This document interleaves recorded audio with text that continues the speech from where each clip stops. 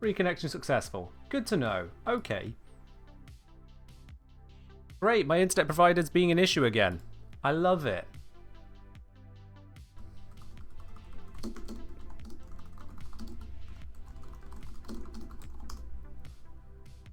There we go. God damn. I hate internet providers. They just can't keep it steady. That's 3 times today. 3 times I've had a 30-second cutout. The previous one was not even an hour ago. Alright.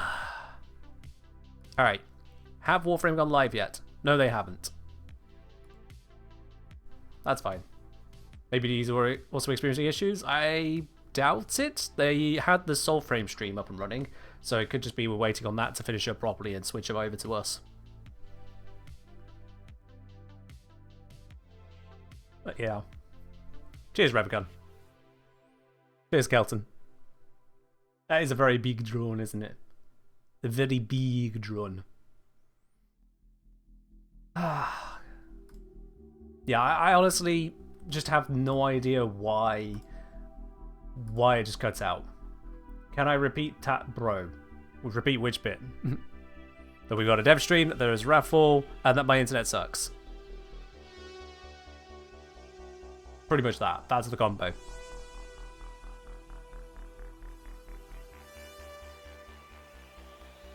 Will the Devstream Twitch drops be here as well? They will not, no. But there is a raffle here. There is a raffle here. And Kelton wants the orange lights. Yeah, we can do that for you. They are. Switch up to orange. Is that a good orange, or do you want a deeper orange? Let's go. Yeah, let's go with a deeper orange. The deeper one looks better. Let's go with that. Has Warframe starting soon yet? It's 1900 UK. It's delayed. Ah, well. He's fine, he's fine. Welcome on in, everyone. Another existential motivation. Again, soon. Welcome in it. Is the Soulframe stream still going? It might be. I didn't watch it. I saw a snippet of it from another creator, and I was like, you know what? I made the right choice, just having my normal process. We're supposed to start 2 PM ET? Yeah, it's 2:01 now. And with that, a resub there. Arbellum up onto 7 months. Welcome in once again to the channel proper here, and enjoy another round of ad-free viewing. Cheers. Whereas I'm still doing this Soulframe dev stream. Alright. Yeah, I thought about it, honestly. I genuinely thought over it. It's like, you know what, I could stream an hour earlier and cover the Soulframe dev stream as well. And then I realised that I just don't feel for it the same I do with Warframe. I know it's coming from DE. I know it's their product. I know they've been working on it and they're so proud of it. They talk about it at TennoCon and whatnot. And it just doesn't seem to connect for me. From everything they've shown so far, it looks interesting. Interesting in lowercase letters with a full stop at the end. It looks interesting.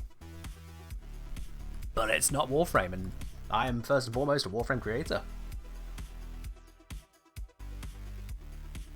I am first and foremost that, absolutely.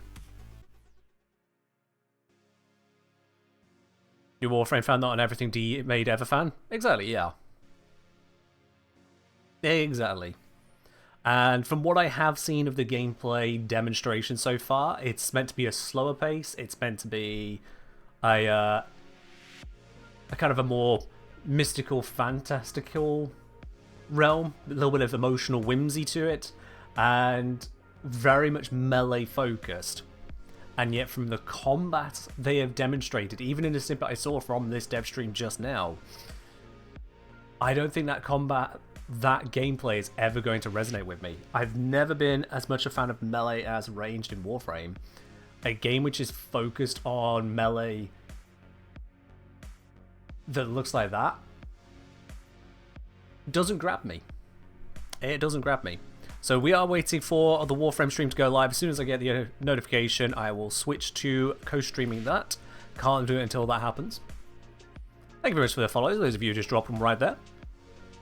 It's quite a few all at once. Maybe you're all just in the same mood. Or maybe we have a lot of bots. I'm sure you'll say hi to show you're not a bot. See, there we go. Thank you for $5. Soul Frame stream is now finishing up. Ah, good to know, good to know. Good to know. Hello, Chaos. Raven King's not a bot? Well, I know you're not a bot. Look at you. You got that golden badge next to your name. How can you be a bot at this point? Hello, Marsden. Is the Soul Frame stream taking up Warframe's time right now? Kind of, but I guess they'll just run late with the Warframe one. It is into the Warframe slot, technically. I guess they use the same studio or same peeps. Soul Frame stream just ended. Okay, then. As soon as the Warframe 1 goes live, I can switch over to Costreaming. If I switch early, it breaks. So I kind of need to wait for it to go live. Otherwise, I need to then start fiddling with things. So we'll see how long that takes. I see Play Soul Frame just raided into the Warframe stream that is still, as yet, not actually live. Which, I mean, I guess it works. It's just certainly a choice. Ah, there we go. Now I've just got the go live notification. Excellent, excellent, excellent. Alright, okay, close off that so I don't get issues. Switch to that.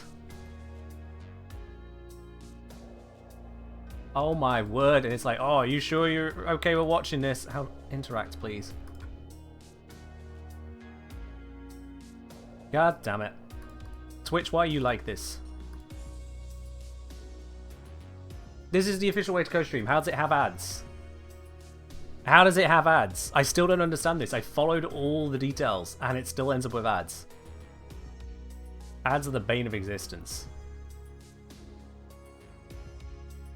Go away. Shoot.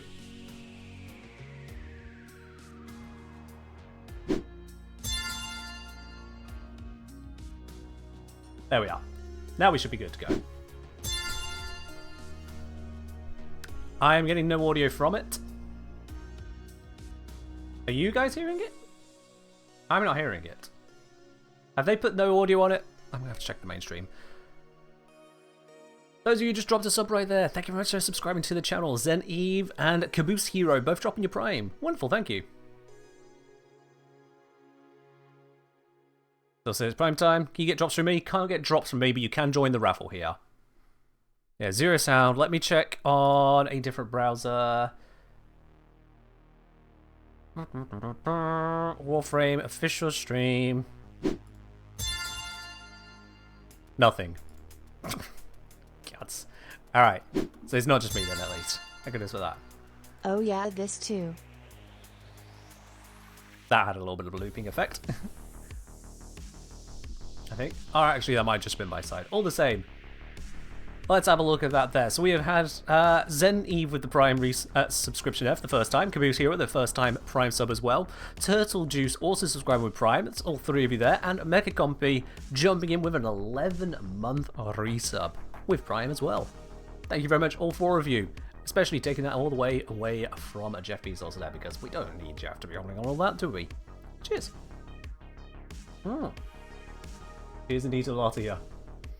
I'm hoping we see some nice, wonderful things in this Warframe dev stream. Why they stream prime time? Isn't it a dev stream? It is a dev stream. If it says prime time, it's because they did it wrong. It is a dev stream. Prime time was yesterday. They may have had the same issue as me where sometimes they hit go live before they update the title. So everyone gets announced it's the old title. You have to change it first, then hit go live. I made that mistake a couple times. And then Twitch just becomes sometimes ornery about updating it. But it's all a thing. It's fine. I'm allowed to make mistakes, they can make mistakes. They just updated it. There you are. There you are then. Come saying they almost certainly have audio stuff set up, like all Warframe devs mics up, testing their audio levels before turning on stream on. And yeah, it's good that they should be setting it up. Absolutely. If anything, I would suggest to them, if they were to take any kind of suggestion from this, maybe don't schedule them back to back. Like, literally schedule a break. To me, that sounds like a sensible idea. If you know there's going to be setup, schedule the setup.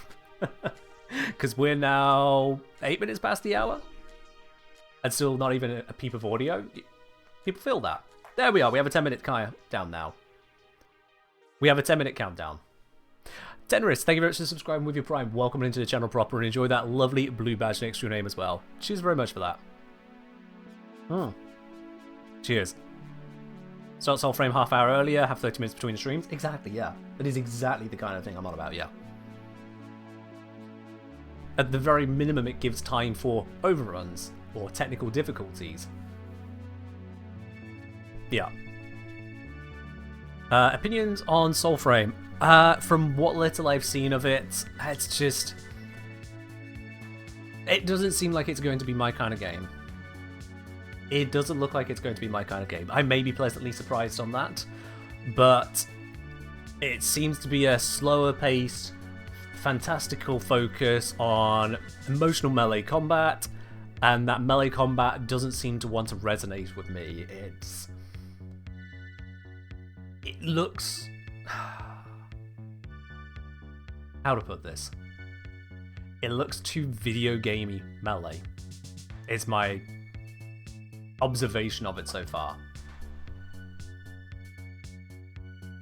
I know that we don't have exactly any smarter melee in Warframe, but that's because I don't focus on melee so much in Warframe. I tend to play other bits of Warframe, focus on the rest of the slaughter we can get up to.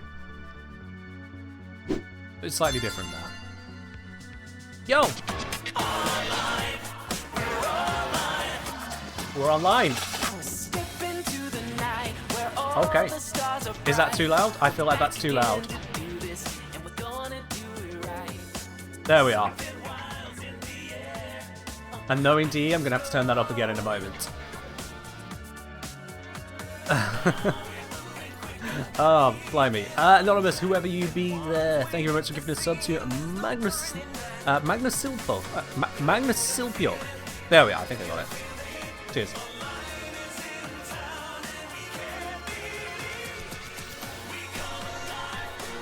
Same issues from NintendoCon?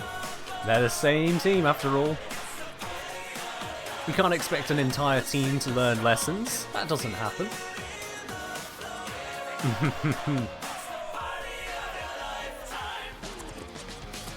Apparently there's going to be a founder system for Soulframe. Oh, I imagine exactly as much, yeah. Which I also have limited interest in. Am I aware of Satisfactory? Yes. Thoughts on 9099? Gonna have to wait for its release. This Devstream will probably give us more to have thoughts on that, so ask me that question in an hour and 7 minutes.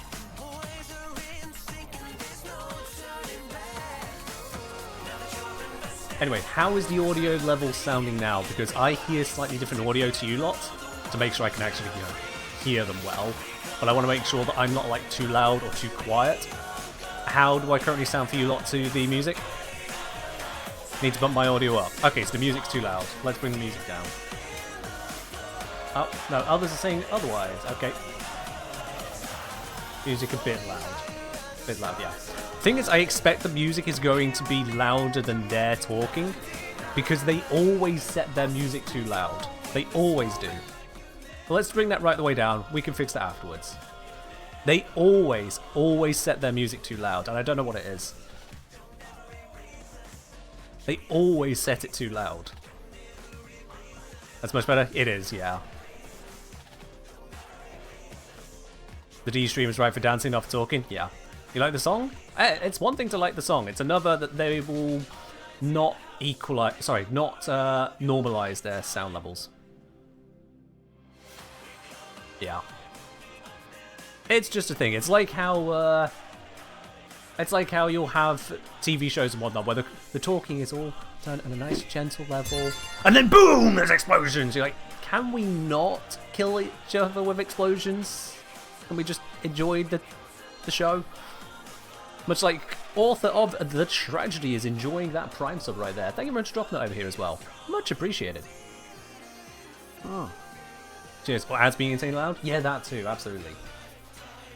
Normalization is really easy to do. And the thing is, when things are normalized, it actually flows better in your head. It flows better in your head, so you just kind of go with it. Whereas if you get a jolt, it pulls you out of that kind of trance, basically. It tells you this is something different, and your brain changes to react to it. So, in the case of ads, it tells you, oh, this is no longer the program you are watching, react negatively. But hey. Tim Richard apparently wanting the timeout. Let's sort that real quickly for you. Off you pop. Have yourself a good one. Also, I'm going to turn off my background music. I realise those are clashing now. Their music was so loud, I forgot I had my own background music running. That was it. If your ad is loud, you'll never get an interesting product from it. Yeah. Grumpy Pants, I know what you're saying, like the choice on dialogue and explosions, louder explosions makes them feel more powerful. But also you want to hear dialogue. To me, I feel like proper sound design can make something feel loud without it being loud. By setting the tone ahead of time to drop the volume of everything else, you demonstrate its loudness by drowning out the background rather than drowning out reality. That's sound design rather than just go loud, record it. That's the difference to me.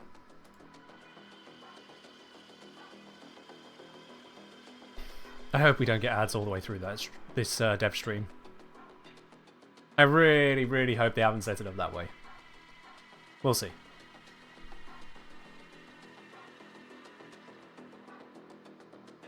Exit saying, main problem is having the dialogue being so quiet, not the explosions so loud. It can be a bit of both, really, because if you have to turn up the dialogue, then the explosions are too loud.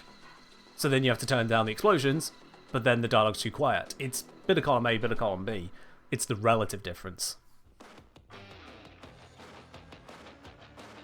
Have Turbo and have no ads?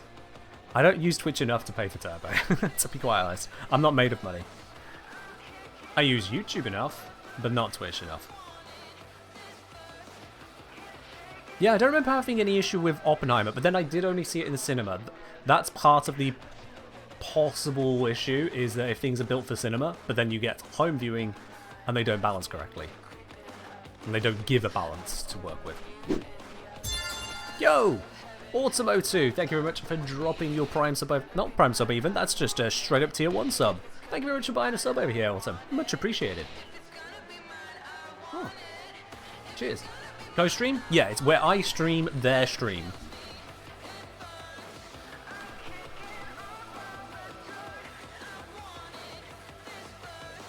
A Holdo maneuver from Last Jedi. Is that the one where they had the ship that just kind of went bang straight through the entire fleet?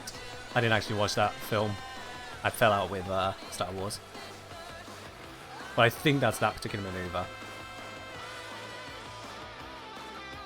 And if so, then it's similar also Star Wars with the seismic charges. Where those would be deployed and they would mute out everything else. Silent explosion, then the shockwave. Wah! That is how you demonstrate something is loud. That is how you demonstrate something loud.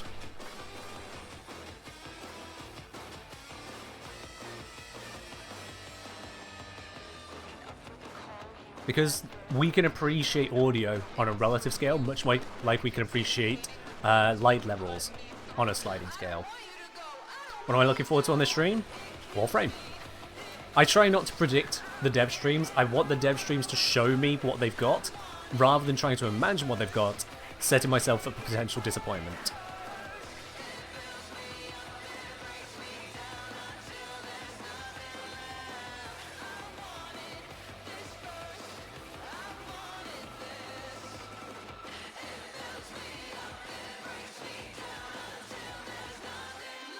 I see what you mean under average, yeah. With the that scene in that Star Wars film. If you're expecting some kind of noise and all you get is total silence, it can be a bit jarring. There are going to be limits on creative freedom on that. But it still overall works. That one overall works. Here we go. And now it's going to be quieter. You watch. As soon as we go in, I'm going to turn it up, and it will turn up to just the right level, won't it?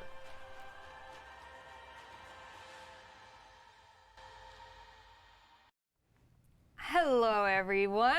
Welcome back did I say? to the couch. It's Devstream With a more 182. We're going to be adjusting our mics live because we had no time to. Yeah, we played Why a bit of would- like hot potato with We the went mics. 1 minute over. I can see why Rue put us on this side now, because I the know, background. yeah. I didn't Also- realize it, but yeah, there he is. Okay. He's gesturing. Okay. Just so you can How have the are full our names real microphones? quickly.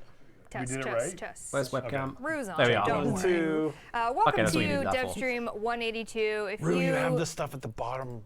I'm the showing- CEO! You Yes! made us move. Too much power. Oh, no, don't Reb fix is this. This CEO so much now. better. Stevio. Do you know how he clued in?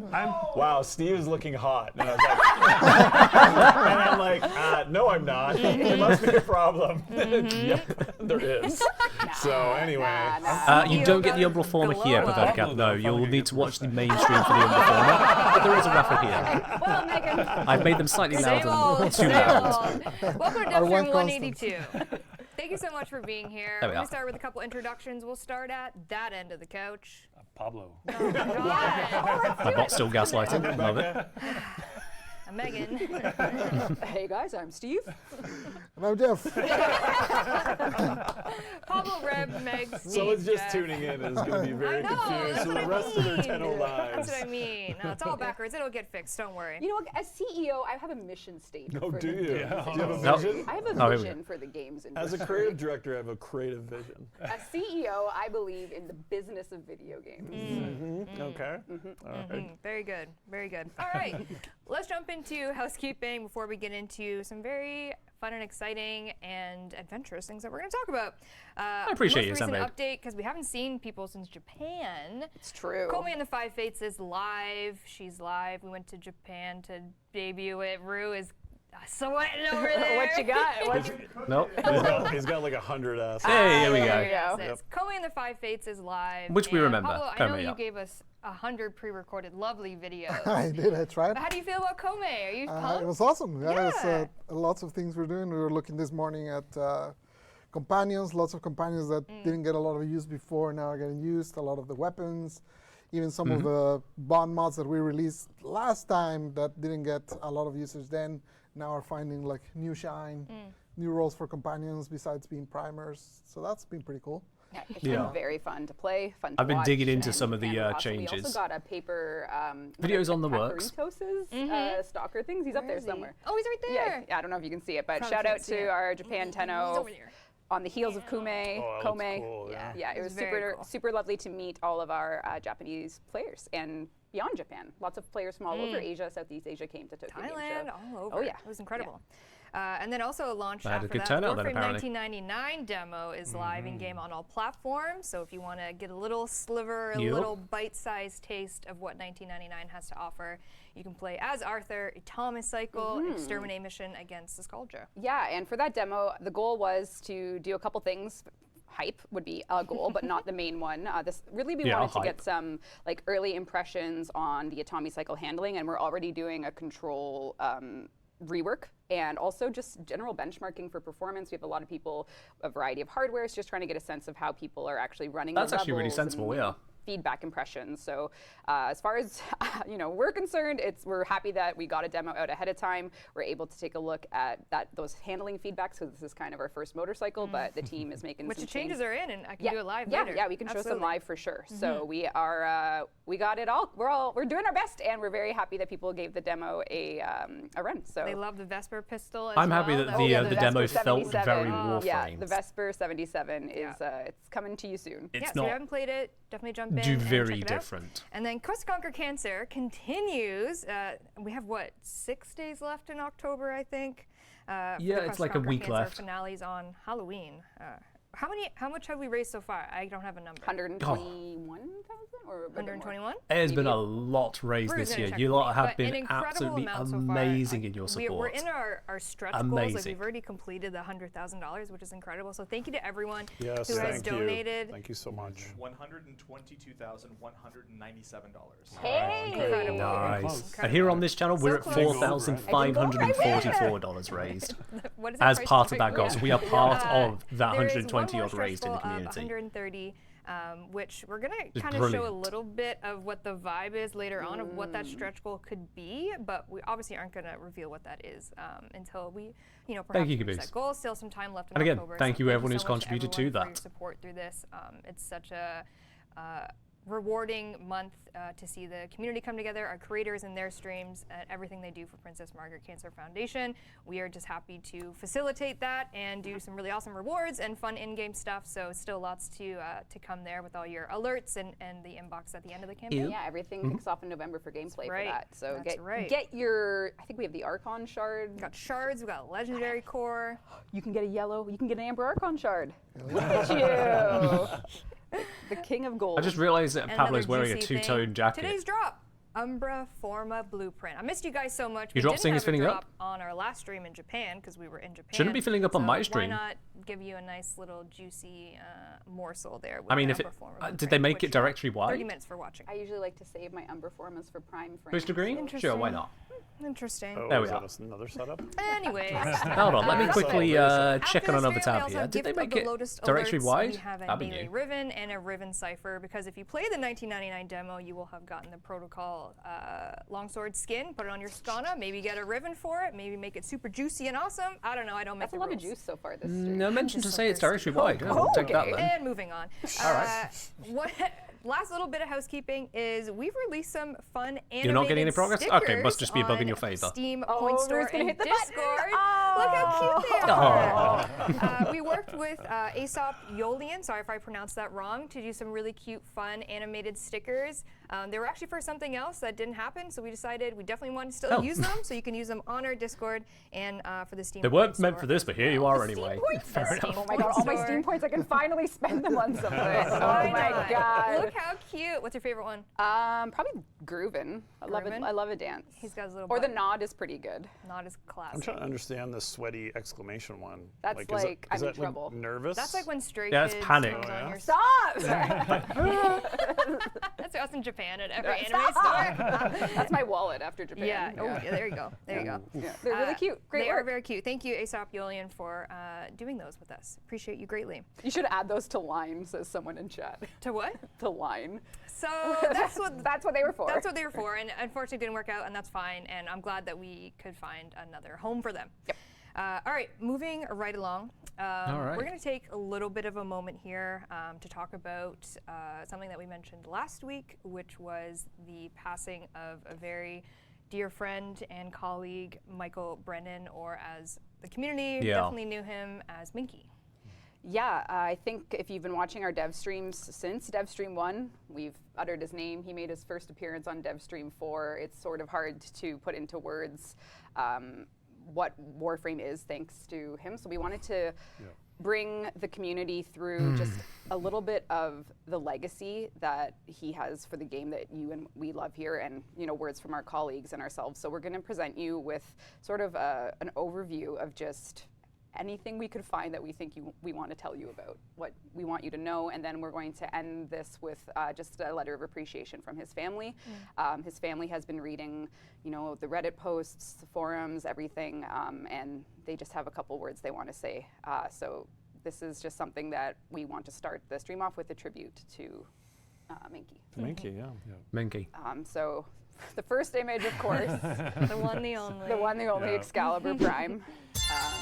Back in the days Oh, when yeah, we Miko. had to figure out Thank how you to for your make Prime. Warframe Welcome work, on in. and an attempt to monetize was take Excalibur and how do you the entire Prime, everything came from here from this point on. Yes.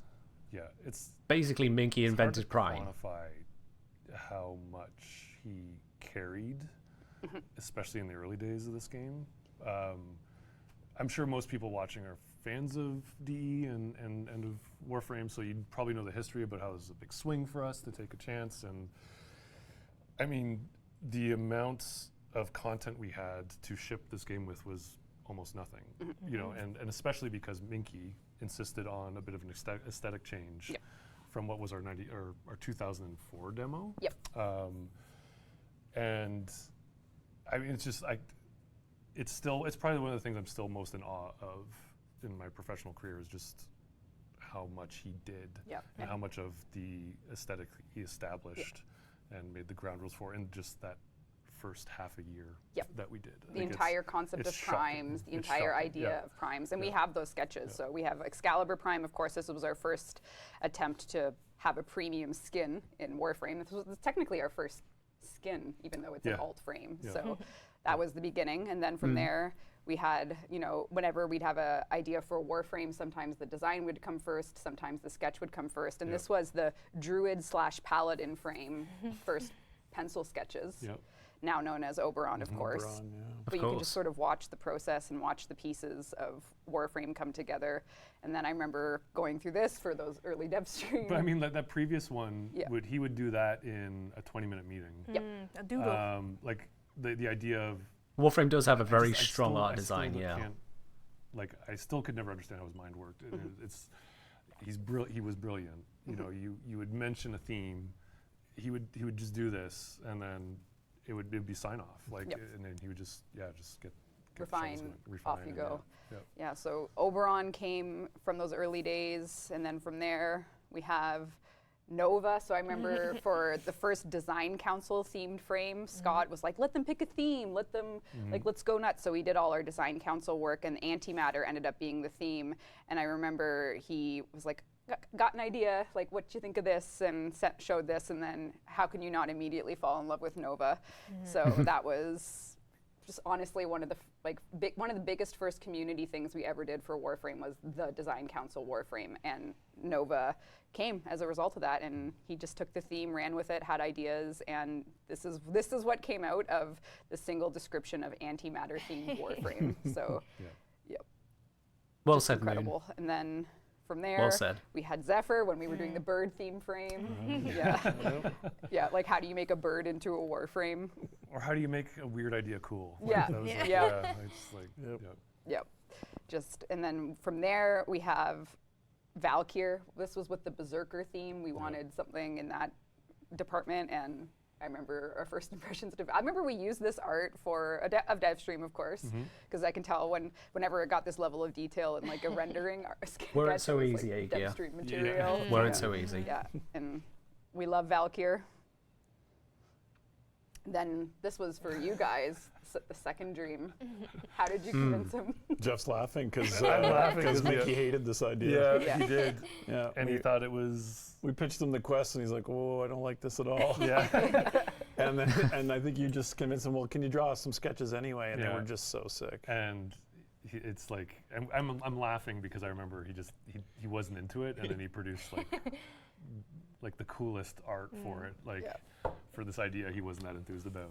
Yeah. You know, I mean, that shows some And that was talent because right he there. was just the most humble, gentle person that he would support anyone, even Oh, if yeah, yeah. even if he wasn't really sold on it, he would still kill it and do his absolute best work. Because if you have Yeah, passion for something, I mean, it's so much easier to make no for ego it. But if in he's that- not in that feeling man it and at all. still manages to make this art, if he had an ego, I think that's he could've talent. taken over the industry, to be honest. Yeah. He was that powerful. He was Yeah. very powerful. He was. And then we had the Sentinels when we wanted to add pets. Some of the first little scribbles. I think that was the first ever mention of Hunhao canonically in Warframe was this Deco mask in That's like right. 2013. And He always wanted Hunhao to be the weird anteater. yes. The weird anteater guy, Yeah. Yeah. And then from there we had First mention of our Hunhao as a mask. bigger Okay. sentient sketches. And they just got progressively more weird and like organic robotics. And then from there we had our further sketches for, as the game was developing, more factions. And then from there, the Infested Ancient when we wanted to redo those, because there was the original Ancient model that I think was just a scaled up. It was just scaled up. Yeah. We were just Yeah. being cheap and Yeah. borrowing for what we can. And yeah. So the Infested started to get a bit more development as a And I faction. mean, he's also working in limitations too. Yep. Like he has to use existing proportions and stuff Yep. and make it cool. Like so, it's Yep. there's just so much creativity that he had to juggle to make it work. Yeah. And I can see people saying I had no idea, and that's why we're doing this, just so everyone can It's, see. yeah, Yeah. it's crazy. Yep. The original was Corpus integral to a sketches lot are of the box art head design. boys. A lot. On the line pages. Every animator hates this character, but we all love it. Oh, because of the You just chest. can't Yeah, tricky. I know. That's tricky to work Yeah, with. that's okay. So the Yeah. Corpus, pen to paper for that first Robo faction. From there, we had obviously the robotic proxies, which go back huge way with you guys with the proxy robots. This In was the Dark Sector game that never Yep. got made. Yep. Yeah. This Yeah. is the callback to Yep. then, yeah. Yeah, and then from there, of course, we need the Grenier. And from Of course. there, the Grenier can't just be clones, you need the queens. So for the War Within, you wanted the Grenier queens. Literally, I think I said to him, like, hey, can we get some Grenier sisters? Like, I think that's literally all I said. Yeah. And he Grenier I think sisters, in and a he day, runs with like, it to this. Later on Wow. that day, he's like, how about this? And Yeah. it's insane. And his Yeah. ideas always, at least for me personally, always like drove us harder Yeah. because Yeah. he'd have a visual idea and it would just inform a design or inform a story. Just you see this and you think, okay, well now we have to really push Yeah. Yep. harder That was a powerhouse. on our Yeah. side of it to live up to what he's made, even to Absolutely. remotely come close to what he's made. And All the early designs of the Warframes, Which we have, We yeah. told him no. We said they need eyes, and he said no. I like it. Yeah. And you just knew. Yep. You trusted him. He would make us take risks that we wouldn't have done otherwise. Yep. And then he just, so at that point, he did go his own way from DE, but we kept in touch. And then when Hildren Prime came about, because Minky had made the original Hildren, right. we really kind of kept things going and got back in touch with him and worked with him regularly from this point on with Yeah. Hildren Prime. So Yeah. he was very much, never missed a TennoCon, No, right? no, he was very involved with DE. Yeah, for- so at this point, Hildren Prime on paper, he had some first sketches here that he, presented to the team once that kind of became across. And of course, Michael Skyers took Hildren the rest of the way from these sketches. So this was the first pass of Hildren Prime. I remember he wanted to go with like the Barbarian Queen. And just to go even further for the impact that he's had on, even since the time Pablo and I have been working on it, is we needed a new faction, and it needed to be a man-in-the-wall faction. So the first person to kind of just brainstorm with was, hey, Minky, thinking about doing a man-in-the-wall faction, have any ideas? And then not only does he have ideas, he sends a full sketch sheet of shapes they could be, and you can actually see a lot of these ended up shipping. Yep. And then from Right there, his first sketch for Man of the Wall was actually the Octopede enemy. So this was the first thing he kind of set up for Carrie and I to review for art for the Murmur update, for the Whispers in the Wall update. And it was at this point that it was just like instant, like that. Ship it. Ship It's it. like- Yeah. No Yes. notes. Yeah. Just I don't think it's Literally unfair make to this. So- suggest that So that, he's so made that was the art of Warframe. like it kind He of gave wasn't us the making confidence it. He made in a it. team setting to kind of just see what he could come up with, and he was still a part of everything Warframe was doing. And then from there, the entire heirloom line, including Rhino heirloom that's we're launching later, Next year. was Minky. It's like Beautiful how design, do yeah. you go back to the originals and give them a 10-year later review? And he had the idea for like a custom, like that custom shader look for their really like distinct coloring. And then from there, this was the original sketches. And then Corvex, it was That's right, how do you Corvex, make a yeah. concrete themed board frame? I think he actually came up with the theme first, like because we had Man in the Wall. I think there was. Yeah, so it was because we were doing the faction, and then he's like, "Oh, wouldn't it be cool if there was a concrete themed Warframe?" And he just kept going at it. He had like 3 or 4 passes, and this is the Corvex you know and love today in those early sketches.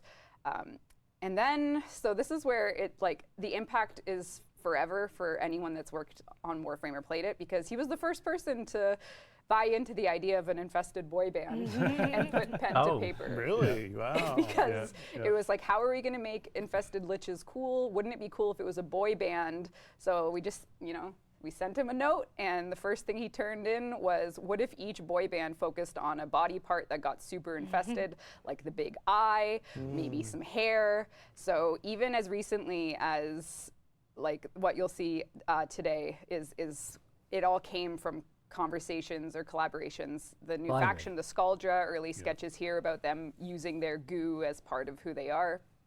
And then this lineup you'll recognize, I think, the next picture, because we'll go further into these guys today. So this was some early sketches of someone in chat. He was the root of the tree. It's very true. So true. Yep. So we will be continuing our tributes for Minky. These are going to be big in shoes the to release fill. of 1999, and honestly, for probably as long as we're working here. Yeah. And Well, you're not going to show the backlog, but his a legacy will continue. his won't legacy, it?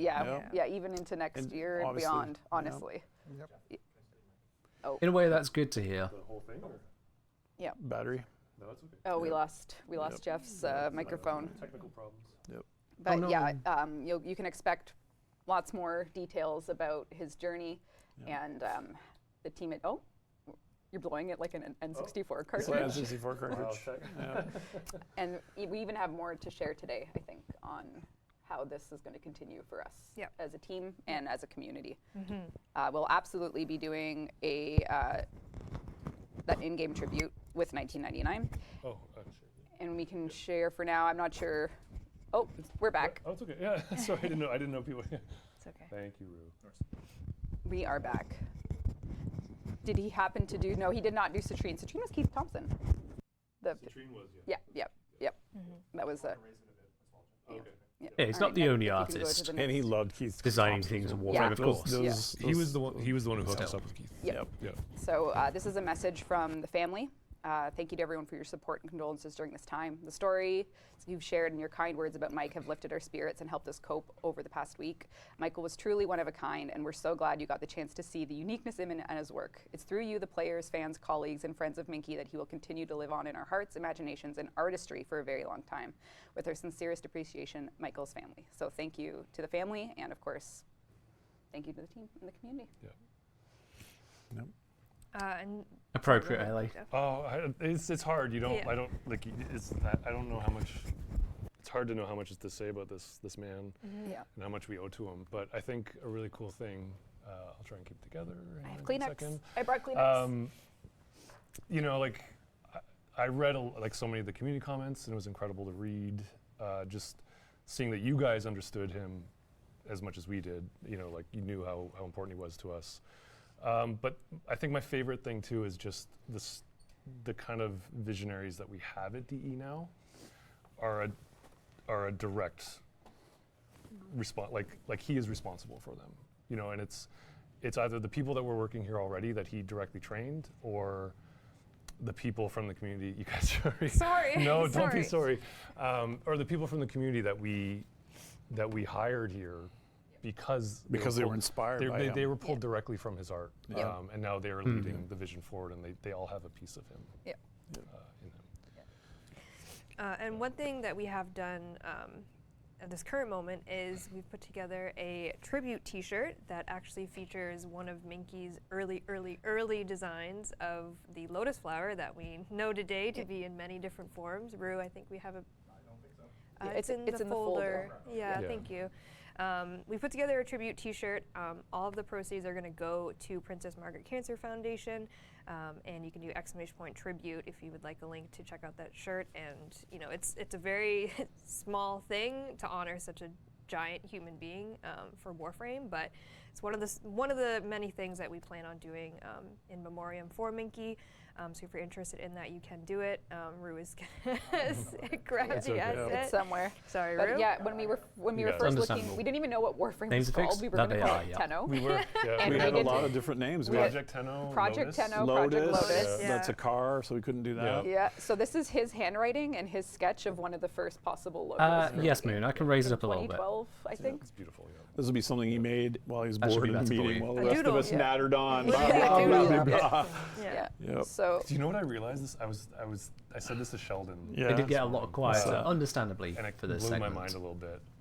That we are, as like when Warframe started, Minky made me think about this, but when Warframe started, we are now as far away from it starting as we were when the three of us made Dark Sector. Started working on Which it. feels like Oh, wow. a lifetime ago. Yeah. It's crazy. more time has passed in the one Yeah. direction. Yeah. You know, Yeah. Warframe's not obviously wasn't the first thing that we worked with him on, but it is for a lot of the people in the studio. But you know, someone in chat asked if he made the Lotus, and of course he did. And in Dark Sector, he made all the UI. Yep. Like the guy did everything. No joke, we would not be sitting on this couch. Nope. Yeah. If you removed Just the there was information, yeah. nothing he couldn't do. There was nothing beneath him to do. No. He didn't enjoy working on everything at the same time. But we, you know, as much as he would give, we would take and put it in the game. Yeah. And I think, you know, internally, you've never met someone so humble. So it is quite bizarre that It is, someone yeah. is so fast and skilled and creative and is the meekest, most mousy, kind, soft voiced person ever. So it really is a great loss for all of us. And I do encourage Tenno to go back and check out the Devstreams he was on. And you will hear his No. very... No, and you can just see what we saw. Yeah. So Yeah. And I'd always just be like, oh man, you just killed it, this is so awesome. And you just wouldn't hear it. Pshaw, he'd say, pshaw. Just could not stand a compliment. Yep. yeah. Anyway, So thank you for putting that Yeah, together. thank you. Thank And thank you, you for Minky. letting us do this. 'cause Thank you, everyone. Yeah. Yeah. Yep. Thank you, everyone. And when we say, like, I'm not going to try and turn this into an elegant segue, but, you know, Prime doesn't exist without him. It's and, true. Warframe doesn't exist without him. And thank you. Again, just thank you. So we are, in the most DE way possible, it's all about, like, so what do we make of all this now? Like, Yeah. we're people that We continue the legacy Yeah. that Yeah. Minky, And he helped. He's already laid the foundation for Yeah. the what year to we're- come. Yeah. You know, what next we're literally about to show. Warframe's next Yeah. big So update is. I think the lens we want you to have Yeah. is Warframe is made by people, and he is Yeah. one of the lucky, like we are one of the luckiest group here to have ever worked with him to make Warframe. So Yeah.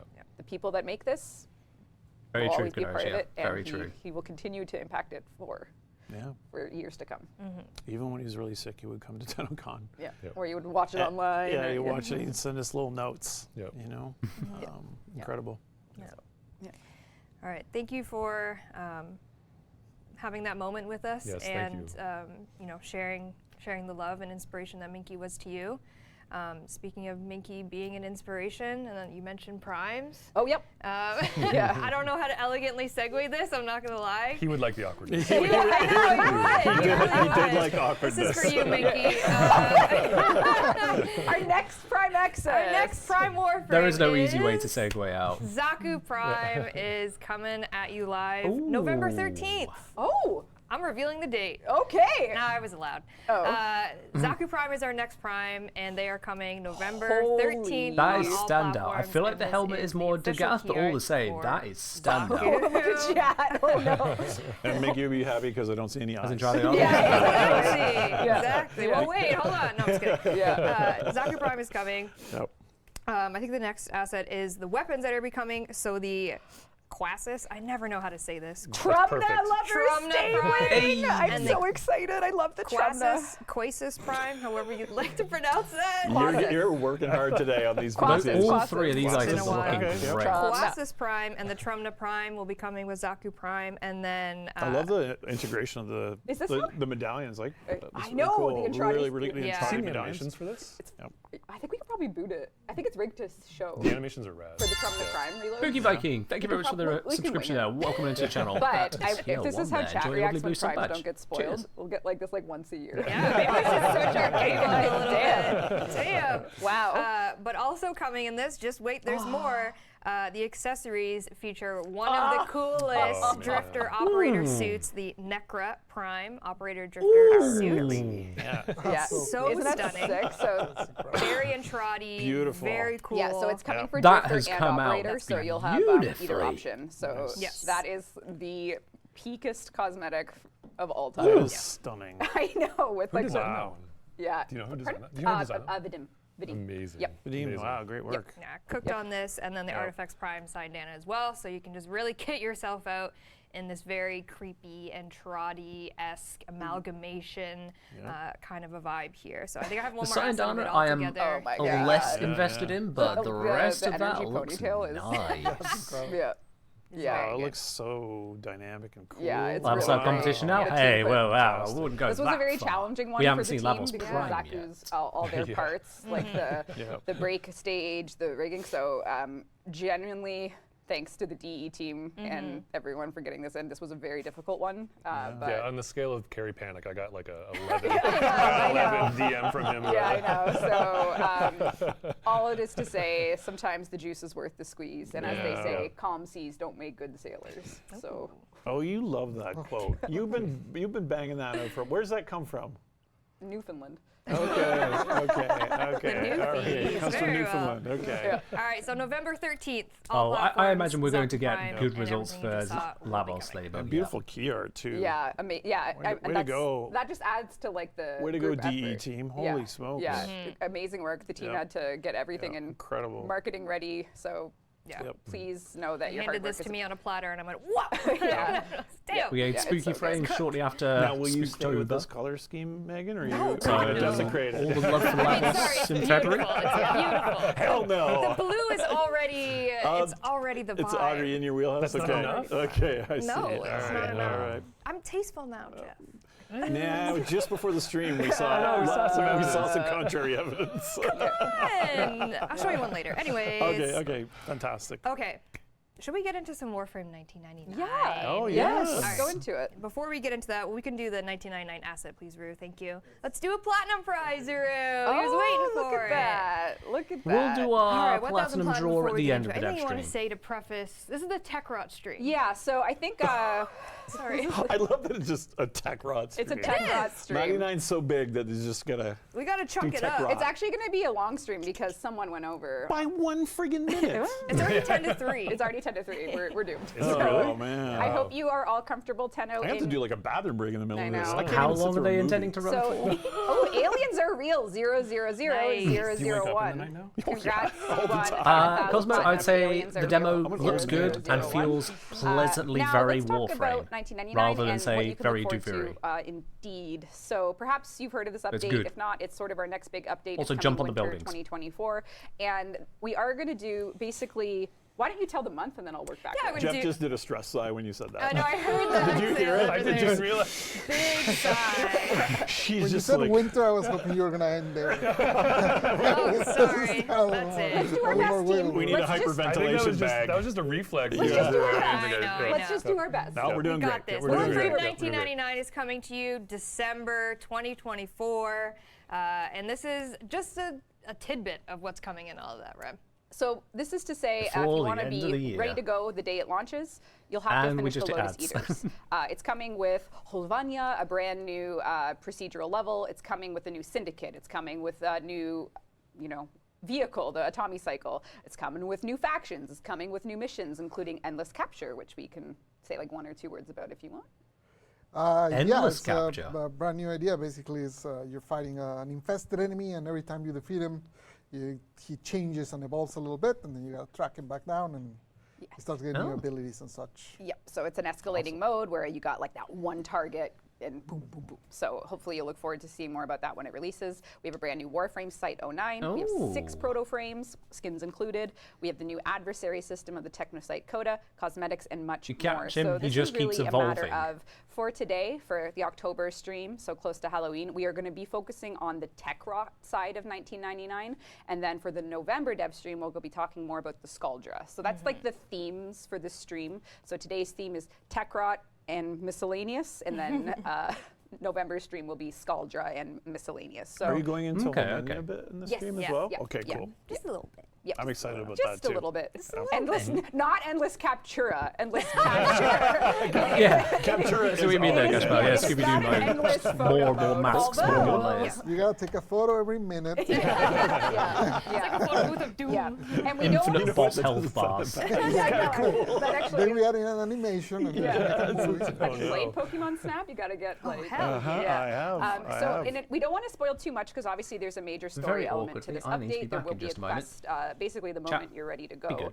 But we do want to tell you kind of the more core building blocks of the update, which is to say it's not an open world. I have seen some confusion. I'm like, oh my God. But I think people that played the demo got a pretty good sense that it actually is using our procedural tile system. But one thing that some Tenno caught early on in the trailer we just released is that there's seasons. So in order to keep the new tile set this. we're doing feel fresh, you'll have sort of a spring, a fall, a summer, and a winter. So you can expect to see the world of 1999 across 4 different seasons. So here's winter. This one's coming for real life. Yeah, I know. Yep. Here's like That's know, spring. actually. spring, early spring, Maybe. the melt. Melting, yeah. Yeah. Yeah, snow is melting. This is summer. And then we My have favorite. fall. So you're going to really get a chance to see a different side of Holvania and this world that you are kind of entering into. And this will hopefully give you a bit more variety, a bit more interest in what actually might be going on. So that's something that the art team, the level design team, and the backend and coding team have worked to put together to give you a really different experience across the seasons of 1999.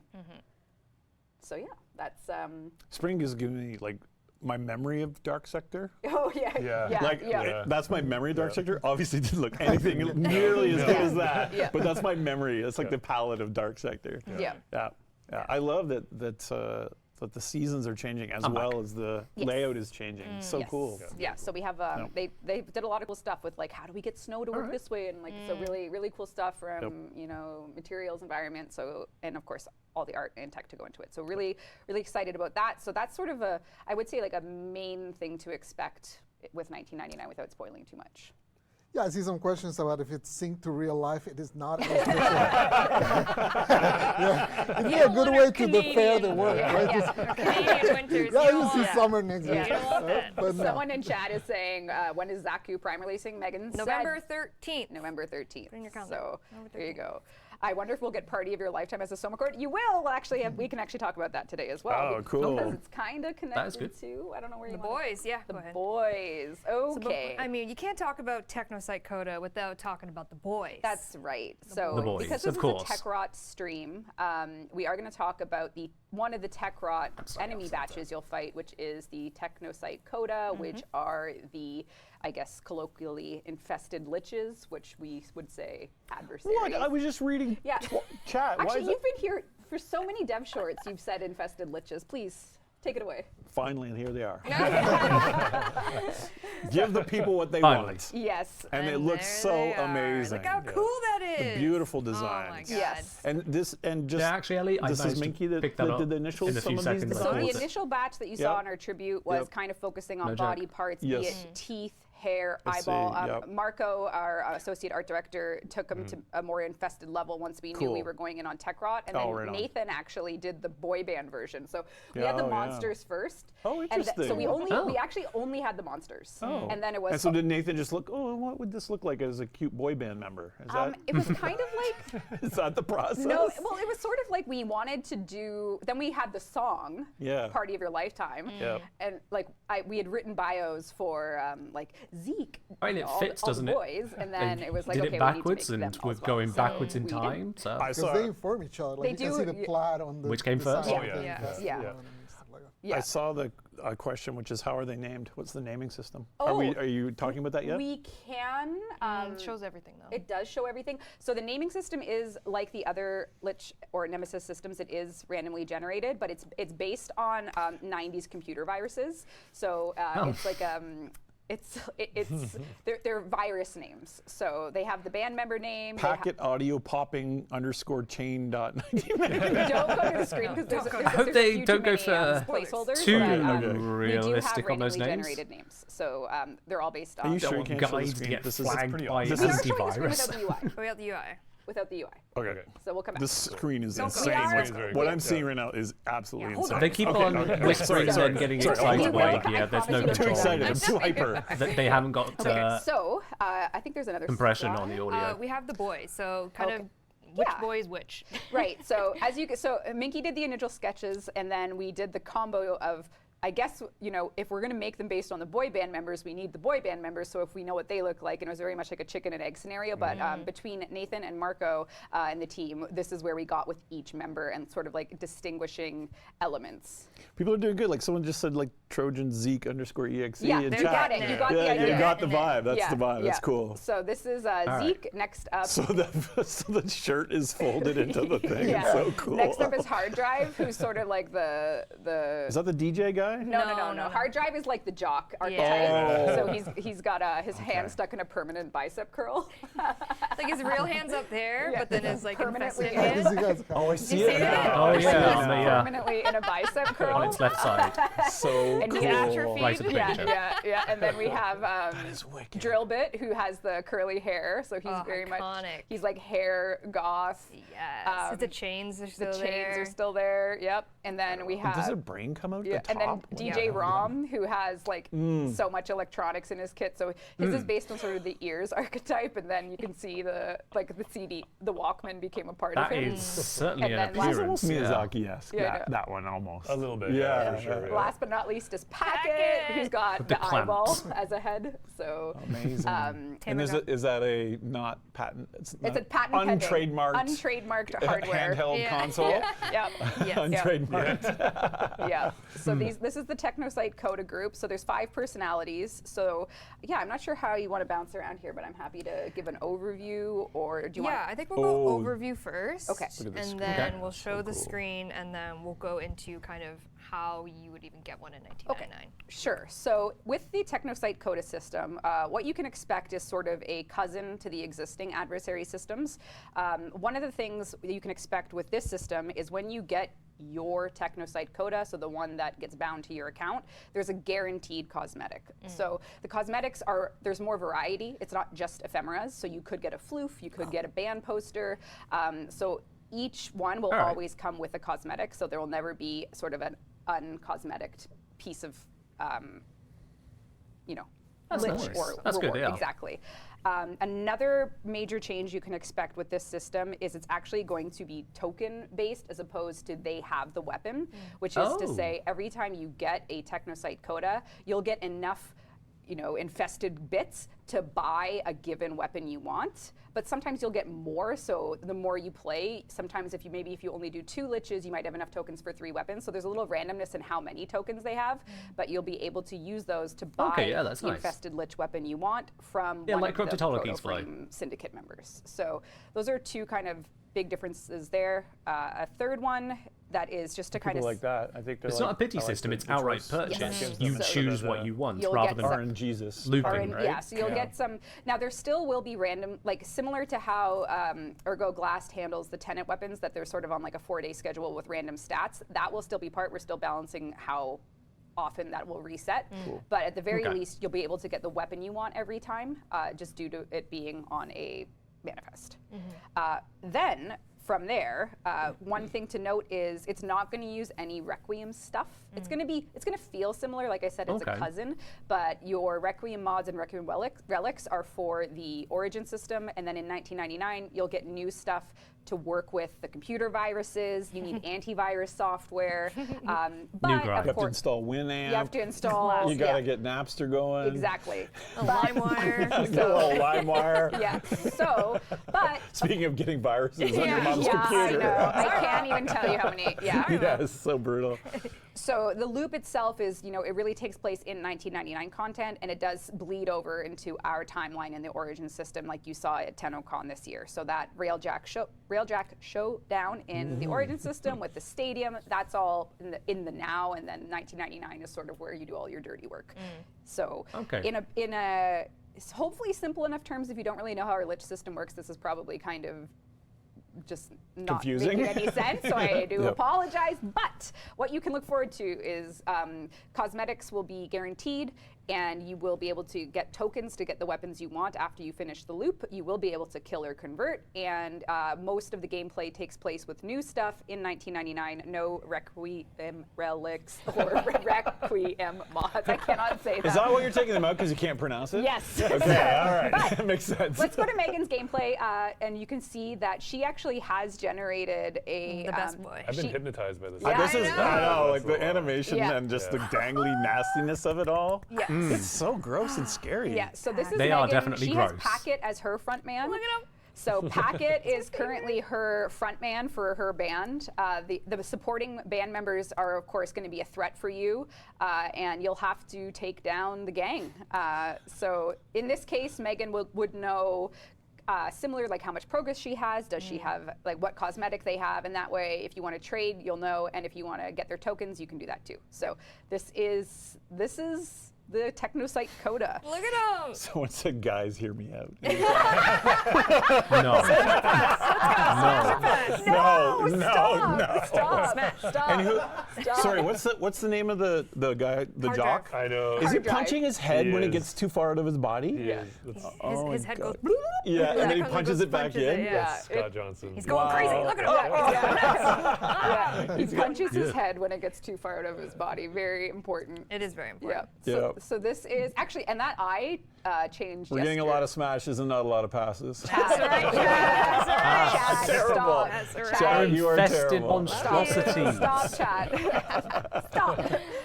But that is the sort of top level of all Hooray. things Technosite. Thank you very much for the Coda. 5 gifted subs. wait, Much but wait. appreciated. Oh, wait, there's more. Oh, is there What is steak there? knives as well? With maybe some more animations on our front man. Yes. Okay. So let's take a look at Zeke. Technosite Zeke. edition. Very cool, yeah. So he's Oh. Spaghetti arms. Yep.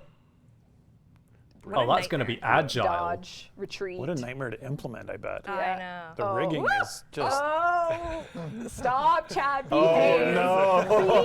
Behave. Chad is going to have a payday with that. Behave, everyone. Behave yourselves. Oh, my God. Behave yourselves. That animation was asking for it. Yeah, okay, well, Yeah. that is a little bit of a taste into the variety for these personalities. DE So as ever. hopefully you can look forward to those. Wow. Yeah. Very cool. DE They're all- as ever. Intricacy of that character to animate. Yeah. Poor Jay Baker and Wow. the locator count in Yeah. those animation scenes. Oh, my God. Should we do a Jay Baker salute? Yeah, Yeah, salute to totally, Jay yeah. Baker. Little gross, it's a lot of Oh, gross. the yeah. rigging must have been annoying to do I that. saw some for Packet and all that. Exceptionally And I was Someone said what I see Inhuman. in the fridge at 3 a.m. like, that's the moldy spaghetti. 5 devs, 5 liches. Who's who? You call it packet? You call it pocket? Hard drive, of course. Hard drive. I want to be Yeah. Zeke. I want to have a nice I wonder hair. if we're kind of in I want to order have nice from long hair. Are we in From the order? Lich lineup, from the in-game one. Oh, I that think means we're I'm kind of in Zeke, order. though. We're kind Yeah. of no, That's no, fine. the in-game The one. in-game one. Oh, what I had. Packet. You had Yeah, packet, there you go. yeah. There you go. What else do you have for assets? Weapons. Oh. We gotta go through their weapons. Okay, so before All right, I think let's see, what do we got? So basically, we'll go and we'll tell you all what are the Coda weapons coming with this update. Before we do, just want to kind of remind people of the steps. You get your Lich and you do all the stuff in 1999, and then the boss fight in the Railjack system. So you'd be wise to have a Railjack if you don't. Correct. That's it. Classic. Good thing I have For the Railjack showdown, guides. Adversary situation. All right. Your Levels mate, any so tips? what are the Yeah, check out my weapons Levels that guides this as well. Group Could they be infested weapons? Thank you very much for the gift Would of they the make song. sense? Can I get a Tord so I can put my Tord in This Karn? is not. And no. All right, So- so we have, What do at we this got? current moment, 13 weapons. Holy. 13. Ooh, that's a few. Lucky Started off number. strong, Rue. All right. Are we just gonna go for it? We got I'm glad we don't have to random Behema. roll through that. you want Hema's to there, Similar there to we the go. Batches, essentially, we're doing 10 that are basically bringing them up to a tougher level with this version, Yeah. the Coda version. And you don't need to farm any mutagen for this one. Oh, jeez. You can keep going, Rue. Bang it out. And there's 3 entirely new Sporathrix? Ooh. Oh my god, that's going to be busted. Keep going, bro. Keep Already going, a strong Rue. one. Synapse. Oh, sheesh. Cool. Catabolist. Wait, let's let chat guess the next. Pox. What's another There secondary? you go, chat? Kelton. There's your pox. Anybody? Infested secondary? Yeah, what could it be? Oh, they're reacting. It's so fast. It's so bad. Looking for Tysus. There it is. Tysus, Winner. alright. That could be a boy band member name. Tysus. I'm Tysus. I don't know what else I would say. All I said, oh, it's not going to be a kick gun. No, it's not going to be Just a kick my gun. name. Okay. Tyson. You're about to do the full pose, too. I was like, Shame. Okay. Tysus. Oh, we got some melees. Cost assist. Oh, bring that back out. Cool. Haruto. All right. My fave. Meyer. That is like the first infested weapon we did. that's like, yeah, that's Yeah, OG. my goodness. Oh my god. And last but not least, Pathocyst. Hey. But as Pablo mentioned, we're going to have 3 new ones. Yep. One of them is what I believe to be a pizza cutter inspired one. Oh my god. Confirm or Very deny. melee weapon, I suppose. I mean, Confirm or deny. It's a pizza cutter. Boy It is. bands and pizzas. if it is, it almost yeah, a pizza fair enough. smasher and a pizza poker. It's multifaceted. Yes, yes. As Many most things. pizzas are. Yes. Yeah, so these are 3 plus these familiar Typical ones that you song. know are going to be part of the Coda weapons. Yes, so we took infested weapons and ones that have kind of been here as long as some of us. I Yeah. think. It's Damn. wild. Yeah, Damn. yeah, we old. But yes, Pizza so was these big in the are- 90s. I think it's still I big know, now. Yeah, oh for sure. I mean, I might be wrong on this, but I think people still Pizza cutter like is a new pizza saw. now. We'll see. All right, so we got the Coda side of things from that tech rot perspective, but we also have the faction itself and then infested enemies getting a little bit of a lift. Yeah. Yeah, we got a ton of enemies. You know, you've seen some of them in like the demo, like just the runner, the charger. We The have CRTs. the ancient. Yeah. Yeah. Even those are changing some. I don't know what. We're going to start with Runner. Okay. So this is the explosive runner. I Oh. love these. So good. So the explosive runner right now, like the one you know in game, just kind of runs next to you, vibrates and explodes. This guy instead does a cannonball. He still does if you're close to him, he still do the explosion, but otherwise he'll do the Okay. Just a little bit more threatening there. Boing. Leaping, And banging then moment. the Ancient is getting... Right, the ancient is getting touched up. So essentially, the ancient has a few abilities. Has that one. I call it the ballerina. That's beautiful. looks like he's like... So if you get close to him, he will electrocute you. Uh-oh. Oh, okay. And then he does the slam. There's the triple slam that just kind of to smash you around. So what we wanted, universally, generally the ancients have been a little problematic in terms of telegraphs. It's always been very hard to kind of tell what they're doing. So we really wanted to emphasize the animations on this one so you could see what was happening. Call it the tickle monster. Yep. Telegraphed effects. So we actually, some of the effort that we're making for this ancient, we're actually going to bring back into the older ancient family. We're actually kind of creating a new one, but it's kind of splitting. So there's going to be 4, and we're kind of revamping all of them to change it so that, you know, the energy drain that they have and the kind of like how you get toxin, which right now that toxin is pretty deadly. All of that will basically have better telegraph so that you can actually react to what they're doing. Awesome. Cool. Nice. We have a couple new infested Techrod enemies that we want to show first. I can't pronounce it. I'll try. New enemies, all right. Brachiolist. Hey! That Actually, is that's okay? pretty good. That's pretty good. Okay. Except that's not his name. Wrong one. Because we moved on that the sentients have the list names, Yeah. not Ah, yeah, yeah, sure, that's yeah. not Yeah. right. That's I the worked so convention. hard. That's not his name. That is not his I name. worked so No. hard. The problem is this one has changed names so much that even I don't know the name. It's like Udululi or something like that. I think the list that. was something You like know that. what? It should be that. So, We have a little video as well. The animations Yeah. are so good. Yeah, Oh, here, I You're love the ready design. for it. Love Yeah, the he's design. super. It's actually based off something from Deimos. yeah, It is, Ish. yeah. Ish. That, Undausen? that didn't get yeah, a. from one of the guys that you. Is that a... Yeah. I Yeah. love that kind of like bladdery thing. Yeah, the bladder thing Yeah. is so wild. it's Ooh. filthy. Yeah. Yeah, so the bladder is allows him to float a little bit. There he Oh goes. my, oh, There you that's... to do a little bit of an aerial attack. I love that. That is Oh. so Chases cool. you. He's like a dog. He's Yeah. coming Wow, after it you. looks so cool. Oh, And in wow, that environment is- actually look really wild too. Yeah. Holy Ew. smokes. So he's coming. Look out for him. Codex scanners, be ready. The best. That's so cool. And then You know I what? think I'm we're switching gonna back show to the Ignis. concept for the babao. That's my new main. Not the ula ula. Babao. This is the babao. Look at all these he'll veiny be a things. big boy. Nice. Yeah. So he kind of walks as you're seeing him there, but also can stretch the legs and be a pretty Jay tall Baker. boy. And it's meant to be a bit more of a rare threat that you find. Kill it, Babao. obliterate It's it, almost melt confusing it, to look at. burn It's it, It's got so many evaporate eyes it. Legs. It's like, what am I looking leggy at? things. Like, Has whoa. cell phones all over the place. Yeah. Yeah. He's making calls. That's wild. That's who's calling you about your warranty. It's him. Babao. Babao. Really? All Really? his That's my missed calls? Yeah. I see. Honestly, we didn't need 1999. Wipe it out. Alright. What's the future? Who cares? Moving a little bit away from tech rot for a moment. Well, this is the tech part, not the rot part. There you go. So, Oh my god, I like it. one thing that folks noticed, maybe not, if you go to Megan's gameplay, Oh, don't do it. you might see what Amir is playing.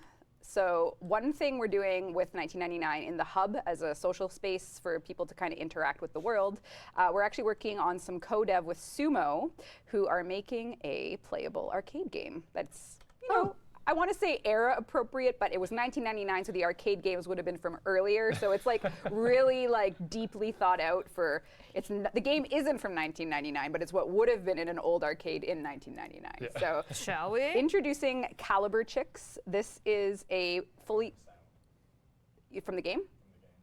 Oh. Can you go away from my game for 1 second then? Because it's gotta have sound. It needs Give me a sec, sound. Give me a sec. Okay. It might be because Give it a moment. Muted right now? or like anything? is the game We're about to find out. is the Well- game just straight up? We're about to find I'm out. just wondering if the It might be the computer. yeah I think it's the computer. Yeah, it's gotta be the Yeah. computer. Thanks for. Okay. We have a mini game Hold, coming. hold, we have chat, a mini hold, game. it's worth it, I hold, swear. hold. It's worth it. I see We're question holding- chat. we're holding. X52, when's it coming back? It's coming back in 1999. One of the vendors will have it. Cool. Yep. Okay. I saw a few of Let's those hope not actually. existential. Yep, Let's yep, hope not. yep. No. Okay. You're just gonna have to go without sound. I'm sorry. Output can't. device. The Behringer. Is that right? Interesting. You know what? I'll mute the capture. Oh. It's okay. We can make our own sound. Who's cooking? Okay. It's a mini game. It's a mini game. Who's saving Coming Hold from the that person who thought. Don't let voices it the leave your Lotus RAM. in the game, we can make Did you our say own what their sound. names I are? mean, you're not Maybe wrong. they can Oh. guess. Okay. Welcome to a world. Of course. Welcome to a world with Jillian and Lillian Killian. They have to stop Anna Key from taking over the world. Will you play as Jillian or will you play as Lillian? The Killian twins are ready, guns blazing, to take back Caliber Chicks 2. Did you have that prepped? No. Okay, show it, just show it. All right. That's fine. I just did the audio for you. So there will be leaderboards and there will be, for you to, This to be the best winter Caliber exits. They Chicks already player said this in the world. winter, December. Megan, who are you going to pick? Oh my god, it's such a hard This game choice. has a release date in a game, which has a release date in the game.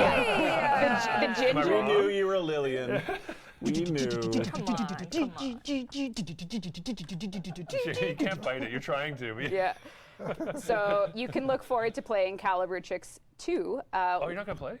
No, there's Can I have my there's- New Year's romance option with maybe one of these instead? Just talking. maybe. Is there? How far along is this? It's totally playable. Yeah. But we're not going to do it. Oh, come on! Not gonna do it. I wanted to see it. Not until Okay. you've behaved. Well, the start screen looks awesome. Yes, It so does. look forward to that. We'll have as to wait part on that, I of, suppose. 99. Yes. And as well, introduced at TennoCon was Ollie's Crash Course, voiced by James Conlon. Awesome. And the team is working towards making this also a playable arcade game. It's not going to be in 1999. It'll be in an update after that. But we Okay. are going to get James Conlon back very soon Yes. to record that's some awesome. voice lines. So we'll see him. What's that? Yeah. Oh, I was like, yeah. Okay. All is coming from inside the Yeah, house. he's got a little Make-A-Wish Oh, yeah, there he is. plaque Yep, there. yep. Yeah, Yep. so we will be Fantastic. working with James in a professional recording capacity, so he can bring us more Yeah. voice. It's Who's to we're say no recording work? next week. Who's so- to say we Very might? exciting. Yeah. So soon you'll be able to play Ollie's Crash Course. Yes. At an update after 1999. Fantastic. All right. if I were a drifter in 1999, This is the question on many inquiring minds want to know. what might one wear? What would you wear in 1999 if your might- drifter went important. back? It's very Hadn't crossed my important. mind. Yes. Very important. What was I wearing in 1999? What were you wearing in 1999? Uh-oh. Definitely Doc Martens. Okay, we have just the thing for Definitely you. Doc Martens. Yep. Okay. I was Probably just wearing hair. a jean Not crossed my jacket. mind. Probably I've wearing seen hair. you. Probably I've seen wearing your- hair. Yeah, that's a good one. That's a good one. Briefly.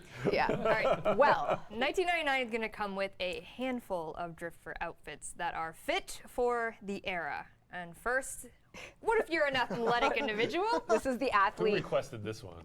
Not me. I'm not an Those athlete. colors, me. those colors are Look at me. suspiciously Megan. Yeah. coded. Liger, what are you doing? God, Yeah. Okay. My Good. eyes So you got some are 90s fashion a little bit that more will be agony than I'd coming expect. in the 1999 update. So your drifter could wear this. Yeah. Maybe they Or- want to be a little more military after They- the Okay, Skuldra. now we're Yeah. talking. Yeah, Yes, sick. So we got some. much more fitting Oh, of a what's person. no, right. What's that? That's a cosmetic option, right? New accessories, lots strap on. Don't look at that. That's just showing you. Wow. What is going on?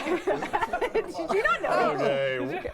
Y2K, This some stuff isn't accessories. coming. Not all this will be coming. Just as a heads up. Very true, Ellie. There was a lot of beige. in that. Sure, whatever. I'm showing it anyway. They're working on some cosmetics. Yeah. Yep. And then we have Reb's favorite, the goth outfit. Oh, yeah. That's The pretty cool. goth Yeah. So fit. this fit is coming as well Yeah. for. This would be 80s for me, not 90s Yeah, for me. it's just kind of Yeah. like alt Earth fashion, so you can look forward to all these Yeah. coming, except for the ones that Alt I said Earth. weren't coming in fits. 1999. Yeah. But why don't we take a closer look at goth? Let's Just take for a closer fun. look at goth. Just for fun. That is very cool. Yeah, so this is some of the, 3D models. yep. shit. So Adele on the character art team has been working on this with help from others. Sorry, I think there were a few more folks. But yeah, that's whoa. it in Arsenal, in Engine. Whoa, okay. Yeah, Crazy, yeah. eh? So That is awesome. yeah, so Oh, I love The that. Entrati eye is Oh, I love very that. cool. Yeah. Turned out great. I know. Holy And shit. the boots, would you have worn those? Yes, in the 80s. And you're going to tell me that those yes. boots I are on was having the my skinny real puppy life phase. Warframe store as well, right? Yeah. I still am having And that then that's phase, the but- Right. headpiece. Yep. So you can really look forward to that, and you can get it with one of the. Actually, Wow. this is all market items, and these will be available for platinum for you to purchase in 1999. And your drifter can look that cool. Beautiful. You got some metal rings. Ew. Anyone that ever had an emo phase like me is currently living. Yep. I never had an athlete phase per se. Oh, me neither, actually. I never did either. But I know some people did, so that's what I think an athlete looks like. Is this my style? You can They see wear my bright style right colors here. and tight clothes. I am nerd. Good Cozy God. And there is another one missing from that pile that is, as I mentioned earlier, our Quest to Conquer Cancer $130,000 Yes. raise reveal. So Ooh, okay. if you want to know and see what that is, once we get to 130, it shall be revealed for everyone. And I think you're going to like that one a lot. And yeah, we'll get there. And we are working on male-female versions of each Yes. of those. Yep. Cool. The silhouette will be more appropriate for either option, Either option? Cool. depending There on you what you go. want to pick. Yep. But that's not all. That is not all. That is not all. Actually announced at TennoCon, we said that we were doing a TennoGen 1999 edition. Yes. And Oh, y'all yes. cooked real quick and gave us some crazy options. And I'm so excited that we have 5 coming in 1999. Rue, here's the boys. Look at them. That's Letty. I don't want to close my eyes. Oh, wow. I Here, don't there's wanna, the sorry. microphone. Yeah, okay, I see. This is not karaoke. All right. Yep. We have some Game earrings. some game earrings. I believe this is the Frame Friend earring from Ventral Hound. Incredible. That was a big surprise when you went around and revealed the earring. I was like, I almost fell out of my chair. Okay, There you cool. go. Look at that. Yep, That is just amazing. Could have a straight little up guy in game, your ear. Okay. mini game on your Here we ear. have Sure. Stop. the Millennium Visor by Okay. Traveling Merchant and Therion Drex. Sorry if I Nice, said that nice. wrong. Okay. Very cool. Very cool. We have Oh, yes. Whoa. this is Butterfly Wings by Peace and love. MZ3. Yeah, cool. Just real chill. Love it. Love that. Someone says Joe Taro, yep. What's this guy doing? Then yeah, around. There we are. Oh, yeah, liking this. Okay. This is the Croroid, sorry. Eye Accessory by Ernix and Therondrex again. Andrade needs to be kitted out with one of Yeah. those in each eyes. He needs to steal that. Very fashion. cool. Oh, And then, oh, what's he so, listening to? That's so cute. We got the F19 Condrox headphones by Literal Master. pair of That headphones. is so sick. So these are all Tenogen items. All Tenogen. Wow. Incredible artists cooking it up for Yeah, we're $19.99. I'm going to stay in my lane. Like immediately, he was like, I got you. Yep. Very, Gotcha. very cool. 5 Caballeros. Nah. He's way more gruff. There you go. Coming Cool. to $19.99. Cool. All right. You might have noticed I was Letty for a I hot did minute notice, there. Did you actually. notice I that? wondered if anyone in chat would. Okay, well, actually, I'm so sorry, Rue. We really need audio for this. Really Do you want me need to audio. relaunch? All right. Is this me? Okay, I can Restart the PC. Oh, the PC or just the game? Are you getting any audio Hello, from the Mythic. PC? No. Oh. Oh.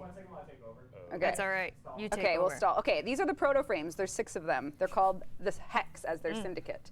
What we revealed so far Right. about each of these is that what have we revealed so far?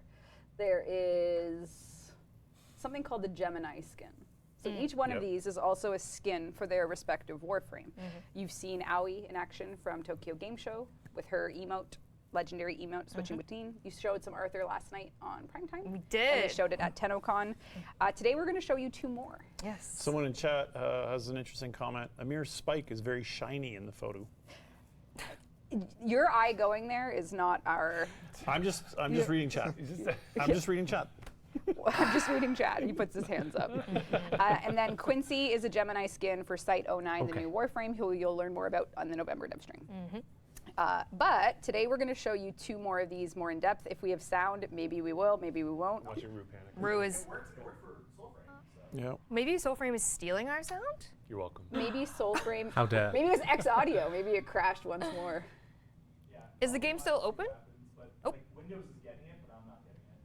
No one's getting it. No one's getting it. We'll work on it. Actually, you chat. know who's getting it? The proto frames, because there's a romance system. Oh. Oh, geez. Oh, for goodness. So Well, that. that was a little low. That's a I'm little sorry, extreme. Mr. Highlight. I'm reading the chat. I wasn't sure what he's referring to. Okay. Reading okay. the chat, choosing which Yeah, so chat the to romance read. system, boo Reb, hey, don't boo me, I'm right. It's happening. The romance system comes into play as part of your, oh, caps lock is on. I Got can't IT support control coming in. anything. Oh, IT is going. Don't boo me. Technical difficulties. It's been slightly rotted. Only you're allowed to boo me. Slightly brain rotted too, apparently. Privilege. Yeah, Give it a It is moment. a privilege. Alright. I can't get my drops, try harder.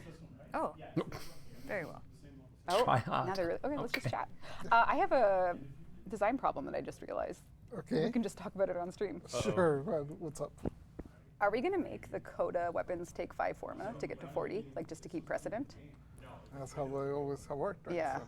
So I saw people let's see asking. what they're. Another I saw 5 people former saying, "Oh, to that's going max to take weapon. 65 Okay, cool. forma because they did the math." So Damn them and their math. no, it's fine. I had not, but like I don't know. Like that's how they work. So So are you discussing whether you should tell them? no, if we what we should do. They've been told. What we should do. I mean, to be honest, you Oh, don't you can need to make them fully just form the low 30 weapons. weapons. I've You don't get the fully extra formed maybe capacity. like a You don't get the couple. extra capacity and you don't get the extra mastery. So that's the trade-off, I think. But then people like 65 form is fine. Please make them level 30. 40, 40, Forma 40. frame, I honestly don't know if 64 there's must a. light. I think no decision's going to make everyone happy. Yeah, of course. There's better You than just few don't that can need to spend fully max them. 64 The whole is point is that nothing. with Yeah. a couple Oh form my in, God. Yeah, giving you 40. the People extra want 40. levels, you Make it end up with enough 100. capacity anyway. I think 40 is okay. I think we'll keep the Yeah, I think precedent. You Yeah, don't one. need I think to we're go going to to keep 40. it 40. So And in you terms can of Make it level mastery, 50. So actually, if you start it's farming your a platinum, third of a weapon. how many days would that be? No, you Equivalent. couldn't build Okay, so- 65. Go from 0 to 5 form. Ah, you could get close. If you put in Start building 2 or your 3 former, your what's formas left is now. a Start few right now. levels worth. It's not Start building. worth You it. gotta have at least like 5. I think in we'll your stick with account. the 40 precedent. I think so, because that's kind of like the. Anyone who battle looks at that and That goes, is the oh no, I vibe. have to Okay, spend so if you're watching 65 from the design former. team, please make them have 40. Oh. You don't have to do any Wait, wait, such wait. thing. I know, but Explain I just want to yourself. make sure that's discussed because we didn't actually address that. So that is The happening. completionism? confirmed. That sounds like a you Breaking problem. news from the Devstream 182. We are going with Yeah, 40 rank weapons for the Technosite Coda. you can clip that for your Twitch or YouTube or TikTok reels. If you want to complete Not something, 41. Don't push your maximum luck. completion isn't supposed to be We're gonna reset cheap. the PC. Okay, we're gonna keep Otherwise, talking it's not an then. achievement. Do you want me to Do a rant. Trinity? Yeah, I can do that.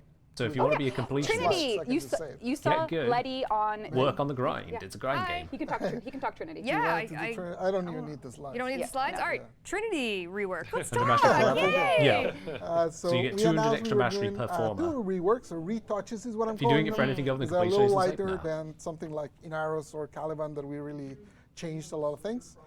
So we're doing Nyx and we're doing Trinity. Today we're going to talk about Trinity.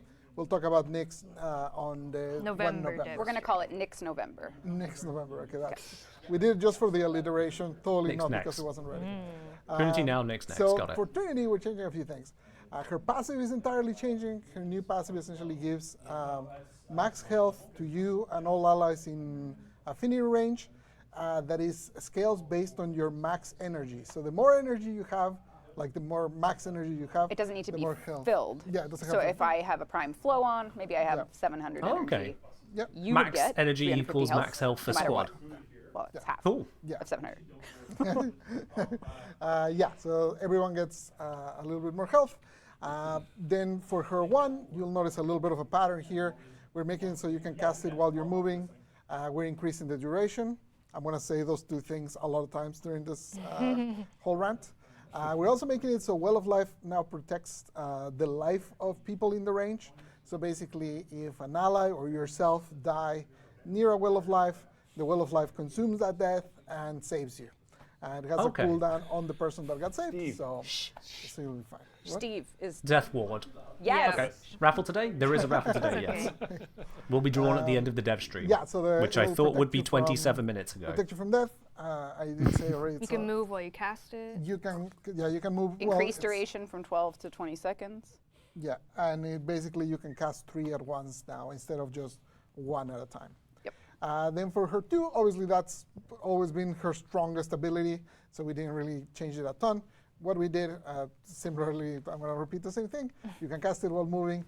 And now the duration, before you always wanted to have negative duration so that the pulses come out fast. We're still keeping that because we know you guys love it. But if your duration is positive, you actually get extra pulses of energy. So before Okay. it was actually a bad thing if you put extra duration.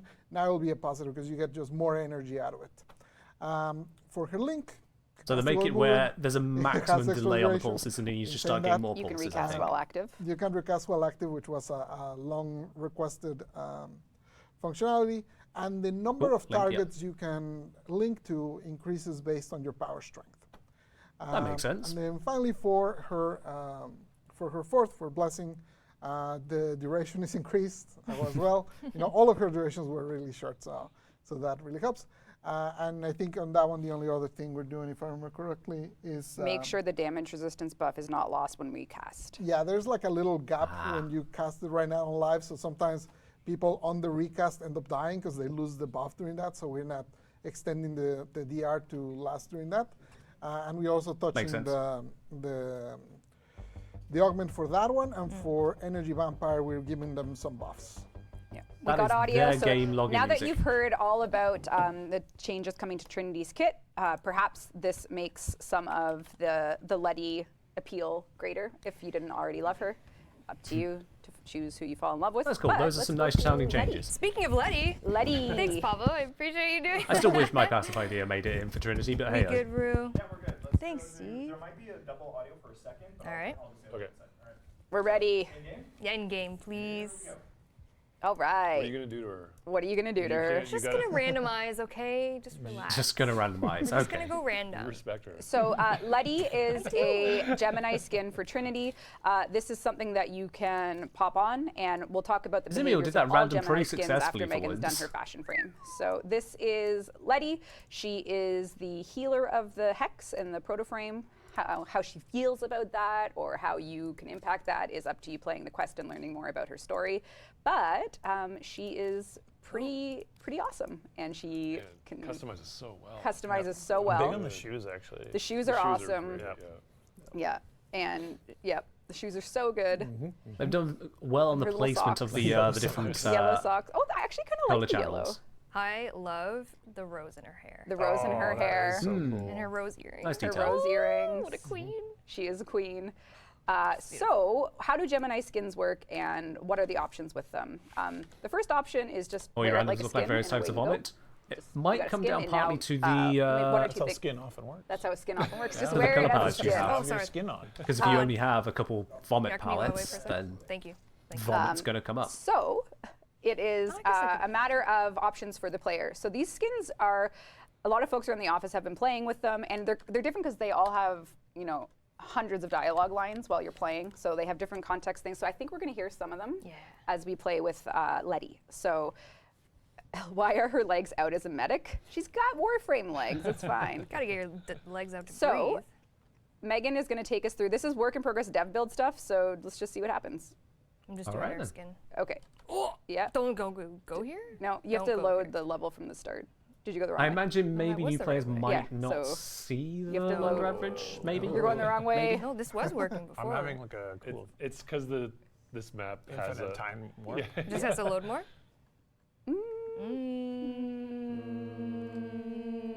I think you should. What level did you Poor load? chat can't see anything. Chat's just like, what the hell? The text is very small, so I wonder No, if we can do something else. Yeah. Let's do something. Okay, can we get some ums in chat? I don't know about that one, guys. what you missed at home was she was smashing into the garage No, door. I was driving perfectly fine. Nope, you weren't know. driving. Oh, God. Yeah. You got some M in so chat. There a you go. A couple things to note. You will be able to change hair color completely. So that is not hooked up right now for Devstream, Okay. but all Gemini skins will have tintable hair color.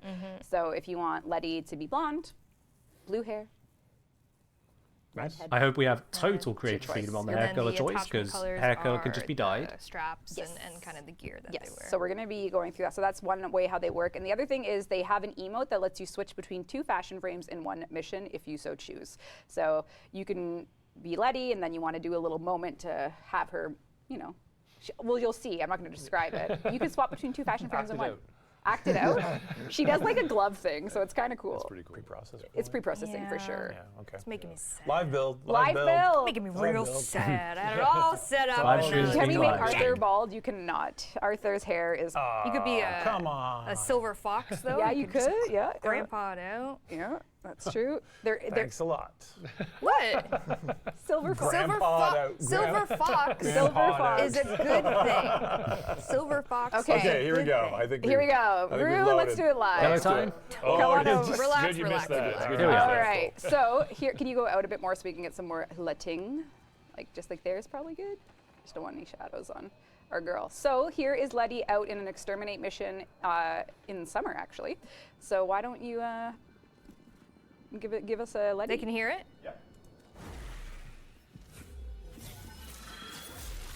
Look at that. So you can Sweet. switch. And then That's a neat switch back. transition. And you could just do it as many times as you please. Oh, Quincy, go. And you are not immune during this emote, so use them as you would. Oh, really? atta- You take Yeah. damage? She didn't have dialogue. Okay. Vulnerable during the transition, you can't use it Can to you go away from my cheese. screen for a second? That's a crime. That Oh, is we got the spoiler. Actually the a spoiler crime. mode. What is this? speech volume. Oh my god. Give me it all. I don't know. Nor night volume. Yes, Yeah, I will. I want to hear. So with these, this is from Melissa. They are an amazing voice actor, and they are bringing us some. Just wait. You have to do the other way because. I know. I gotta go Yeah. backwards. So. Yeah. All right, you can come back now.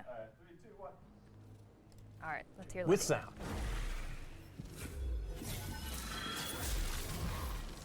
Yeah, what do you Yep. need?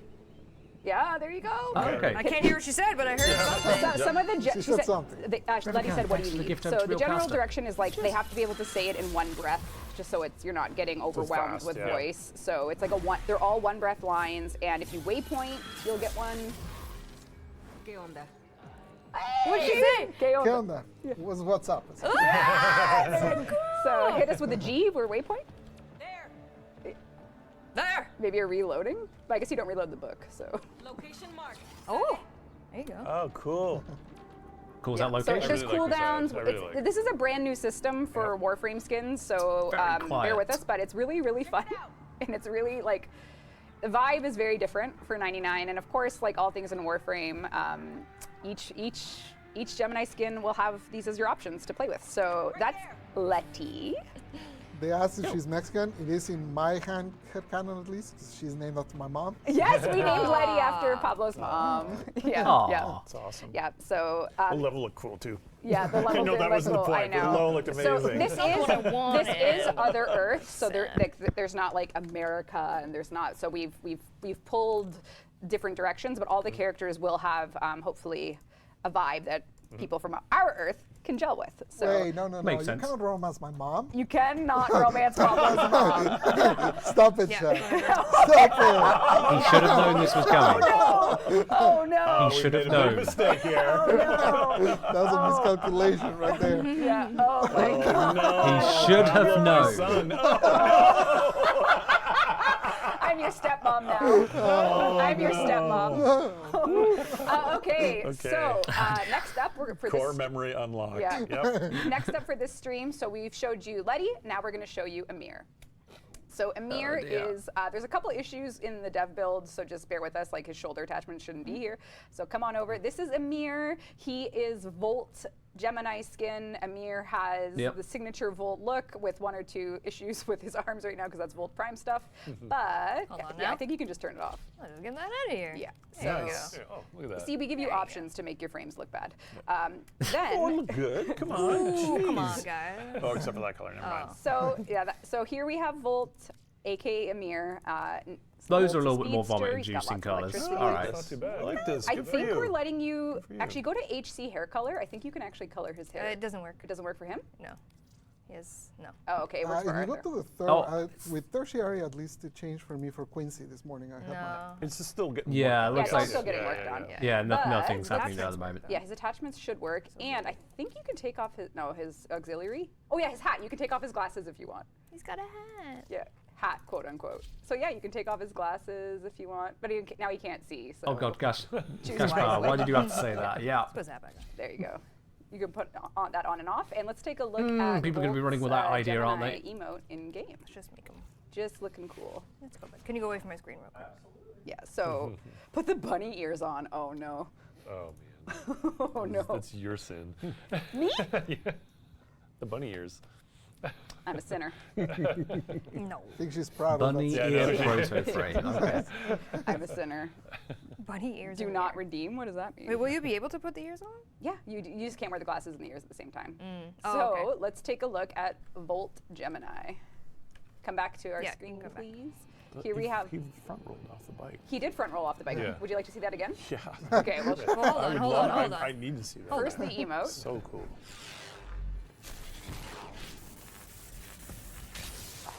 There you Okay. go, dev build Don't look subject. at mine. Look. Oh my god. Oh. Relax. Wait to That flip still it. looks cool. Does though. Yeah, I mean it like. He's like a drunk, infested. I'm into He's a it. monster. alien. He's an alien. I'm actually pretty into this. Do it again, do it again. Quincy, get out of here. Yep.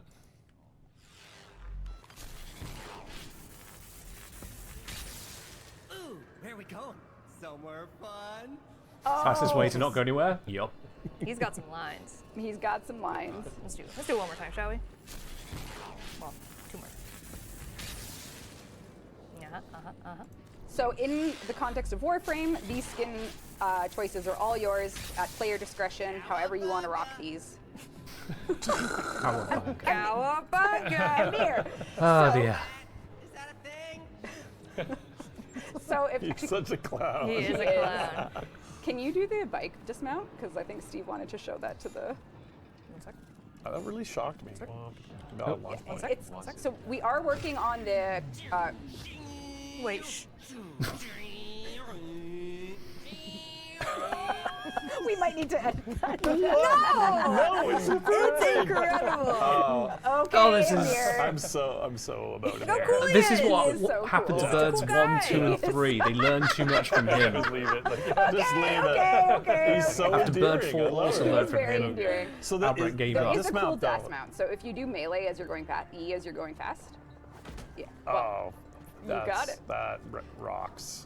So for the bike controls, if you can go back on, sorry, we are changing the collision size on the bike to be a bit more forgiving, and we are making it so that Collision size, reverse, walk through quote unquote, bike. so S on the keyboard slows you down rather than messes with your momentum like it was on Yeah. the live build. So we do, I did see It's chat missing asking for animations that. and stuff. yeah, Yep. yeah. There's a lot of missing animations right now. We are working on it. We are going to really improve it from what you have in the demo. So just, you know, roll with it, but know that when it actually ships, you'll have a different control scheme.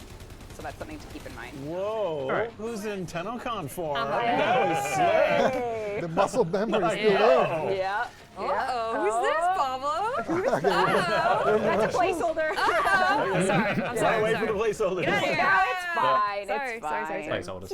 All right. It's fine. So that gun, the AX52 is coming back from, actually I think Amir sells it. So you can look forward to Amir having that with 1999. I love this. Can you show Yeah, hold that? on, wait. I can show it even better. Can you go? Where's the eye? The eye, you just have to do show flash on 4Gs. Really? Yeah. No, there's a thing. The Where's eye, the eye? isn't there unless you succeed. Okay, hold on. Oh. Hey. Yeah. Okay, there. It's a different.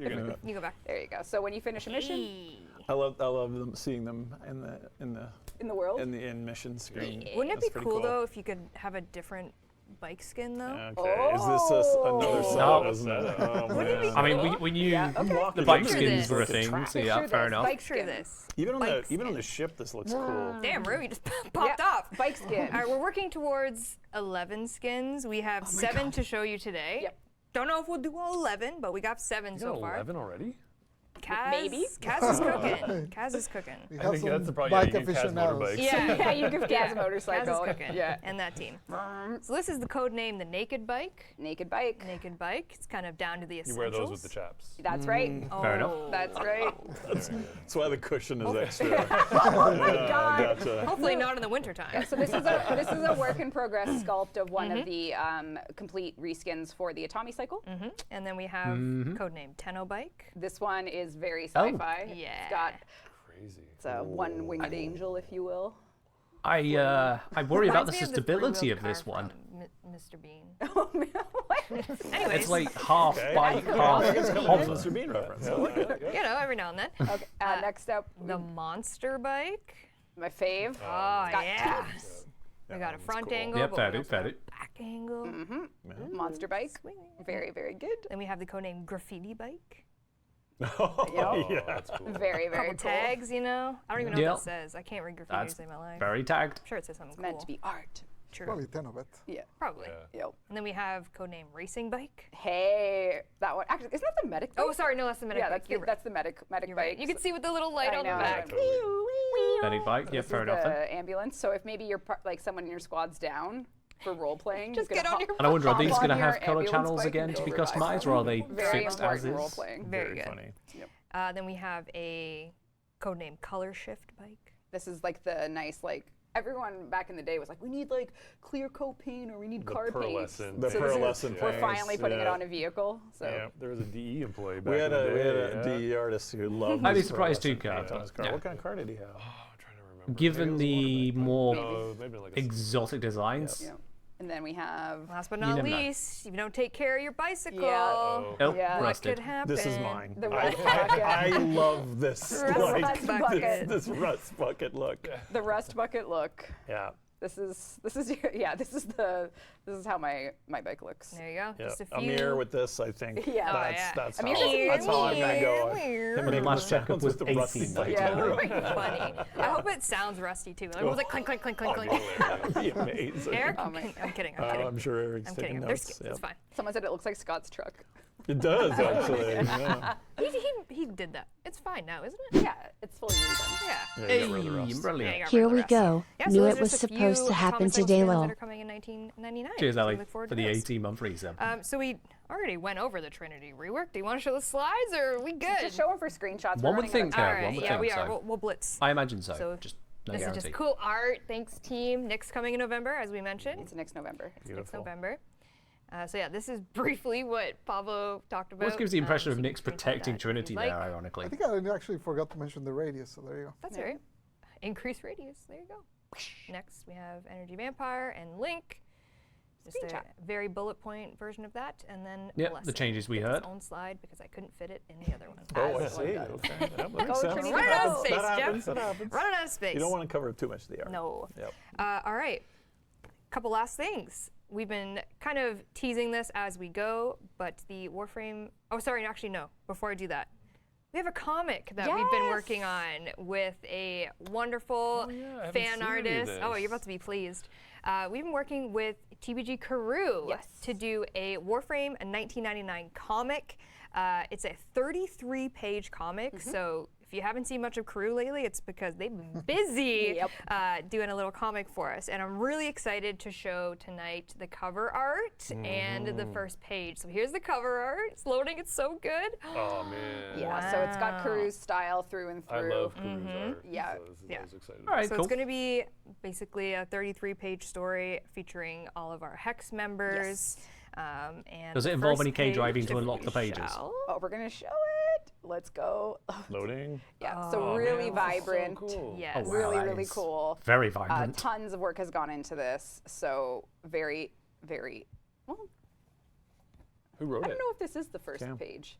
One of the pages. It's one of the pages. One of the I know the pages. first No, page. sorry, one of the pages. One of the pages. Ah, okay. One of the pages. So you can One look of the forward pages, to this later, and there's more. There's one more thing. So the actual full 33-page comic is going to be coming in November, so stay tuned for that. But Oh, that in-game comes right earlier. now on all platforms, you can go in the market for credits and get yourself the cover art decoration roof. If you don't mind coming to my gameplay. So this is live now. This is live now All on all platforms. platforms. You can get yourself a Nice. decoration So of you the can grab cover that in the art market. and have an early celebration. Do we get a real life print of that? We can print it. You're real selfish over there. I I sure don't know. is. It looks amazing. We can print it. That's so beautiful. I would like to romance the comic book. That was I mean, a surprise you're giant gonna yuck your Kubro. yum. Okay. That is a very large. We're not, just not going to acknowledge that. don't look at the dog. What have you been feeding that thing? Don't look at the dog. Oh, God. That was Is that huge. cheats or legit? That's cheats. Oh. Oh. Sorry, you can make it not cheats. Yeah. Huh? That's this side of the room now. It clips Chomp into mode. everything, but it's so cute. Chunky. Kind of works. Yep. Okay. What I was I getting like at the earlier, giant something Kubrow. we've been Pet the teasing puppy. for a few Here's streams Ronald. now, few things. Thank you for the 22-month is our work resub on that. collaboration with It's the not Lion quite and a puppy the of that Anime size. Short, Jeff Oh, and Reb man. have been The coolest cooking kids. it with them. They're the coolest kids. We love the line. Yeah. We gelled with them so well. Like Yeah. It was. I Yeah. cried in our last meeting. you yesterday. did. You did. I did. know. It was I said sad. I was gonna miss them so much. Just the coolest peeps, really talented people, Yeah, and really super skilled.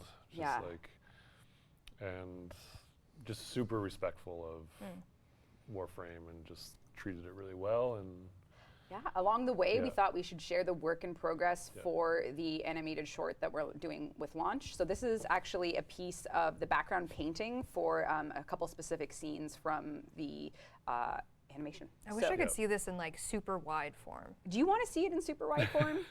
Look how wide it is. Okay, wow. So That is I super know wide. there's one monitor that can show this. So Whole, I'm gonna make that my desktop wallpaper because it can Oh, fit and on you my have to. ultra The iconic wide. ultra So wide. baby. going into this is just so much love and care, and we're really excited to debut it later this year. It's Yeah. our sort of launch trailer, I want to say, so you can expect a fun little short. yeah, it's a bit of a, like, it kind of sets the table. It sets the table, Okay. sets the Launch tone. trailer short. Yeah, well, so All it's right. incredible. Yeah, check out the Lion's work if you haven't already, and you can look forward to seeing us with launch. So Very proud of them for the vibes they Yes. pulled through on this. we debuted it to the team yesterday. Yeah, we Internally. got a Very sneak well received. peek. Yeah. Really, Yeah. so yeah, it'd be very, Literal chills. Yeah. yeah, Yeah. incredible. It was something. All right, we have reached the end of the stream. Oh my gosh. I've lost time of how long we've been sitting Hey. here, but It's Well, we almost made you 4. guys so late by that Don't one worry, minute. You it's made us only so late with that That's one that's minute. all a our lot fault. late. It's all your fault. Look what happens when you make us late. We go I over know. 48 minutes. 48 minutes I late. just love hanging out with you guys. To recap a little bit Christ. of what we talked about, again, Warframe 1999 is coming this December 2024.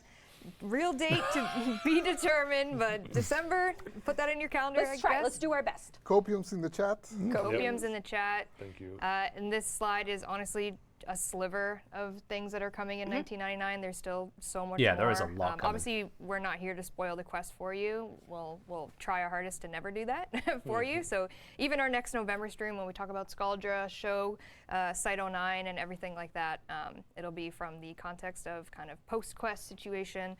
So you're not getting any No spoils. spoilies. No spoilies. I know we haven't done any prizes, so let's just go right to a Sevagoth Prime access did before one. we depart, shall we, Rue? This will be our last Sevagoth Prime on a Devstream. Zaku. Very true. Very November true. 13th. Trump. Zaku Prime. Who here is excited for the Trump? Oh, we didn't show the Hey, Trump. we've still got some Reload. Sevegoth Prime Access giveaways to do on this You can stream, look so you can live. look forward to that on Sunday. A content creator will be the first to YouTube with the reload. Oh, there you we won't, go. We won't It's a deprive them. race. It's a race to reload. Something for them to look forward to. Exactly. For sure, yeah. It's so good. Sounds good. It looks There good. we go. Sevagoth Prime Access coming to the viewer that starts with an L. It's gonna be Damn it. Molecax. Molecax. Underscore. That's a very Whisper of the Warframe readable Twitch channel username for watch right once now. on In-game most Melee is Popcorn giveaways. Play Warfmon, and we'll give you a Sevagoth Prime Access. How many platinums did we do? 1. All right, let's run 2 in a row, back to back. Oh, blimey. Any closing remarks, my friends? I I need some electrolytes. Pablo wants out of the couch. Gotta go. He's gotta go. Closing remarks. Chat wanted to see the back of your jacket. Is there a design Alex, on here? it? Or is it no, just it's just a- the is it just a raffle to split? do, It's and the do, then yeah. we've It's got a something single- exciting to watch. So if you saw more stream, there's still I got like that to to check the go. gap. That's what it is. I see now what happened. You tricked me. Was all a trick. Anyone want to see? Yeah, we want to see the back of your face, Steve. The winner is double 991. Ooh, you want to? Yep. I think I need that Yeah, as a belly. soundbite.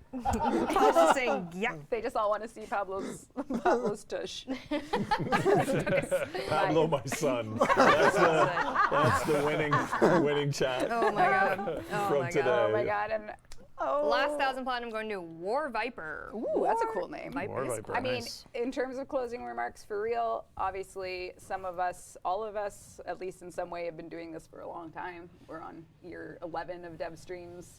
February next year will be our 12th anniversary year for Devstreams. This is only possible because of the team here at Digital Extreme. So if you're a part of DE in any way, thank you. And of course, to the players and the people out there that tune in, this is the only reason we're sitting here and the only reason we're able, like, we're to make each other laugh, play games. It's just gratitude forever. Yeah. And chat, community, thank you for being there along for the ride. If you've been here since day 1, day 100, day yesterday, it doesn't matter. Thank you for being here and supporting us and supporting Soulframe as you guys keep trucking on that. Thank you for tuning Well, not so much for the end of the year. Yeah. Oh, come on. We're stealing. We're going to be working on We're Warframe stealing too. Jeff. Yeah. Jeff has already been Sorry stolen. about it. Jeff has, Knowledge your best cyber. There's nothing like a war sector. Don't worry. Just before equipment streams Albania's #1 video game company. God, the resolution. Polygons are so visible. A whole lot more. Bites Why not war sector? Defend the galaxy from Trippy for coming back. What?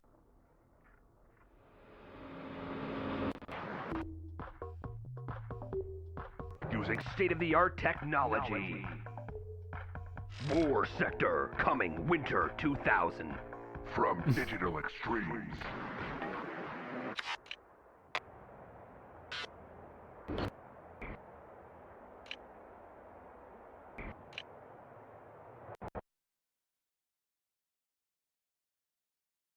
Someone else figured that one out. And there we have it. That concludes today's dev stream. I have no idea exactly what was hiding behind that website address. But yeah, they're really leaning into the 1999 stuff, aren't they? They are really, really leaning into that. I think it's about time we do a platinum giveaway, because that was that was a little bit longer than I expected. That was just quite a hell of a lot longer than I expected. So, if you haven't already grabbed the ticket, exclamation mark ticket in the chat for a chance to win the 75 Platinum giveaway. We'll be doing it in just a second here. I'll give you all a moment on that, because I know it's not normal for us to have a raffle on a Friday. Let's give you all a moment to grab a ticket there. And just a reminder as well, on Sunday we have got a whole host of ticket giveaways to do. We have got, let me grab my list actually. It's a lot. Let's see, I've got a Sevagoth Prime Access, 500 Platinum, 3 lots of 250 Platinum, and 10 lots of 100 Platinum. And that's still not going to wrap us up for everything from QTCC, so we'll be running some more of those on future streams as well. But that is 15 items I can do a giveaway for y'all for on this Sunday stream. And yes, that is a top tier Sevagoth Prime Access pack in one of those there. That's Sevagoth Prime, Epitaph Prime, Nautilus Prime with Verglass Prime, the slots, the reactors, the catalysts, the Prime accessories, the glyphs, the boosters, and the platinum. The whole thing. So definitely look forward to that on Sunday. Definitely do not want to miss out on that there. Even if you've already got Sevagoth, the Epitaph, the Nautilus, you'll still be looking at the slots, you'll still be looking at the plats, the accessories, the boosters. That's a hell of a lot. 3,990 platinum straight up and the rest. So definitely look forward to that on Sunday. But for now, I think that's enough. Oh, it would be enough time for everyone to grab tickets, but it looks like we're in a bit of an ad break as well. Of course we're in an ad break. I'm talking about what's going to be coming up, and Twitch decides to... ads are ads. I hate them as much as you guys do. Unfortunately, we have to have ads somewhere on the stream, and this is the least problematic way of running them, but still, it's... ads on a live stream, it's just not the right thing. But it is what it is. I'll give everyone a moment more on grabbing tickets. And then we'll do the draw when we are definitely out of that. Yes. And afterwards, we have another game to dive on into as well. I'm just going to get that loading up in the background. Just going to get that going. I think everyone should be back from the adverts now. So with that then, let's close up the entries for the Plat giveaway. Let's grab that now. Close that up. There we are. If you didn't already grab a ticket, it just means you weren't paying attention or you weren't here before, in which case you weren't supposed to win. So let's see. The winner of that 75 Platinum will indeed be... Triple Man. Is that Triple Man or Cripple Man? Triple Man. Congratulations, you are the winner of the Platinum here today. I'll be sending you a message shortly after the end of this stream to get hold of your Warframe username, platform, and cross-save status. We'll be able to get that all sent on over to you there. Triple Man.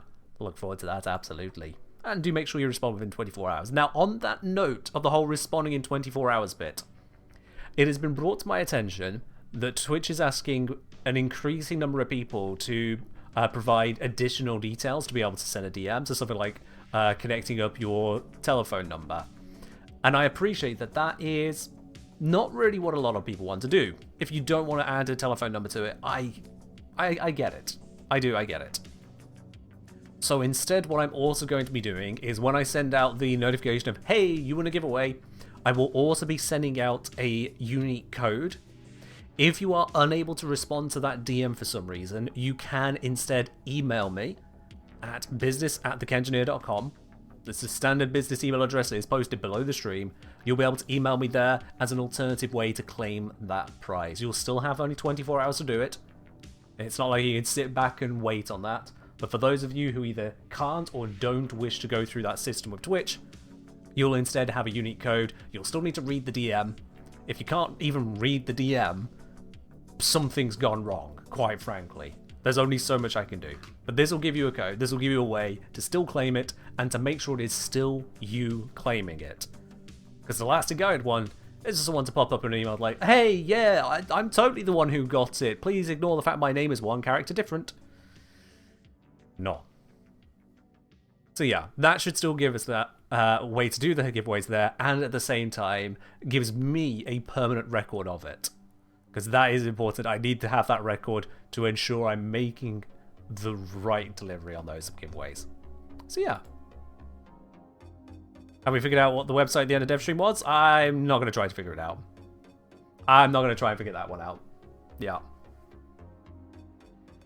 But anyway, I think that is all the details on the giveaways there. As I say, Tripperman, I will be sending you a message after the end of this stream with the details of that there.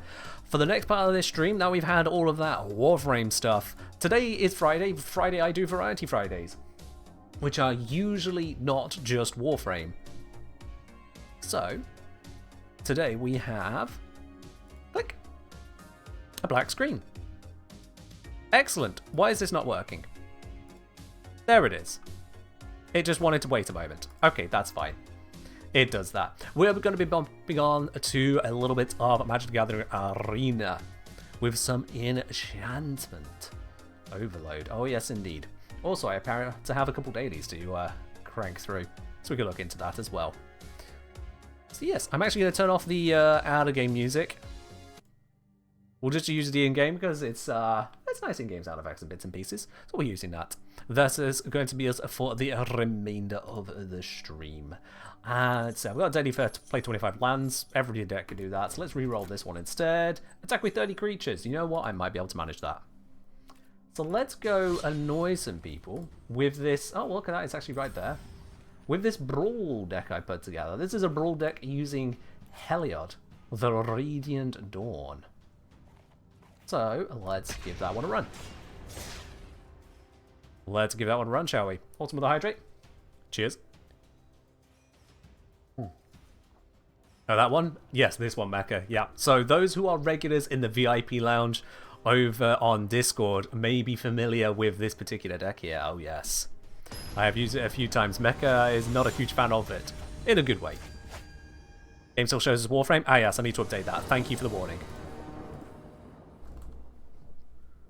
Very good shout on that. Thank you. There we are. Okie dokie. I've got myself 4 different lands. I've got myself a couple castables, but that's a long time to get to them. That was an expensive one. I'm going to mulligan out of this. I'm going to mulligan out. Okay, 3 lands, still good. 3 mana, 2 mana, 2 mana, 3 mana. This is more castable. I've got more I can work with early on here. So I am happy to go with this one instead. So let's keep this. Pop down the tap land first, because I can't use something. Did you miss the Devstream? Yeah, it literally just finished a couple minutes ago. Yeah. Okay, I'm going to open up with Shoreline Looter. Let's drop the blue land. So now we've got all the mana to cast this. What is my opponent running? Wick the World Mind. Okay. Whenever this or another rat you control enters, create a snail if you don't. Otherwise, buff the snail. Got it. Are the Lord of the Rings cards in this computer version? Not in this particular game mode, no. Alright, that is slightly mean, but it's fine. We expect black-red to have removal. That is absolutely fine. That creature is dead to me, but I can pop down this one instead. Say hello to yet another creature. That's why I mulliganed that first hand, to make sure I've got plenty of things I can cast, because I expect my opponent to interact with and remove a lot of stuff. Yep. He gets rid of another creature.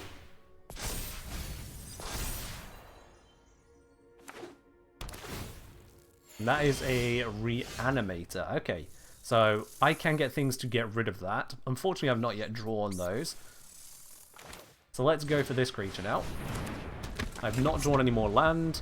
And he's taken away my card draw option, so that's a little bit more painful. I'm realizing I could have gone with Cult Healer first. Yeah.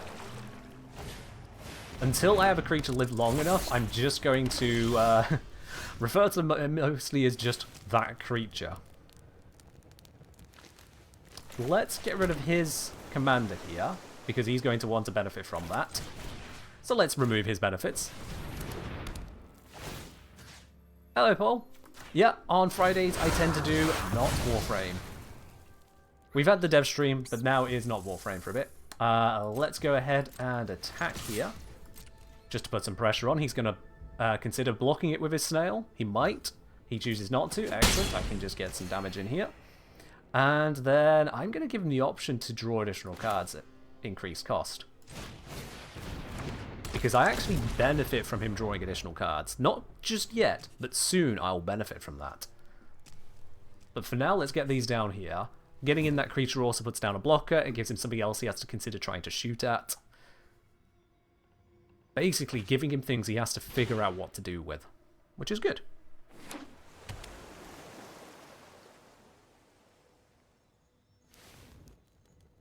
Let's see, where are they going to go with this? What has he got in that entire hand of his? Hopefully nothing too devastating, but you really never know. What is that? Add 1 mana of any colour, tap and tap legendary creature control, you can have mana from that instead. Okay, fair enough. Do I wish to draw an additional card? I just got that land, so I'm going to decline. Pop that down. I'm going to now... I don't think I have an enchantment down here, no. So this Heliod is a slightly worse summon. but I am going to summon it anyway. Get it on the field. This gives lifelink to that. I'm going to get some extra life from this now. I'm going to swing with both of these. Let's see where we go. And he's letting me through. That's fine. He could have blocked with the snail. He chose not to. I still have this here. I'm giving him the option to draw an extra card, but it means everything he casts will cost more. He has declined that option. Okay. Back comes his commander. That's fine. Did they put Commander in Arena? Kind of. They put Brawl in, which is kind of like Commander, kind of not.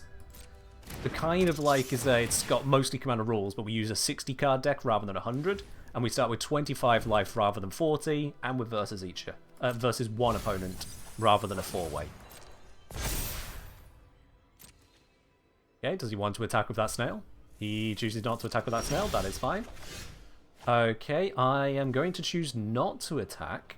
Sorry, not to take the extra card draw because I want to cast this straight away. So decline that.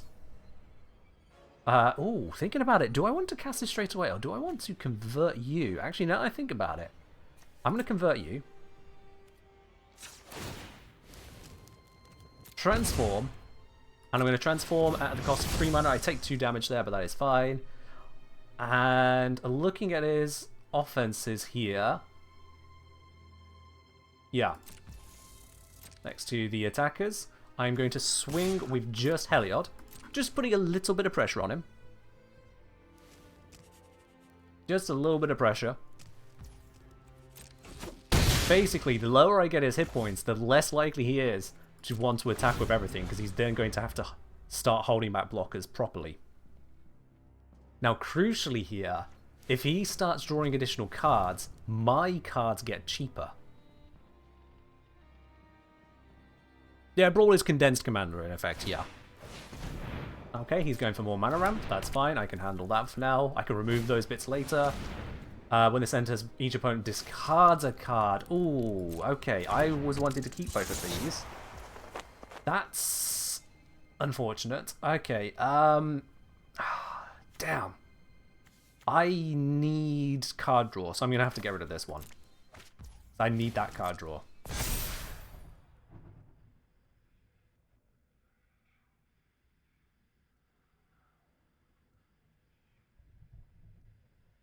Okay.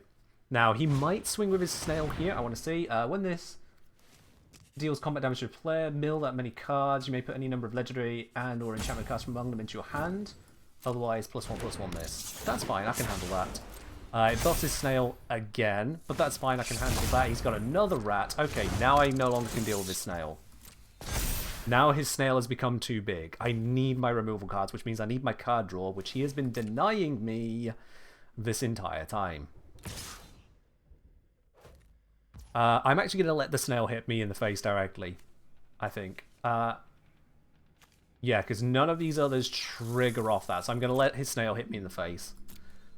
Rather than use a blocker and then protect the blocker. Because I need to hold this for other general protection stuff. I'm going to need it. He's gone wide pretty nastily here. I'm going to take the action to draw an additional card. It increases the cost of my spells this turn. But the thing is that I can just pop this down. Oh, I actually also want to draw that. So I'm going to hold that there. I'm going to go next into the attackers. With the amount of defense he has, I am absolutely not going to attack into that. That is far too risky. And then end my turn. And as a result, the cost now goes down on my spells, and then it goes down again because he's drawing cards. And if he takes that option, he's going to make them cheaper again. Oh, he didn't take the option. Take the option, goddammit. You've got the mana. I really want people to take the option so I can cast even cheaper. That's the combo between these two creatures here. The one on the right allows me to cast on his turn, and cheaper every time he draws a card. The one on the left, the middle, makes it where he can draw additional cards at a cost. But he's not doing that. Why is it I come across people who don't draw cards with this deck? Okay, menace creature. He is threatening that I am going to need to deal with that. Let's pass the blockers. And I'm going to block with this one and with this one.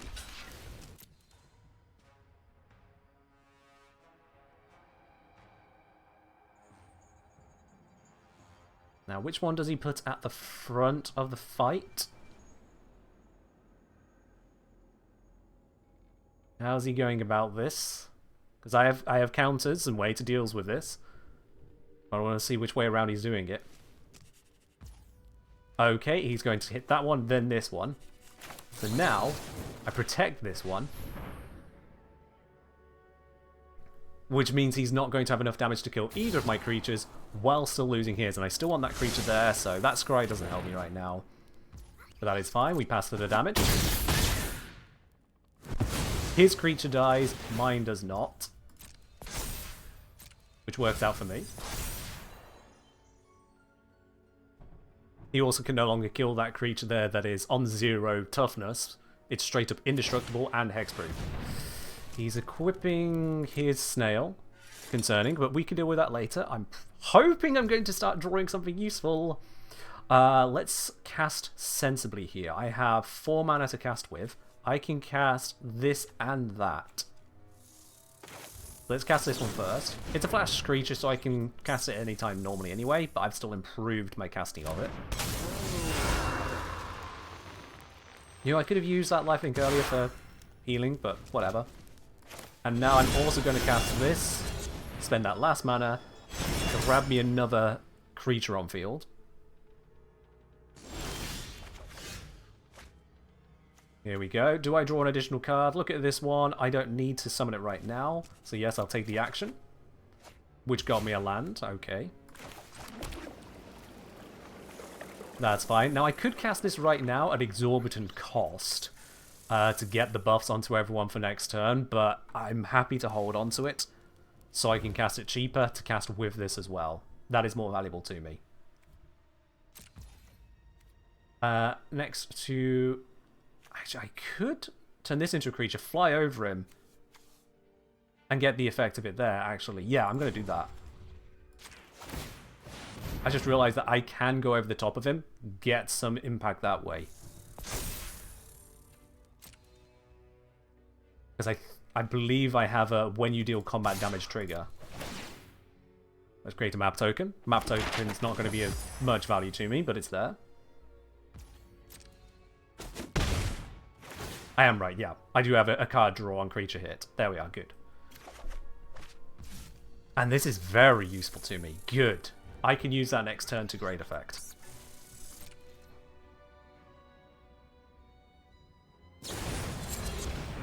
Okay, he's going to take out some basic creature of mine. That's fine. Take it away. Bothers me not. Whatever resource you control deals non-combat damage to opponent, you may exile that many cards to top of your library. Okay. We'll just watch out for that existing. Let's see, does he draw an additional card? Does he take the option? If he does, he makes my stuff even cheaper, and I'll be very, very happy if he does. Because then I can cast 2 things. No, he doesn't. Okay, fine. Make my life suck. Why don't you?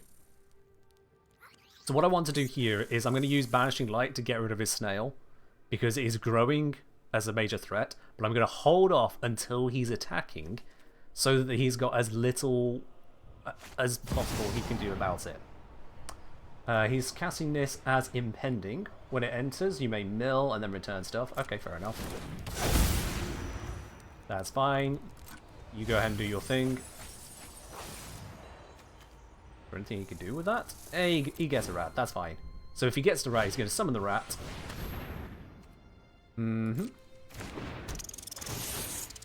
That's going to trigger a whole bunch of rat stuff. That's fine. That's fine. That's fine. We can handle this.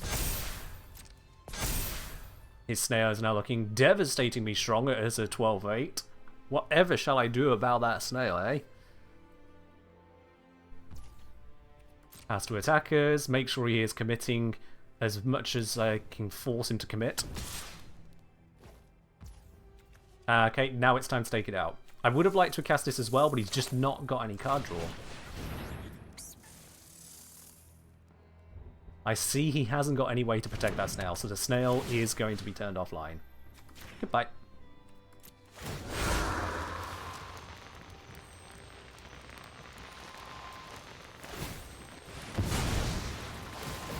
Ah! Ah! I made a little bit of a mistake here. Yep. Now he's got his card draw. I forgot that he could sacrifice and just directly hit me with that power. Shit. Shit. Okay, I take it a big hit there, but at least it's a big hit that only happened once. He's gained a lot of card draw at a very awkward moment. Because if I'd done it... Oh, okay, well there goes that card I was hoping to use.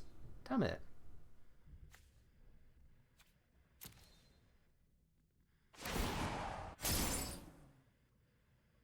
Yeah, I'm in a bad spot here, I'm not gonna lie. I am in a bad spot. Ah, and I can't cast this. If he had done one additional card draw first, I could have cast. I could have cast both. One extra card draw, but he just damn well refused. Definitely going to draw more, because that is not going to help me. That is unlikely to help me, but it's all I've got. Let's play this down. I'm going to once again bring this to bear, and I'm then going to also make it explore, because I need damage on him. That could be very useful next turn. And he's going to know that I have it, but that's fine. We get another map token back. There we go. Hit him in the face, get the card draw. He knows what the card is, but that's fine. We're working our way through it. But now I can cast that for 1 mana, on top of the other cards I have, getting cheaper as we go. Oh, I am in a very shaky spot here.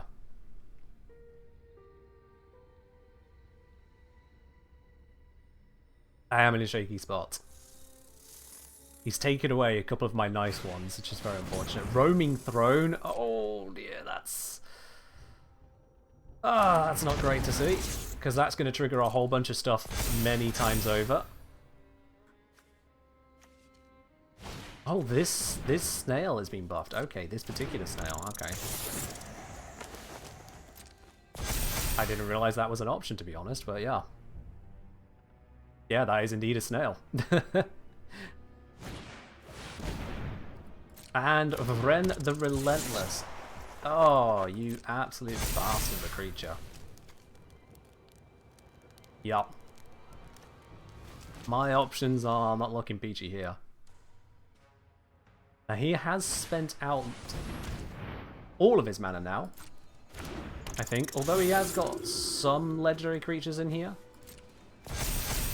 Jesus, that thing is buffing hard and fast. I don't like it. I don't have removal right now.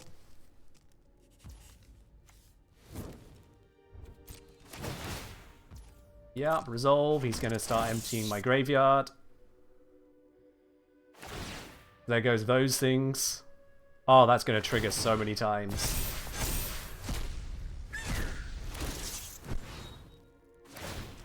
My graveyard is going to be barren. There is no bringing stuff back against this deck at the moment. Christ. Alright, what's he attacking with? Possibly nothing given my hand, but yep, he attacked with nothing. That's exactly the correct play and leaves me in a really bad situation. Really bad situation.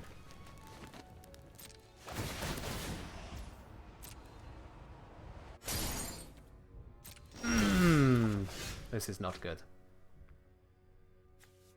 I'm going to take the action to draw again, hoping I get something worthwhile. Oh, this is the wrong time to get this. This is genuinely the wrong time to get this. I can't cast it now, I can't afford it now, and I am basically screwed. Yup, I can't do enough damage. Okay. We can at least do some damage.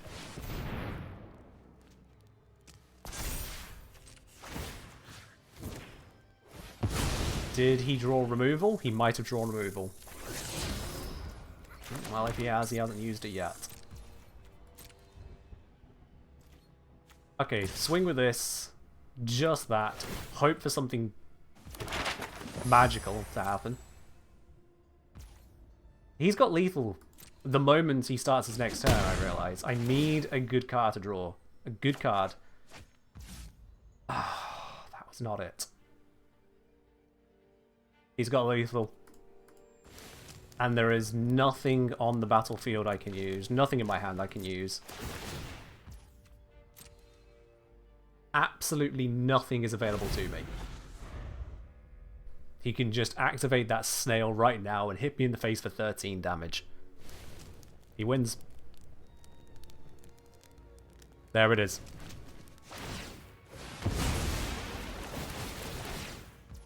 Yeah. Ah. Well played. Well played. I did not draw enough removal. I did not have the means to draw for quite some time, and he was not drawing because he doesn't need to. He's just relying on that for his card draw, which weakened my entire setup. Dang it. Dang it, that is unfortunate. Oh well. You don't win them all. That's the whole point. Win them all, it'll be too easy.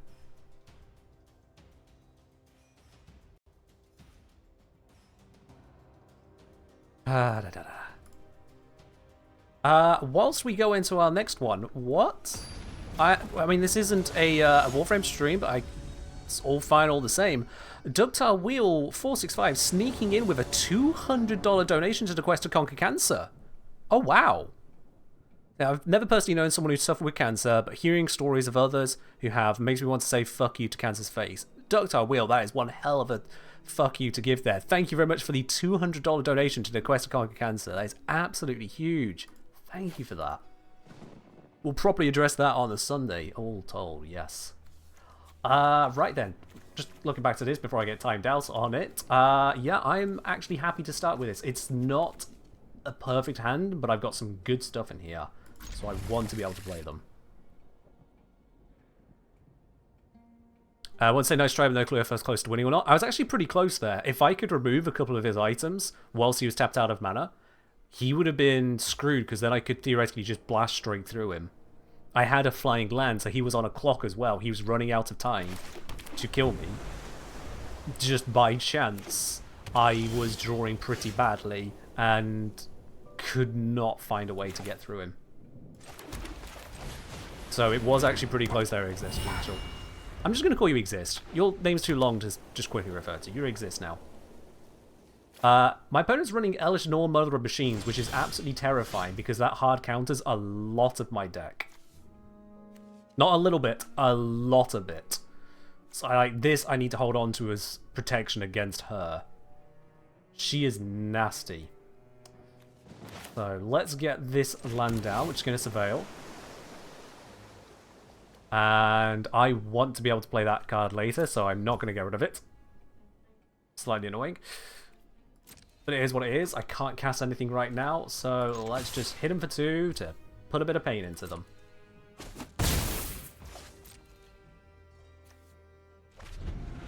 But yeah, I need to hold this to deal with Elish. Unless something else more dangerous comes along, this is specifically to deal with her. Yep, that's fine. You create that token. My turn. Okie dokie. So this is cheaper to cast as a result of my Inquisitive Glimmer, which is very nice. Pop that down on here. And then I'm going to swing. Because he might block or he might just take the 2 damage to the face. 2 damage to the face, I get him closer to death. I get him closer to having to make some tough decisions. When this enters, search library for land. Fair enough, you go ahead and do that. I am unconcerned by it. So the thing with Elish Norn here, when he has it on the battlefield, anything of mine that says when something enters doesn't work anymore. And all of his stuff that says that happens twice. I also have the same card here. No, I'm not going to... You know what? I'm going to block that. Let's get rid of that. Let's a trade. It kills my creature, but it comes back as an enchantment, and that is actually fine for me. I'm fine with it being over there. Removing one of his things now. So I am fully fine with that. From this point here, what I can do is I can pop that down. Going for Heliod now would be a waste. Instead, I'm going to go for this to destroy his thing over there before he can utilize it. I could have destroyed that, I know, but I want to remove those kinds of things because I want it to happen in opportune moments for him. I don't want him to benefit from it. And I'm going to hold my remaining mana. Yep. And let's see if he's going to fall for this. Is he going to try block? Yes. So I'm going to protect that. Just going to give me the benefit of scrying. I want that next turn, so we'll have it anyway. His creature goes down, mine does not. Now I'm playing a bit risky here. I have got stuff on field against mono white. Mono white can wipe boards. But now I can shut that down. Enchanted creature loses all abilities. Good night. There we are. So that is no longer a threat, and in fact it's just going to sit there looking silly. Whilst I get to do what I want to do. And in fact, I'm going to go with... Yeah, I'm going to go with the Optimistic Scavenger right now. There we go. Gives me card draw. And, ooh, you know what? Yeah. I am happy to just hold there. I'm not going to attack because I don't want to give him the easy return of Elesh. Although, if I do that, let's see, 5, he's got... Yeah, no, I don't want to attack and let him remove Elesh from the board just yet. So no attacks. End the turn. The longer Elesh is sat there, like it is, the less it's a problem. When this enters, destroy artifact or enchantment. Ah, bollocks, that's bad. That's just fixed Elesh right there. That is bad. So if I summon this now, hopefully I can get the card draw. It's not going to lead to any positive stuff right now, but I need to get something out of this. Beginning of the controller's next end step. Okay. It's not the worst situation, but he's still acting to counter my stuff, and I don't have many other ways to remove that creature. This is really bad. Yep, he removes that. That's fine. It's not fine, but it's fine. Elesh comes back. Oh, this is bad.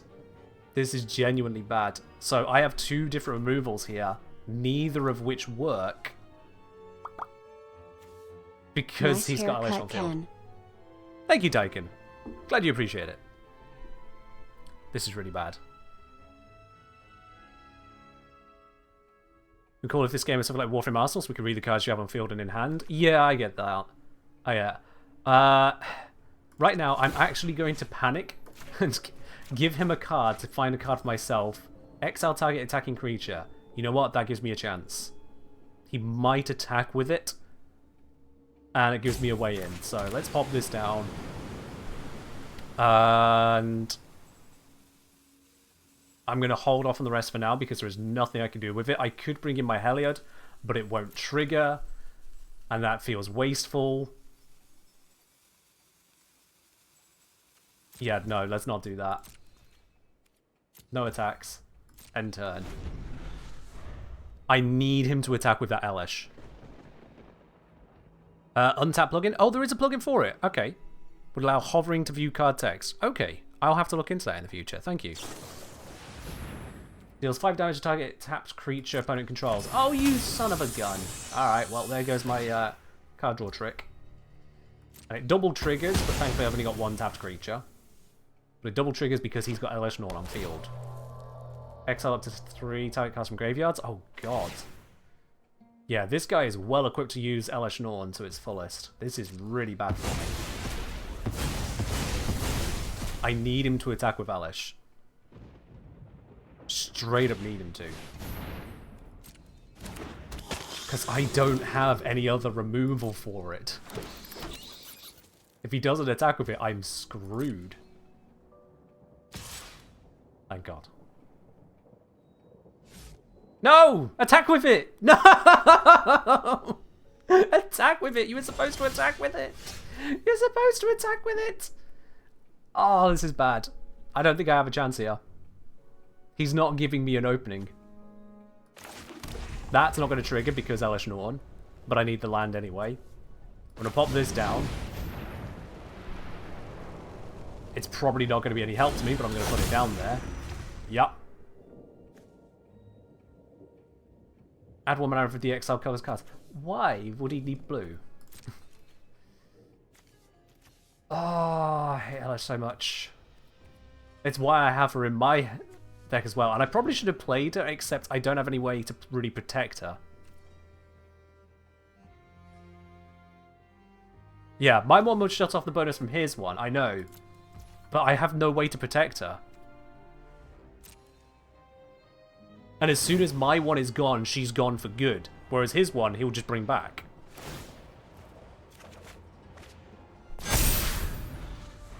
It just feels like a massive risk putting that down now, when I can try and get rid of his first and then go for it. Okay, I should have done it. You're right. Now I realize I'm screwed. Well, no, even... yeah, no, actually I should have played it. All of his removals on ETB as well, isn't it? I fucked up. I fucked up. I should have played it. I was thinking his removal's all going to be... he's going to have the removal to get rid of it. It wouldn't last, but actually... no, of course, his removal's going to trigger off it. Why wouldn't it? I should have played it. He would have quit. I should have played it. That's on me entirely, that. That was a stupid mistake. Why does the opponent think you should be rushing in blindly? That would help, yeah. Happens, yeah. When you face a deck that screws you over so hard, you panic a bit. I was panicking. Like, how can I defeat this one? And it turns out that I had the way to defeat it. In a sense, I was just scared that it was going to vanish again. And then do what? But having never played it, I never even got that. Okay, against a Marina Vendor as a commander. Remind me, what the f do you do? So when it enters, reveal the top 7 cards of your library, put all enchantment cards from among them into your hand, rest on the bottom. This can lock and unlock rooms. Okay. Room deck to be expected. Got it. So, how do we want to deal with that? Can this deal with that nicely? I'm waiting until turn 3 to get a creature, and I've got the wrong mana. Mulligan. 3 mana. 2 mana creature. 2 mana creature. This is good. I can work with this. Keep this. Slow land down first.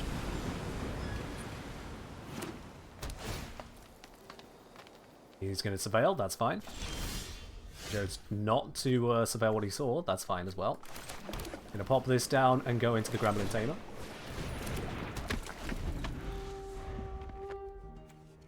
Now this is an artifact, so it doesn't trigger with all my enchantment stuff. It's just nice to have in here.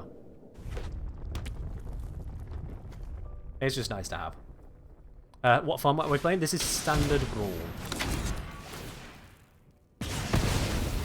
Well, there went that creature. Okay, deals damage equal to the number of cards in your hand to target creature. Yeah, fair enough. Fair enough. Alright then. If I play that down, I can then utilize this card, which seems reasonable to do. At the moment, he might take this and then stop himself from playing. I don't know. It's unlikely. But it gives me a creature on field is the big point right now. If I have a creature on field, he has something he has to interact with. Otherwise, I can cause damage to him. Yada yada.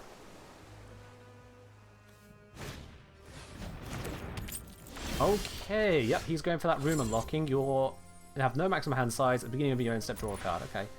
Draw an additional card. Decline. I think I want to remove that. Yeah, I think I want to remove that right now. So this exile creature or planeswalker. Oh, I don't actually have a way to remove that. Never mind. Well, fuck. I would have been smart to have taken the extra draw. I'm gonna throw that away. I need more than just land. That's really unfortunate, but I suppose it's far from the end of the world.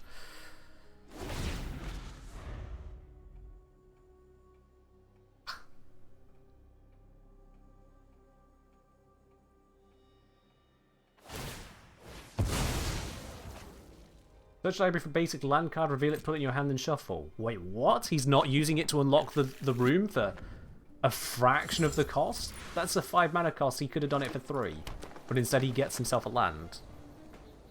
I guess he's wanting to get domain, yeah. Which he now has. No, he already had that. Oh, he's allowing him to cast this. Okay. He's got even more land. Fair enough. Fair enough, I see. He's going for the ramp instead. That's fine. Do I draw another card here? Decline, because I am going to pop that down and then pop down this. I have a sneaking suspicion he's going to end up with a lot of card draw. So if I can lean into that early, that might be a benefit to me.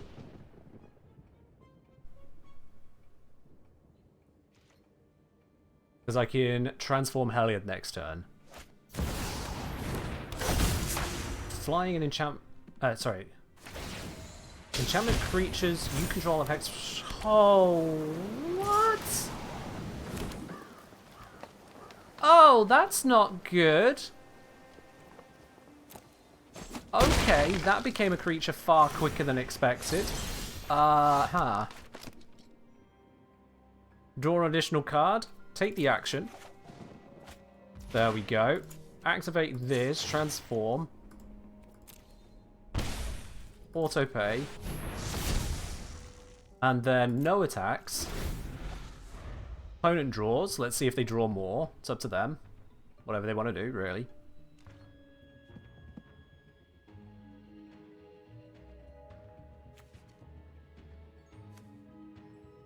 So now I can remove both of his creatures.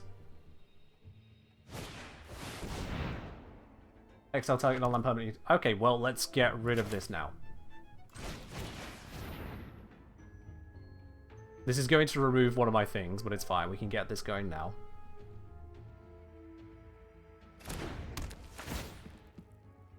There we go. Remove that. I don't think he'll have protection for it. I don't imagine he would have been ready to protect it like that. That's good. And now I can play this one. Let's get rid of that. Which one you want to bring back? See, now he has a choice of either removing my stuff he was already going for or bringing his thing back. And depending on the choice he makes, I can then take it out again. Yep. So he gets himself a land out of that, sure. But that means I keep the thing on field I was trying to keep, and I can now hit him harder. Theoretically. I might have got that wrong.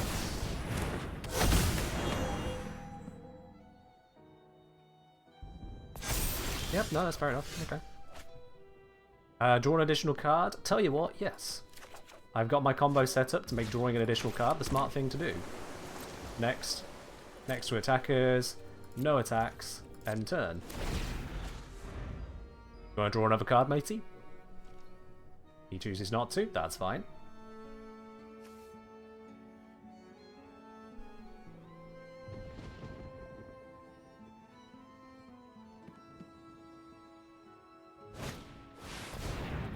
When it deals combat damage to a player, unlock a locked room you control. Okay, fair enough. Well, time to arrest his creature. Whenever enchantment you control against lifelink. We don't need to do that right now. I've got 6 mana to play with. Yeah, let's go this one. This one. Remove you. Again. probably remove raffle from the title. Alright, yeah. Okay, I can let my opponent continue now.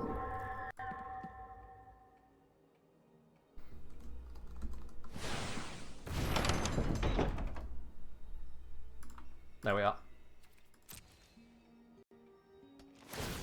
I need to remove that as soon as I can, but I can't do it right now. Okay, seeing as I can get this down, might as well. He drew a card, so it's getting even cheaper. I could use this as well. You know what? Yeah. Let's remove that. Remove his ability to use that. Oh, wonderful. I will absolutely draw another card with that. Yes. Next to combat, next to attackers. He can't kill this one, so I'm going to go with it. Take the risk. Yep, it kills that. That's fine with me. It's absolutely fine with me. End turn. Now my stuff's gone cheaper. I can play for 1 mana and thing that allows me to play 1 mana. It's a little combo.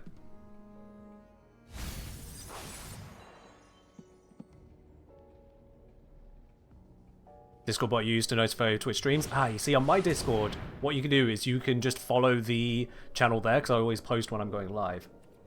Alright, let's Elish Norn now. And then we'll also put this down. Resolve. No ETB effect for you, because Elish Norn has entered the battlefield.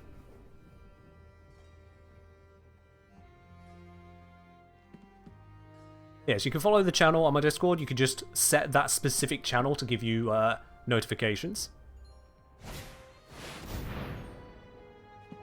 Oh, did I misspell it? My bad. When you unlock this door, create a thing. Does when this unlock counters...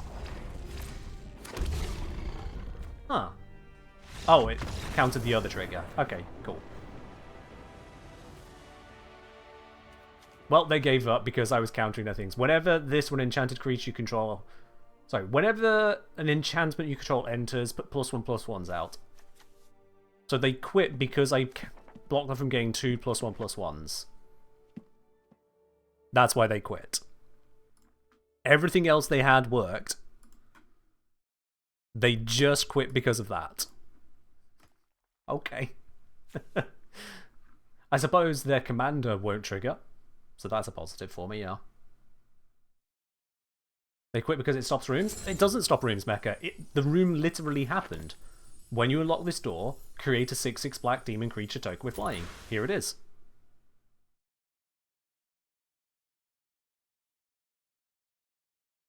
It happened. What it blocked was the effect from this when an enchantment you control enters. You do your best to understand what's happening in the stream, no promises? Yeah, I mean, you know what, Mecha? If you'd be so inclined, how about, if you got the opportunity, we go for a brawl, because then I could take the time to explain to the good guys and gals watching exactly what is happening. Because I have to play at a certain speed, because otherwise I'll get timed out in normal matches. But Mecha here is absolutely fine for that. Is DJ out of stock? DJ is turned off for this stream. Because we have the in-game music, and I'm happy with that.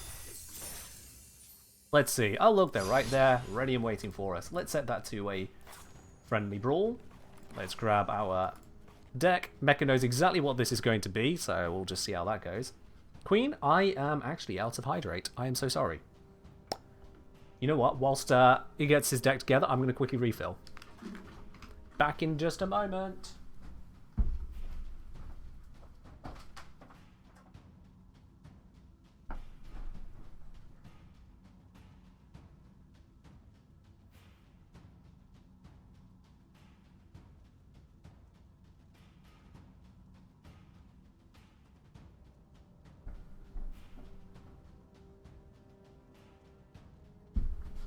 It was in fact just a moment.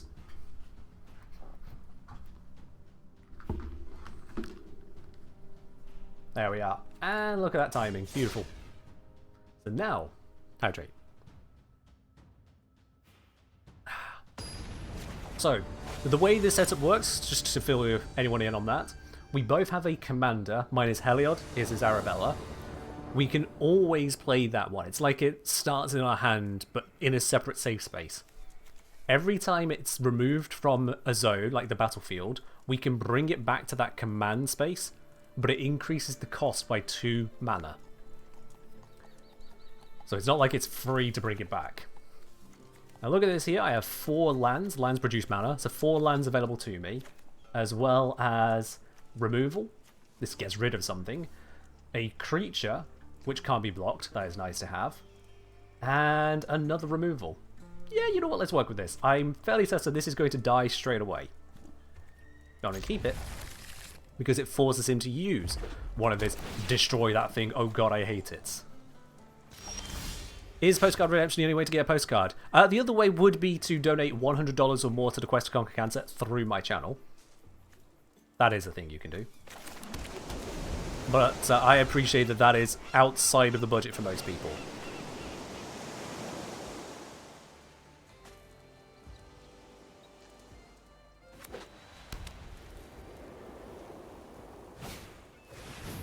Okay, yep, he's gone for ramp, so he's got himself additional mana here. And he's used that immediately to summon this creature in. Okay, that is fine. I am going to now pop down this plains. Does the command card keep costing +2 mana endlessly? Yes, every time you put it back to this spot right here, it costs another 2 mana. So you see it's 4 mana at the moment, costs me 2 mana, plus a white mana, plus a white mana, total 4.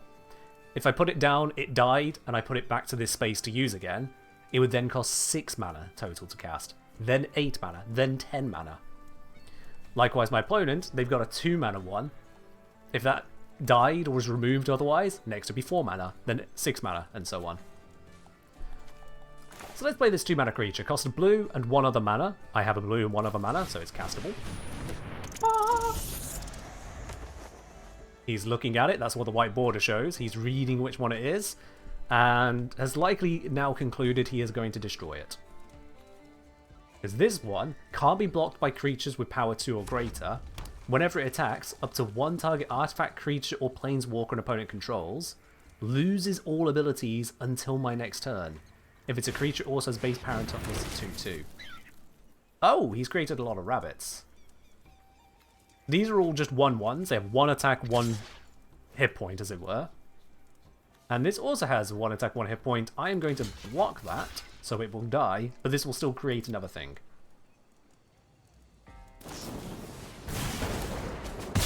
Baited. He got me. He killed my creature. He dealt 2 damage to it with a spell, and then 1 damage with this, killing it. Damn! Bastard. Okay. I'll just need to work my way through this. So, let's gain a hit point, and I'm going to need that. This is a land that enters tapped, so I can't use it straight away, but it could give me both white or blue mana on following turns. And then a creature, which I'm going to hold off casting until I have to.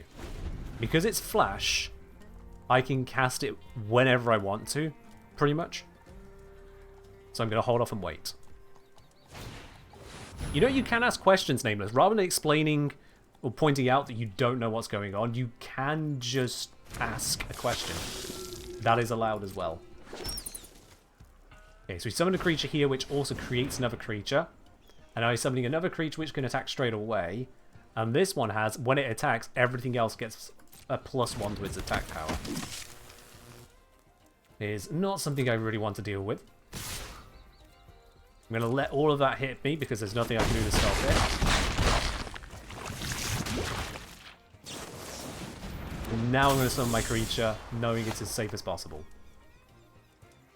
With that done, let's put down another land. This one's going to slap him in the face for just a little bit of damage. Doesn't do a lot.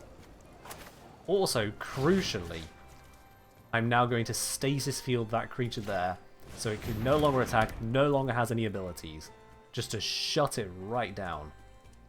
I could attack with this. Unfortunately, he would block it and kill it with his 1/1 bat. I'm not going to let that happen. I'm Okay, his land enter tap to hit me in the face for 1 damage. Oh! He removed the lock on it. And so now he's basically won. I'm gonna kill it. But everything else is gonna slam into me. I have basically nothing on field. This is what Mecha does with his sets. This is what Competonius always does with his decks. He always goes wide as a fucking truck.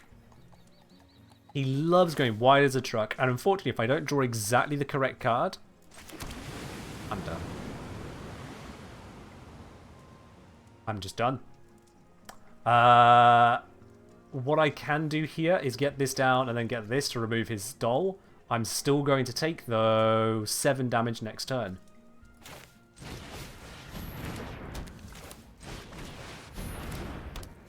Absolutely nothing I can do about that.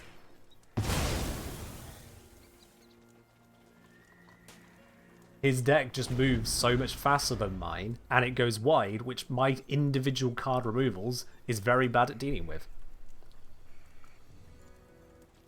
Good game, he says. Which means he has a buff. Yep.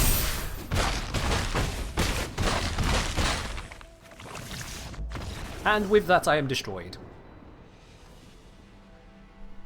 Instant speed. Once he declared his attackers, he made it where every single creature he had gained an extra +1/+1 until the end of turn, and hit me for a total of 14 damage. Whole field of fodder with buffs? Pretty much, yeah. This is Mecha's playstyle every single time. Mecha does not know any other playstyle. That is an exaggeration, but it is so close to true that it might as well be true. Mecha's playstyle is go wide, hit you in the face. His soldiers do it. His dolls do it. Those are his bread and butter. If he plays another deck, it tends to go badly for him. This is what Mecha plays. Go wide, hit you in the face. And it's powerful. It's a good way to play.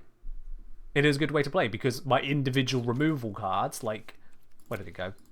Like this one here, takes out 1 creature. All the others are still there. Where it is weak is the things that sweep the board. Or if he ends up against a bunch of stronger blockers, he has to hold back and hold back and hold back, wait for the opportune moment. How many unique creatures can you have on field at the same time? As many as you can cast. Absolutely, as many as you can cast. Theoretically, you could have integer limit number of creatures across the board, yeah. Usually games end before that happens. Usually.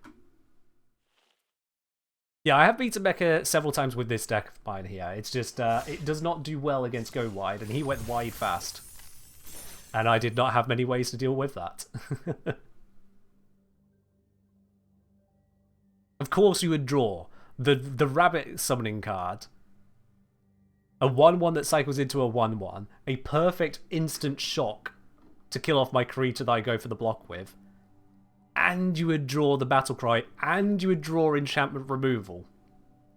Of course you would have all of the right things to deal with it. Of course you would. That's just this game in a nutshell. And I'm telling you exactly which deck I'm playing because it's the enchantment deck day. I could switch to one of these and surprise him. But then it wouldn't be true to what I'm saying on stream, would it? So all I can hope is that he doesn't specifically tech against me, which I can trust Mecha on that. It's just, with the way I build decks, I'm always vulnerable to go wides. I don't pack a lot of board wipes. And to be honest, there's not a lot of board wipes that exist that would save me from that. There really isn't a lot of board wipes that would save me in time from what he was doing there. Not in standard, anyway. The most I could hope for in white-blue is to run more counterspells instead. I don't want to run counterspells, quite frankly. That's not how I play the game. This is a terrible starting hand because I can cast literally 1 card with this mana.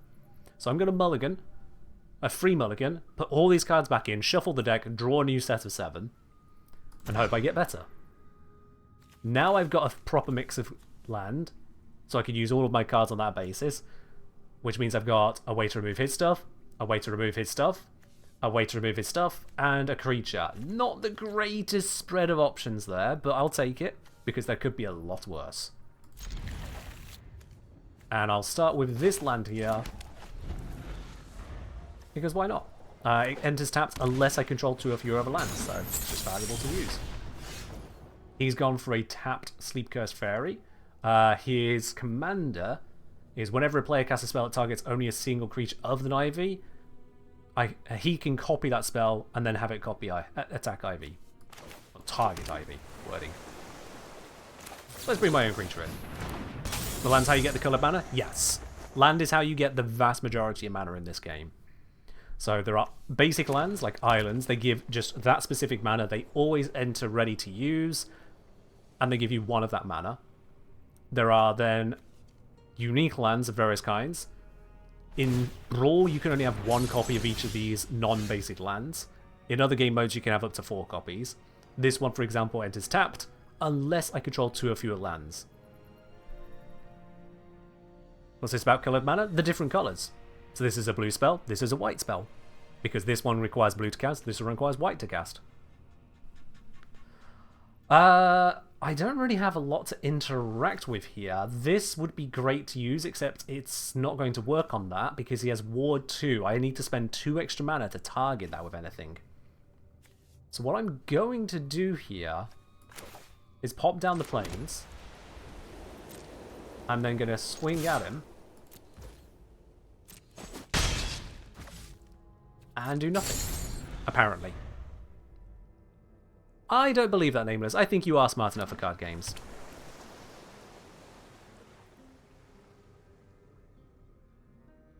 The fact that you do not understand a game you've not played before does not mean you're not smart enough to learn it if you wanted to. My lamp over there is flickering. I don't know why it's doing that.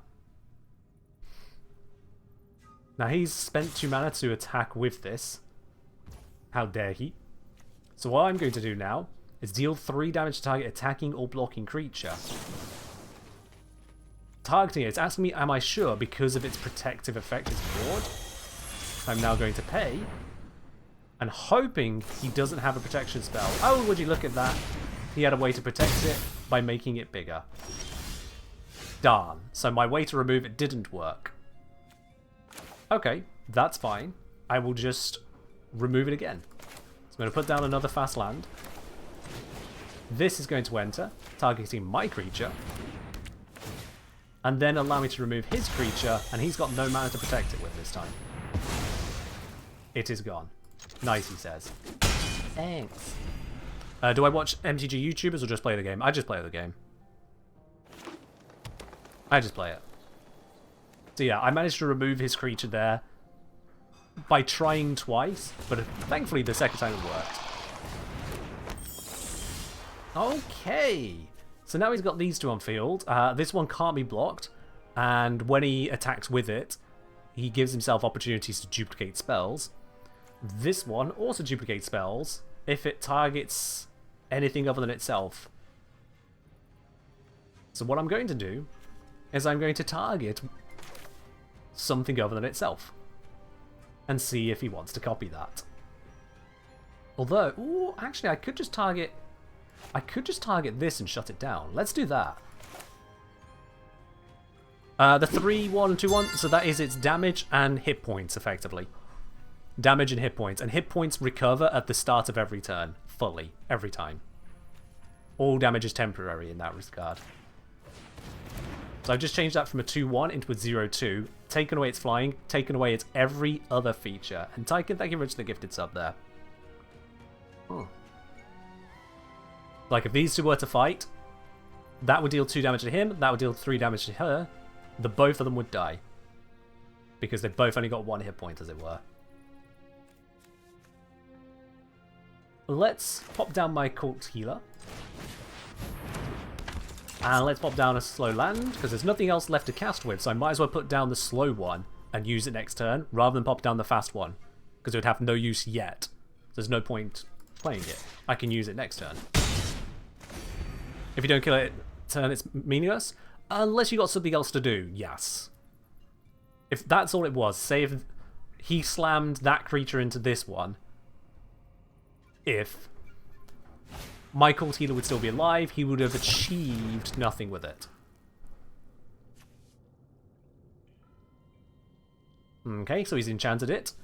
Whenever it deals damage to me specifically, not my creatures, he draws a card. He's put it onto a creature that can't be blocked, so he's always able to hit me with it. Just a neat little combo. No, you don't have to clear the units. You can attack at your opponent. They choose whether or not to block. Oh, he's drawn a second card, which has triggered my creature. It says if he draws 2 cards in a turn, I get to draw a card as well. So that was nice. But he did hit me for a lot of damage there, but it was with a temporary 4/4 buff. Only lasts until end of turn. So I've got a few options here, and I'm going to take this particular option. It's a shiny option. First, let's put down that fast land I talked about. Second, this one says, 1, spells I control cannot be countered. So any spell that literally says counter target spell doesn't work now against me.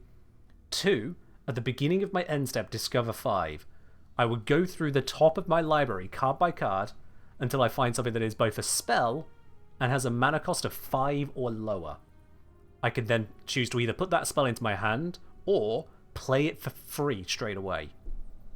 After that point, all the other cards I picked up go at the bottom of my library. There we go.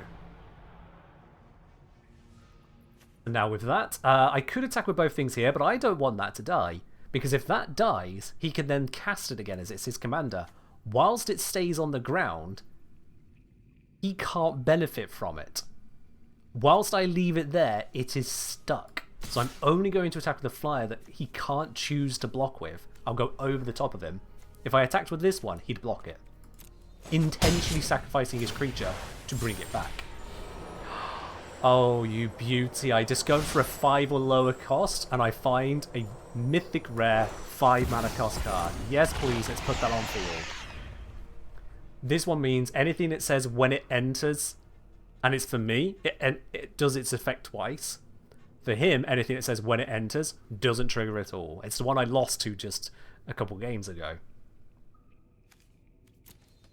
So these two things now, I've stopped him from countering my spells, and I've stopped him from using enter the battlefield effects. He's still got a bunch of buff cards. He's going to keep buffing this and keep hitting me with it. It denies the opponent's card's passive effects. Yep, some of them, but yes. He draws a card, which means I draw a card. Because he drew his second card, this triggers on the second. It was only a land, but I got a card out of it. What's he going to do now, I wonder? I want to remove that attacker, but I don't have a way to remove it yet.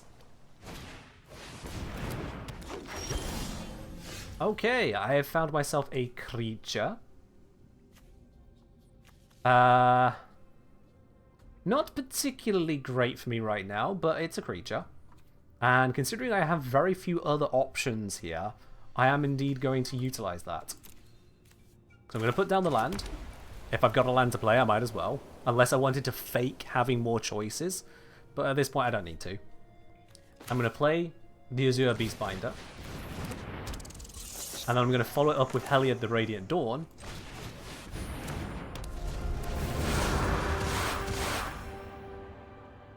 I'm not going to attack with these two because he could block with this on any one of them, killing it because of Death Touch.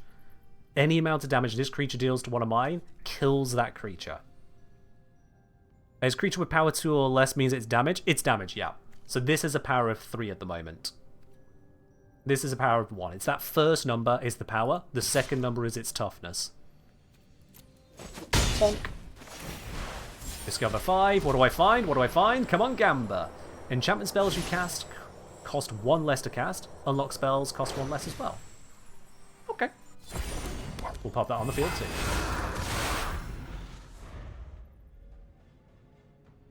And each time this guy hits anything, it deals 3 damage, and it has lifelink, which means I gain hit points equal to the amount of damage it deals. So I've been gaining health every single attack as well.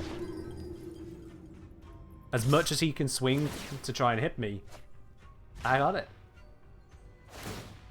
Oh, he's going to try and buff up a fairy, which is absolutely fine. As much as he's swinging with it, I'm still not going to let this happen. In fact, now that he's buffed this, I can still block it with this one here. This one doesn't kill that one doesn't kill this one. It's a perfect stalemate. Yes. What's the black, white, and blue seal-like effect on the Fairy Mastermind? A buff? Yeah. So this is a aura I attached to it, which removed one of his things, and it gave this Fairy Mastermind +1/+0, and lifelink, and ward 2. So it's stronger, it heals me when it deals damage, and it takes an extra 2 mana for my opponent to target it in any way. Let's see here. What do I want to cast? What do I want to do? Let's have a look at his defenses here. I might actually have a way to just win. Let's see. He's got 3 blockers. So he could block my 3 strongest things. Let's assume he blocks this, this, and this. I would deal 3, 4, 5, 6 damage to him. Not enough to kill. Not worth it. Sounds strong? It's strong up until the creature dies from just normal damage, or he removes the enchantment. But it is strong, I'll give you that, yes. Let's get down the land. I'm not going to hide what I've got here. Although these are both flash cards, so I can cast them later. So I'm going to do exactly that. I'm just going to cast them later. Sod it. Let's, for now, transform Heliod. I'm going to spend normal mana on it, not going to kill my own hit points. It makes him stronger, gives him new features. He does have a flyer, which would kill my flyer if I attacked with it.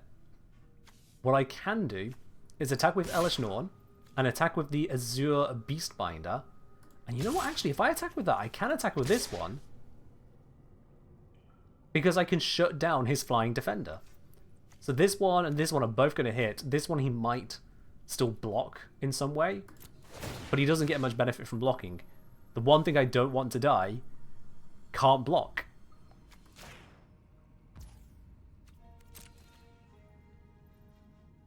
That's beautiful. He's chosen to block with absolutely nothing, so I get all that damage straight onto his face. Beautiful. You may think I could have attacked with everything, but he could have blocked. I wanted to make sure I had full control of the situation here. When this enters, exile target creature opponent controls a mana 3 or less. Oh yes, please. Because that includes the very one I wanted to remove. Oh, and I can double trigger because of Elesh Norn. Let's also get rid of you.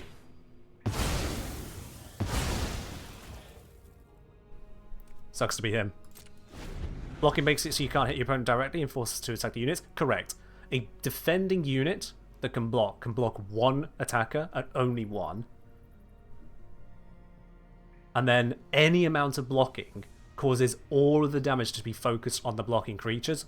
None of it gets through unless you have the trample feature. So if I had a 20,000 damage creature without trample, he could block it with a 1/1, and that's all it would take to stop the damage from reaching his face. Okay, so this is going to cause one of his creatures to deal damage to one of mine. Okay. Let's resolve. Let's let that happen, actually. Oh, wait. Elesh Norn says no. So we can't use that feature. It said when it enters. This says when it enters, nothing happens. He levels it up. Now his attacking creatures gain damage and trample. Okay. Which one is he going to buff? He's going to buff that thing over there. That is fine. Whilst he's trying to do that, I'm actually going to start casting some spells.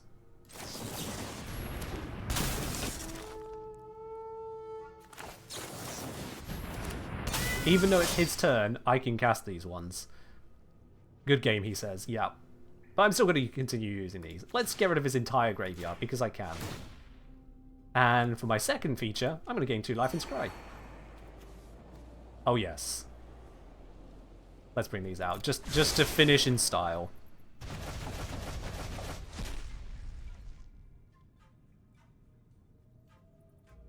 Okay, and he's attacking with that. You know what? Do I want to trade? I want to trade. Let's kill that one like that. Let's kill that. And for funsies, I can kill that as well. Why not? Take them all out. Leave that one alive as a message. Okay, so what I did there was I cast some creatures, and this one said when it enters, I can choose one of 3 options. I have another creature that says when you have something that says when it enters, do that twice. So I could choose one of those 3 options twice. I removed everything in his graveyard from the game, and then I gained 2 life and looked at the top 2 cards of my deck to see, oh, do I want to draw these in which order, or I can put them on the bottom.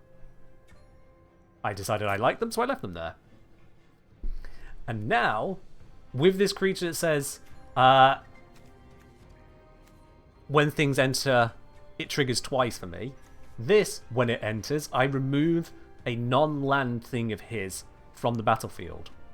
He only has 2 non-land things, so this is just bad manners at this point, but Mecha's gotten used to it. I'm going to remove that. And I'm going to remove that.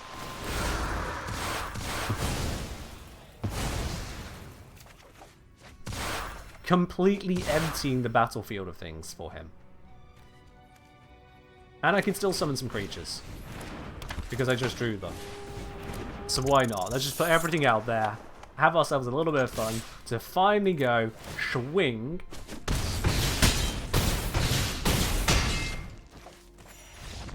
Yeah, that kind of did it. It's just knowing them. So scry X, you scry down to that number of cards.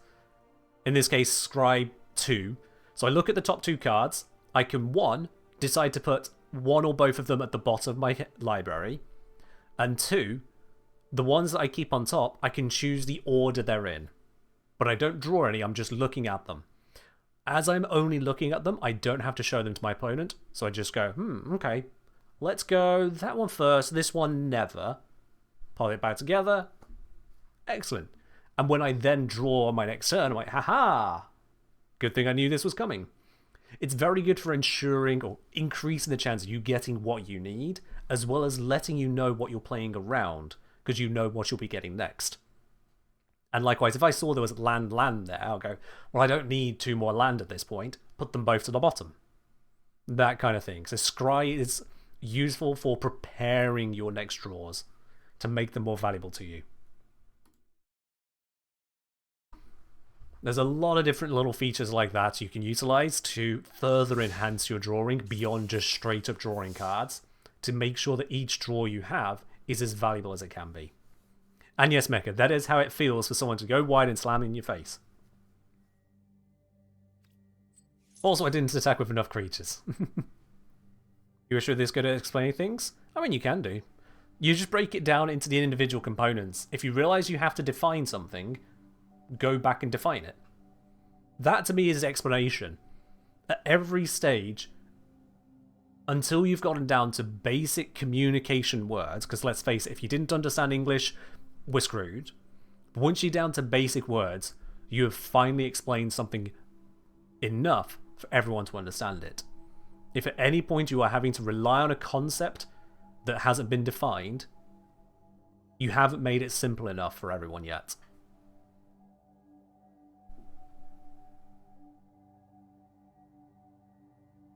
Even down to attack with 30 creatures. The attacking creatures here are both... these are both keywords, so they need defining. Attack. During my combat phase, I select that creature. I select a creature, tapping it if required, and declaring it is going to attack an opponent. I can use the word attack there as part of the definition because I'm using the English word attack rather than the MTG word attack. And the creatures word here, creatures are creatures are permanents on the battlefield, which are usually able to attack or defend. They have a power and a toughness, such as 1/1, meaning 1 power, 1 toughness. So attack with 30 creatures is I am choosing to, on my combat phase, declare a number of those permanents capable of engaging in combat to attack. But because that is a very wordy thing, we shrink it down to just attack with 30 creatures. When you can do that with a topic, when you can really define the words you're working with, that's when you can explain it. And if you can't break it down to the definition, you then have to ask yourself, well, do you actually know what you're talking about? If you can't define something, do you actually understand it?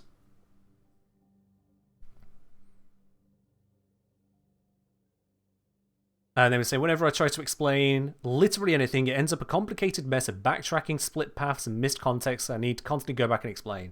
Yeah, that comes down to paring it back first. Pare it down. Then you walk forwards. There was an interesting video I came across. It was meant as a cheeky video, but also as a good learning lesson, where a dad had got his 2 kids to write down how to make a peanut butter and jelly sandwich, and then he was going to follow their instructions. And they would put at the start very basic instructions.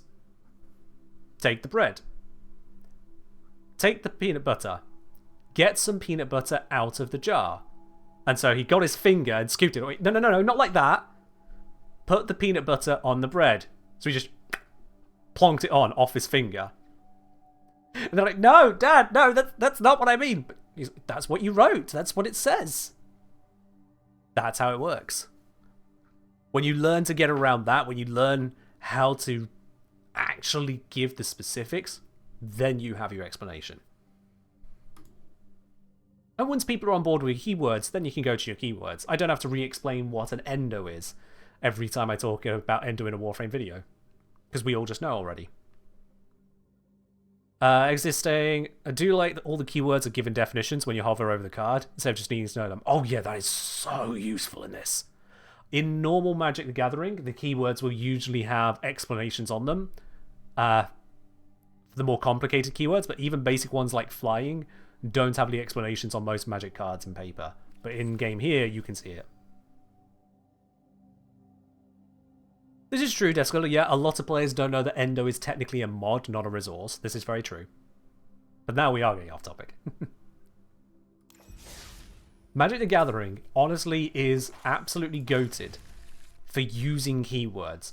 Warframe could learn so much from the keywording here in this game. Even just right here. This Basilica School Bomb. No, let's go with something simpler. Let's go with a simple looking card, because that's got a lot of text. I want a really simple card. Acrobatic Leap. The amount of keywording going on in this card right here is astounding. The name of the spell, Acrobatic Leap, is just a name. It tells you what it is if you already knew it. Otherwise, it's as close as you get to flavor. It's just an identifier. The top right is already effectively keywording. Brought down to just a single symbol, it is explained you need to have 1 white mana available to you to cast this spell. And Magic players have gone so used to referring to that in land, but technically, you don't just have that if you have the land, you tap the land to generate the mana to cast the spell. But it's keyworded so heavily, you're just there. 1 white mana, I can cast this spell. Artifacts too? There's nothing about this card that's artifact, but alright. If you're saying you can tap artifacts for mana, that's irrelevant because you can get mana from very many sources, creatures, enchantments, other stuff, mecha. So, if that's the kind of thing that comes to mind when you think of an explanation, that's how you sidetrack and get people confused. Stick to the basics. Next keyword on here, when we come below the picture, is the word instant. Instant is a type of card. And this means that we can cast it at almost any time in the whole game. So long as the conditions are met, we have the mana, we could cast it if we have priority. If we have the opportunity to jump in and try to do something, we can cast it. Priority is its own thing, which just really comes down to the game will check after almost every single action, does anyone want to do something? Where does it say instant? You don't see that anywhere? It's quite let me grab my camera so I can see exactly where I'm looking. It is right there. Right there. I can actually point at it. My camera's right next to it. You're just blind? Don't worry. There's a lot to take in. There are 4 lines of text. I've already learned from YouTube that is a lot. So I'm not being mocking there. I mean it. There's a lot to take in if you're not used to it. There's a lot. From Stu Bacon. Hello, I know you're not streaming Warframe right now, but would it be possible for me to ask you one Warframe related question? Yeah, go ahead. Absolutely fine. So the instant tells us it's a type of card we can cast at any time, versus say this creature. Creatures can't be cast at any time unless they say otherwise. No defense needed, Aimless. I already gave you that defense. It's all good. Then on to the actual rules text. So if this card gets to resolve, no one stopped it from happening, it then gets to do the rules text. Target, that's a keyword. Creature, keyword. Gets, keyword. +1/+3, keywords. And gains, keyword. Flying, keyword. Until end of turn, key phrase. Untap it, key phrase. Every single bit of this line, with the exception of maybe the words and, every single bit of this is keyworded. This is how condensed and powerful it is when you have a proper keyword system. Where you don't have to go, does +1 mean actually +1 or is it ×2? Is it multiplicative? Oh fuck. No. Target means we specifically choose a creature. And in doing so, anything that cares about targeting happens. Like, for example, the ward feature to protect something. I am choosing that creature. I am targeting it. Creature. As we defined earlier, it is anything which has the type creature. It is a spell on the battlefield or a token on the battlefield that defines itself as a creature. Simple as that. Gets. So this is being given to it rather than an override.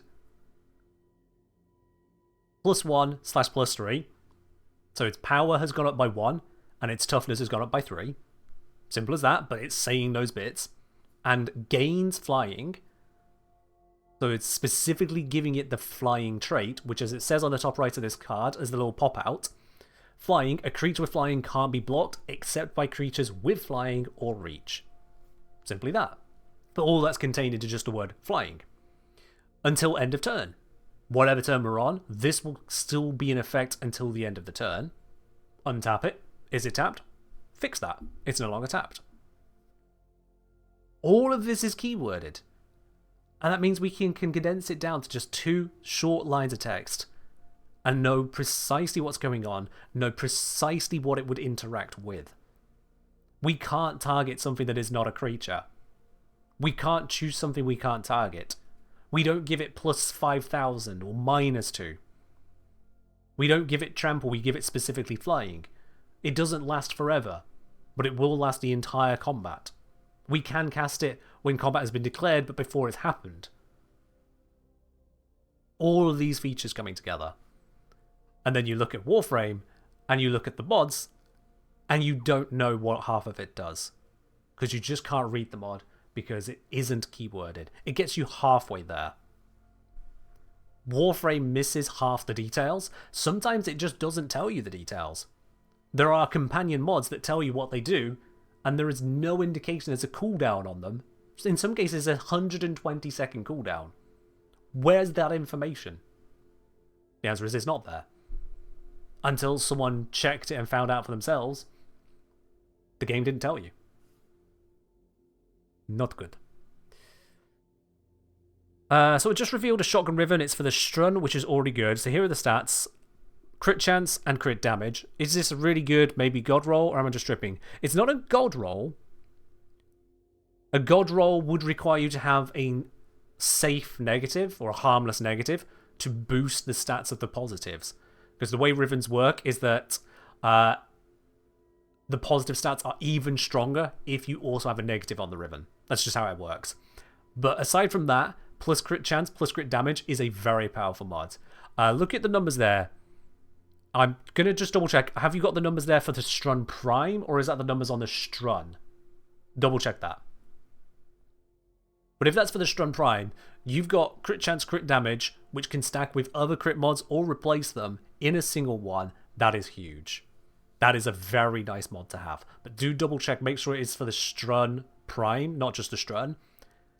When you're on the screen for it, you might see down the bottom what it fits onto, and arrows to click across to Strun Prime instead, and that might change the numbers based on their disposition. You don't know those numbers came out when you open the Ribbon? That's fine, you can go back to the Ribbon in your mod console, and you can check it there. Because you can get it to show you what it would be ranked up, and you can check against the other weapons there as well. It should default to showing you the weapon you have owned. So if you own the Prime but not the normal, it should show you the Prime stats. But double check. This is why sometimes you'll see on adverts on, say, Warframe Market, someone will advertise a Ribbon mod and like, oh, look at these amazing stats. But then you put it onto your weapon and it's not amazing. You're like, hang on, where did all the stats go? Like, for example, on the new core. Because the new core has a much higher disposition than the Kuva new core. So the Kuva new core would have a worse Ribbon mod, even though it's the exact same mod. And the game never actually calls this out to you. It doesn't warn you of this. So that can throw you off if you're not aware. Which ability is a 120-second cooldown? That is the Vaska Kavat one, which would revive you if you would go down. It has a hidden 20-second cooldown, 120-second cooldown on it. Which, in a sense, makes sense, but the mod has room on it. It's not full of text, and it just doesn't have cooldown 120 seconds. That's kind of important information. That is important information. And there's no argument to not have the detail on there. No one gets thoroughly confused by going, oh, it's got a cooldown of 120 seconds? What's a cooldown? If you're at that point, the mod was never going to help you. But for everyone else who does know how English works, it would be great. Exit saying, if you have the normal and the Prime, would it default to the better one? I'm not entirely sure on that, I'll be quite honest with you. Hell, it may even decide at random. It might decide based on the ID code of the weapon. It might decide based on format. It might decide on which one you got first in case you happen to build the worst one later for some reason. I can't guarantee which one it'll pick for you there, sorry. Because Warframe works in mysterious ways.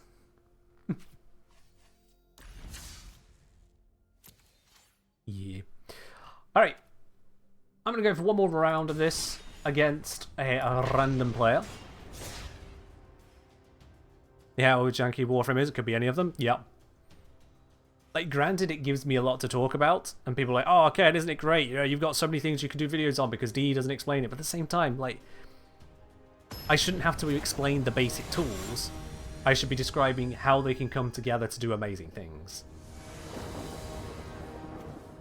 Alright, my opponent is running this, a zombie setup. Zombies you control have vigilance. Whenever a non-legendary creature you control dies, create a token. It's a copy of that creature, except it's not legendary. And it's a zombie. Ooh, I don't like that. I also don't like this mana split. I won't be able to cast these two. But I'm going to gamble on getting the mana I need. It's a big gamble. I probably shouldn't take it, but I'm going to do it. Because I'm dumb like that. My opponent running white-black is probably going to have easy creature removal, so I hope he plays an early creature for me to throw this against. But we'll see what he does. He, she, they. I'm using he as the gender neutral example. That has arrived into my hand far too early. That is unfortunate. I could play this right now to protect this. And given my situation, that I almost want to. I'm going to go one more turn. If I can't do anything else, and if he hasn't put anything down, I might actually just play this. Oh, he's played something. Okay, cool. What is that? Sacrifice another artifact or creature, draw a card, and discard your hand, transform this. Okay, cool.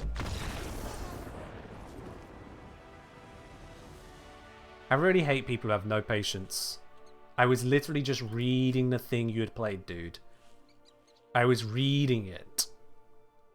The rope hadn't even begun, you absolute wankstain. Don't join a game if you can't wait for someone to even read what happened. They quit, yeah, they quit. Because I spent a moment reading what they played, because I was like, oh, I don't recognize that. Let me just double check what it does. He goes, "Ugh!" Gone.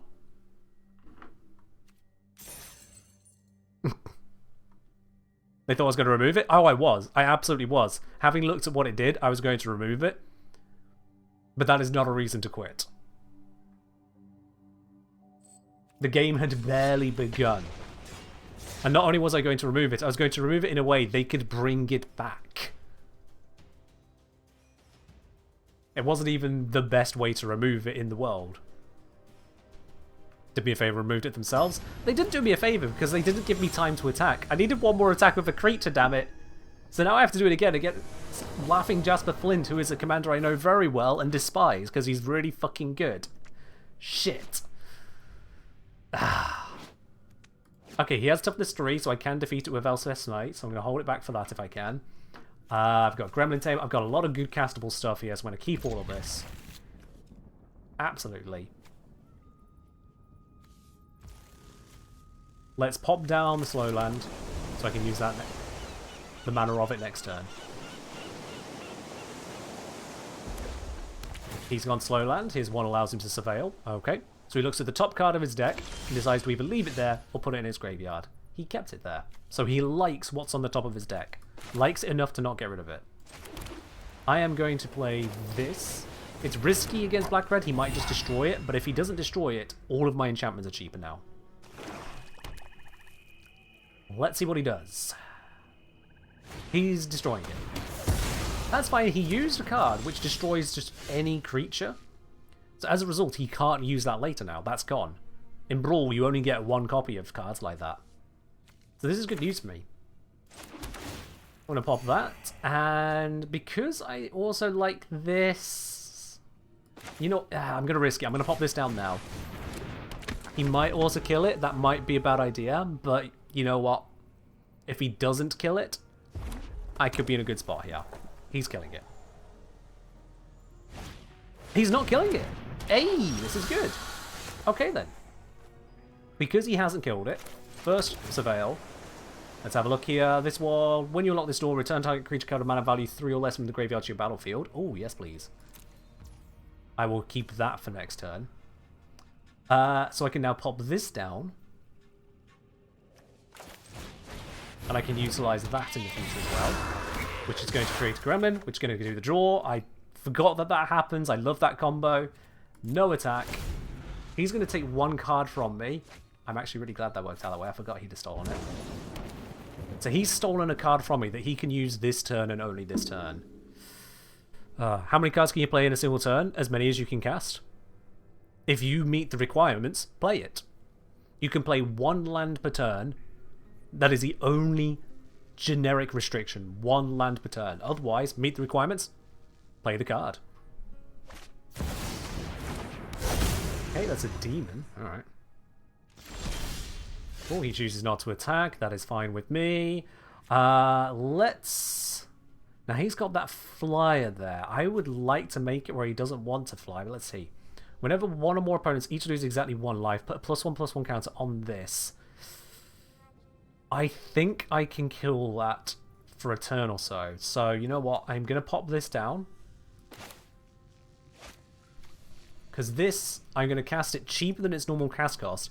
It will enter as a enchantment only, become a creature 4 turns later. But it also does something when it enters, which is to create a whole bunch of things. Look at that beautiful stuff. And I got a card. Play a land. Excellent. Hold back the attacks. Let's see what we got here. He takes a card from me. Oh, he took a land. He's not allowed to play those ones, so he took nothing from me. This is good. Okay, Vladimir New Blood. It's a rogue, so it combos with that. Don't like that. Oh, my Gremlin Tamer, no! I was utilizing that. If only I had a way to bring it back to the battlefield next turn. That's a shame.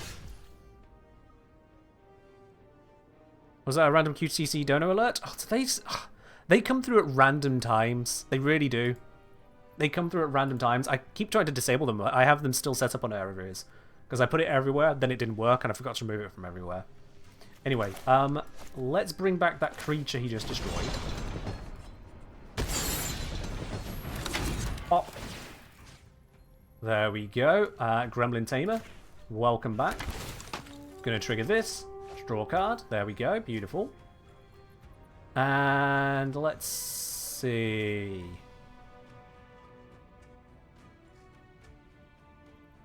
Oh, yeah. You know what I can do actually here? Not a lot that I want to do. Okay. Let's pop this down. And then let's shut up his commander. Which is going to allow me to buff a creature. I'm going to buff one of these flyers. There we go. If I swing with this flyer, he'll either block it and lose his creature, or not block it, I get damage on him, but then I can't easily block it myself. I'm going to go for it. Are there any major advantages to streaming on Twitch rather than YouTube? Quite a few, basically.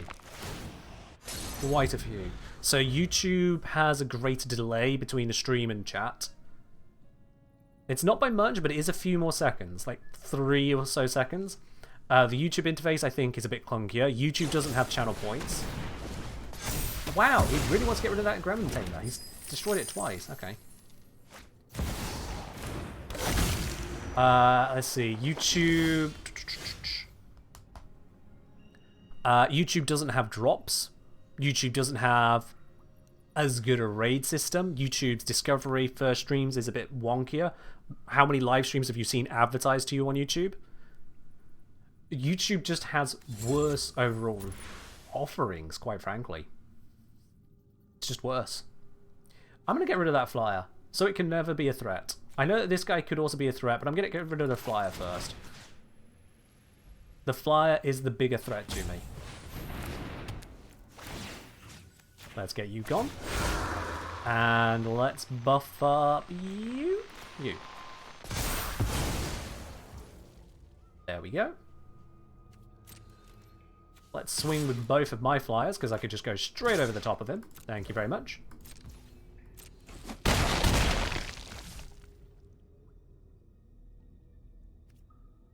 And this I can cast later, so I'm going to hold off on it. Yep. Any YouTube live streams you ever see from ones you already watched? Yep, there you are. How many people here actually watch... I've actually seen a YouTube live stream pop up on YouTube, but you don't already watch live streams. Damn, he's got a lot of just destroy cards. Okay. And he's destroying that instead of an enchantment?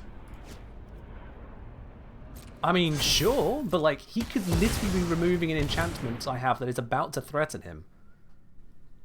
This guy's playing oddly. And that's definitely in my favor.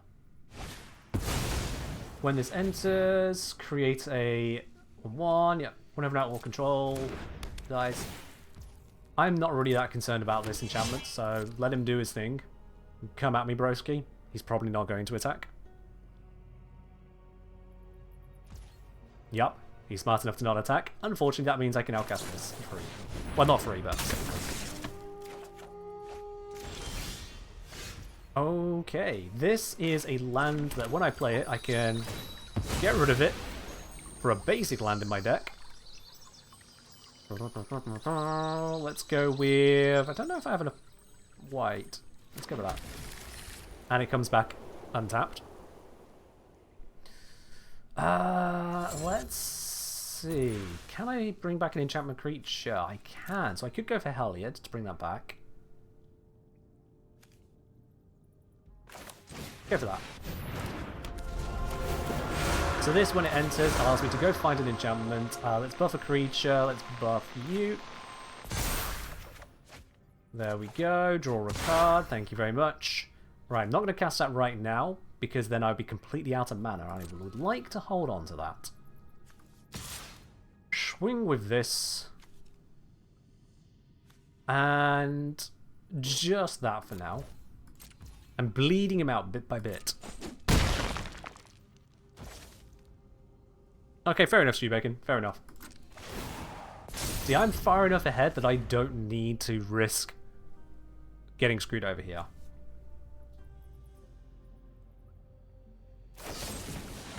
Oh, now he's destroying that. He waited for it to become a creature to destroy it. Okay.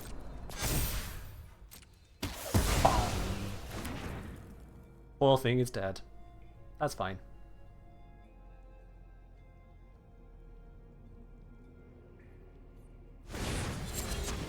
Target creature gets -3/-3. Okay, that's also going to die. Fair enough. Good right. Not a lot I can do about that. That is fine with me. Pass to attackers. Is he going to attack with his 6/6 now to gain some life? He might do. He chooses to. He chooses not to. He's holding it back? Okay, that's fine. I'm going to now cast this and get another creature on field. Which allows me to draw a card. Look at that! Ain't that beautiful? Okay.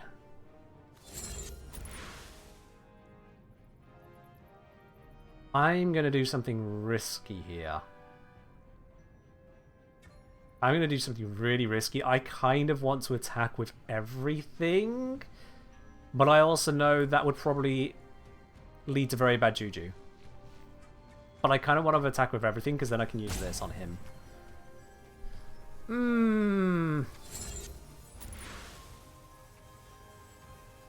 No, let's not do that. Let's drop this in. That'll trigger a couple things. Get some more cards. See what options I get. Fast land. Okay, let's pop the fast land down. Does Flying Bug on the right do anything? It's a pet. It's a just a cosmetic. Yeah. Sorry, I know it's confusing if you've not seen it before, but yeah, that's what one does. Let's unlock this. Draw a card as a result. Cool. Let's attack with you. And with you. Yep. Let's buff this up. Okie dokie. Oh, I've made a mistake. It's not a 5/5, that's a 6/6 now. I shouldn't have done it. Oh, I've just healed him like a moron. I am stupid for doing that. Balls. Balls, balls, balls, balls, balls. I should not have done that. Never mind, it worked out in the end. It worked out in the end because I get a way to remove it. Yoink. Okay, that worked out, but that was really dumb. I shouldn't have done that. The fact that it worked is immaterial to the fact that I should not have done it. He can't cast this because it costs 7. He's only got 6 here. He quits. Yep, I just removed his big guy. He quits. I had too much control of the battlefield. He had nothing. Getting a keyword is rough. I didn't really forget a keyword. His thing was 1 point more powerful than I remembered. I shouldn't have attacked, but it turned out in my favour. Because I drew the perfect thing to get rid of it. So the problem with attacking like that is that because he had lifelink, him blocking with it was healing him. But then I drew... When he killed my creature by blocking it, the creature says when it dies, it comes back as an enchantment. So it did. This one says when an enchantment you control enters, draw a card. This ended, so I drew a card. The card I drew was Glass Casket, which when I play it, allows me to remove a creature an opponent controls of mana value 3 or less. And this is a creature with mana value 3 or less. Sorry, I removed it. What's it mean by committing a crime? I'll mouse over it there. Crime targeting opponents, anything they control, and or cards in their graveyards is a crime. So, for example... I don't think I have an example on field right now. These are examples. This, destroy target creature. So he would be targeting my creature, that's a crime. Sounds like the most convoluted string of lucky events. It is the most convoluted string of lucky events. What's crucial to note is that most of those events were planned. Most of those events were planned.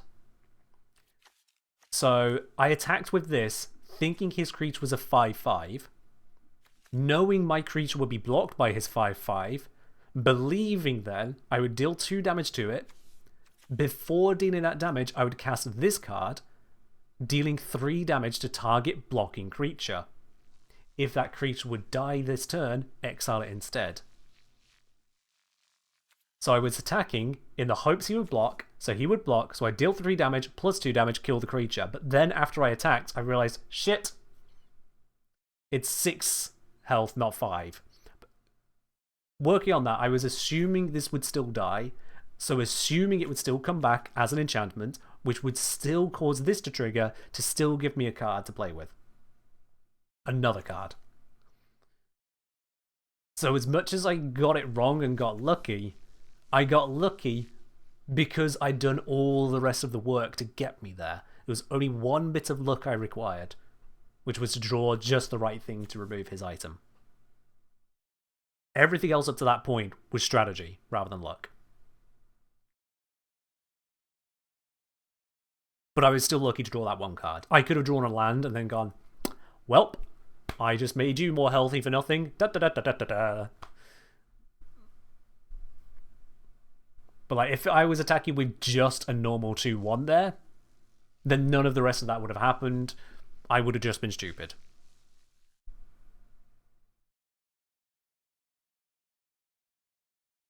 So yeah, it's bringing these things together. And this deck I've built, it's using those features together. This gives me a card whenever an enchantment enters. This is an enchantment. This is an enchantment. This is an enchantment. Okay, those are the only enchantments. This is an enchantment. So all of those on entering would trigger it. This brings an enchantment back from my graveyard, which is how I got this back after it had died. This triggers on enchantments entering. This is 2 enchantments in 1, so it enters, and then when I cast the other part of it, it is a room unlocking, which also triggers these things. And that's why this deck is able to actually get work done, because it works with itself. It just doesn't work against Mecha because Mecha goes wide fast. And this does not work against go wide fast. You can tell by the number of lands just how many turns have happened at minimum. Quite a few. Anyway, at that point there, I realise at the time now, we've had plenty enough of MTG for one day. So I think we're going to have to wrap it up there. Thank you very much for joining in. I hope this has been an interesting, if maybe confusing for many of you, exploration into this weird and wonderful game. It is not the perfect game by any stretch of the imagination, and I absolutely will not buy booster packs. I do not buy loot boxes, just to put that out there. In fact, this entire account here is free to play. I have not paid because the pay is for loot boxes and I refuse. But yes, it's great. Was overwhelming, but you enjoyed it? Is that not Warframe in a nutshell? Is it not? Can't buy like a single card? You can't, no. So, if I go to the store here, for example, and wait for it to fucking load, there we go. It's all in packs. It's all in packs. So I could grab a pack here, which I only use the in-game currency for, rather than the premium currency. All of that premium currency I've earned in-game. I won't buy it because I can only spend it mostly on packs. This would give me 8 cards randomly from that set. In fact, I have a pack here it's given me from just playing. This is how it looks. Cool. Alright, this is a mythic rare card. Hurrah! Hard to get hold of. If I want it, I'm happy. If I don't want it, I'm not happy. Does the pack run out? So you guarantee that card eventually? Does the pack run out?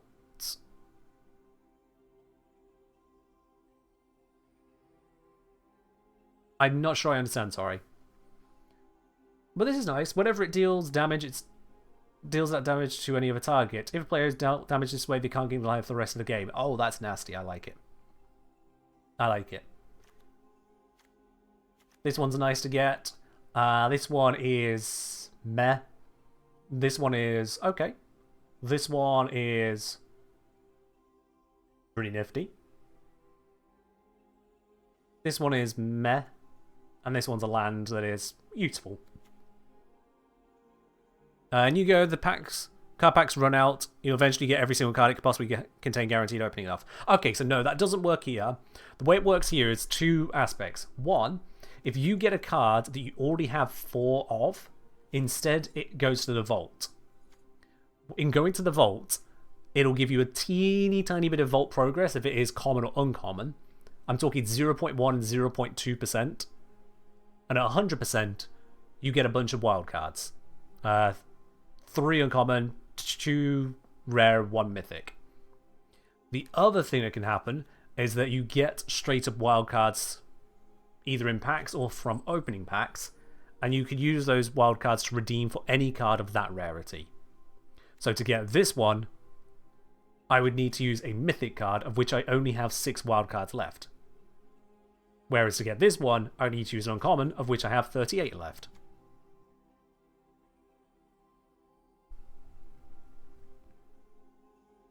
So this isn't like Vosper, not like Vosper, this is straight up currency to trade directly for the item. Whereas the pack itself is more like the Vosper, there's no guarantee what you get inside is what you want.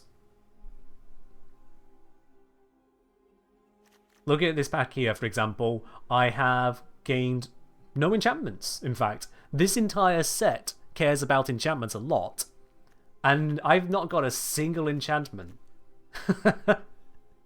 Not one of these cards is an enchantment. So if I was building an enchantment deck, I've gotten 0 closer to it, aside from, hey, this uncommon wildcard can give me an uncommon enchantment if I wanted.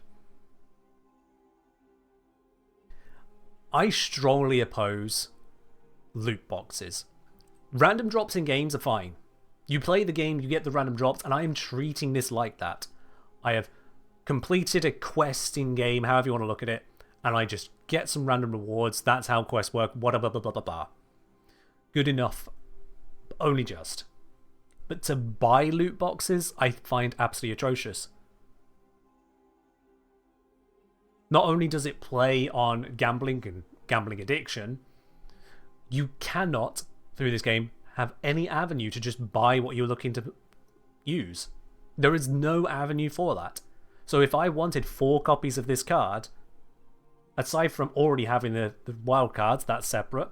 If I didn't already have the wild cards and I wanted 4 of these, I don't know how much that would cost.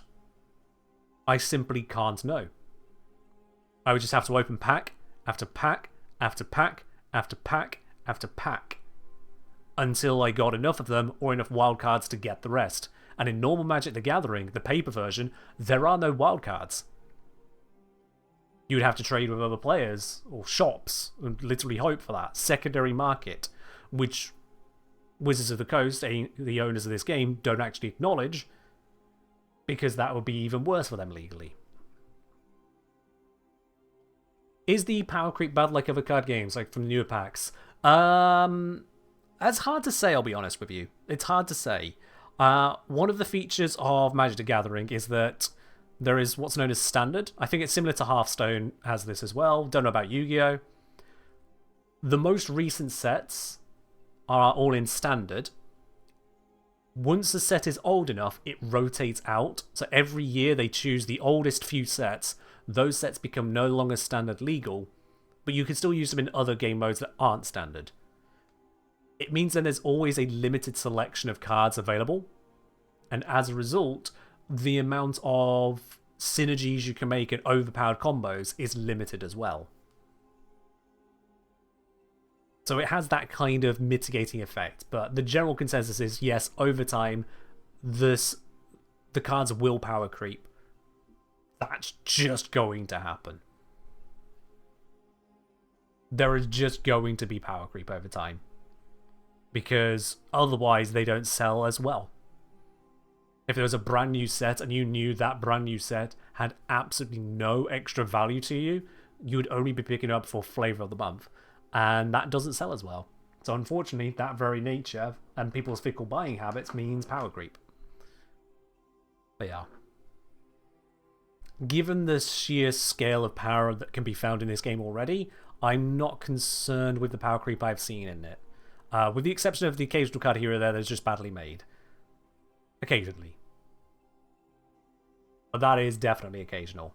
To give you an example of backwards power creep, like the removal of power that has been very much appreciated by someone like myself,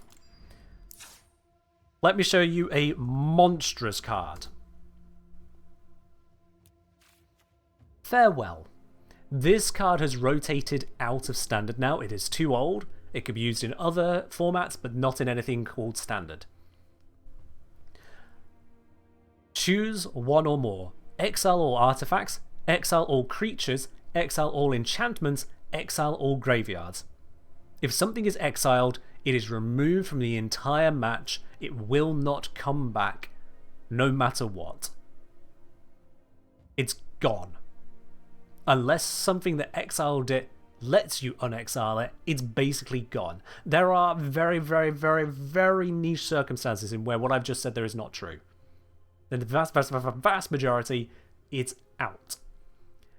Someone playing white with this card in their deck, they could basically just delay and stall, let you build up stuff but not enough to kill them, and hold back until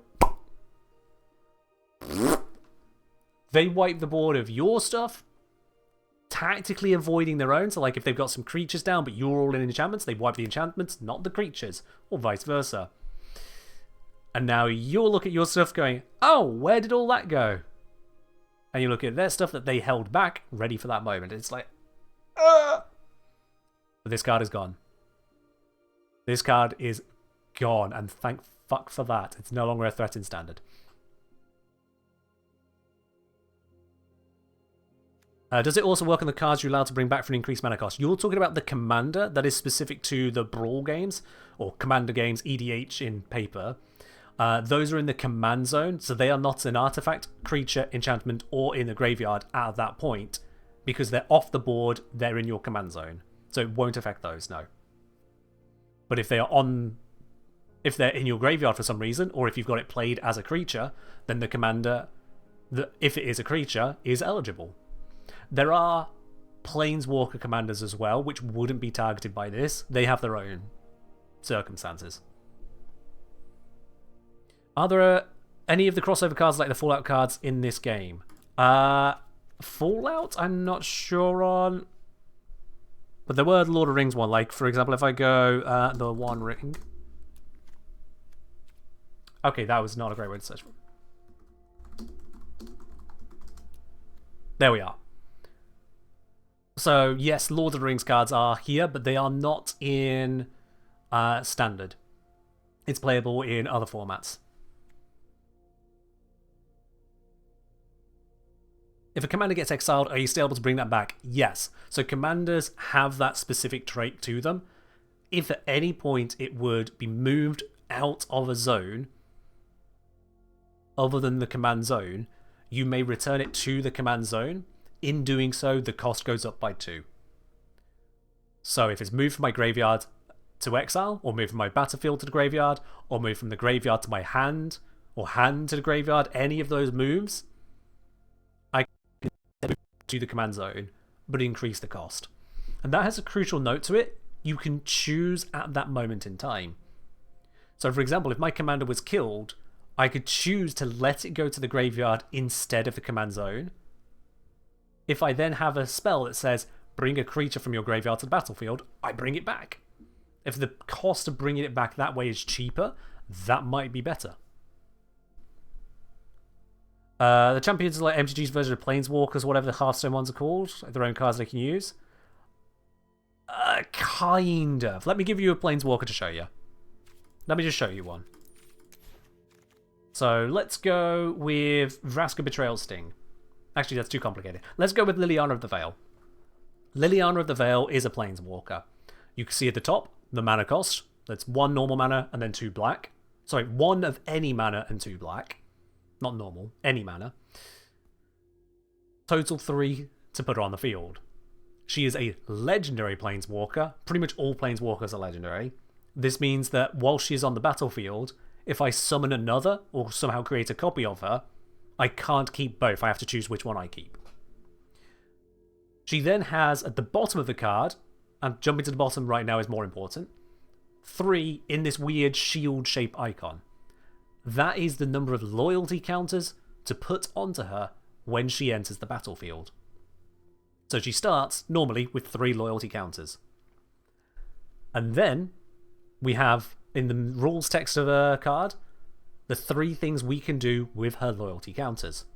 Only 1 loyalty option can be activated per Planeswalker per turn. Here we have add 1 loyalty counter to her. Each player discards a card. Does what it says on the tin. The next one is remove 2 loyalty counters from her. Target player sacrifices a creature. They choose a creature they have, it's dead now.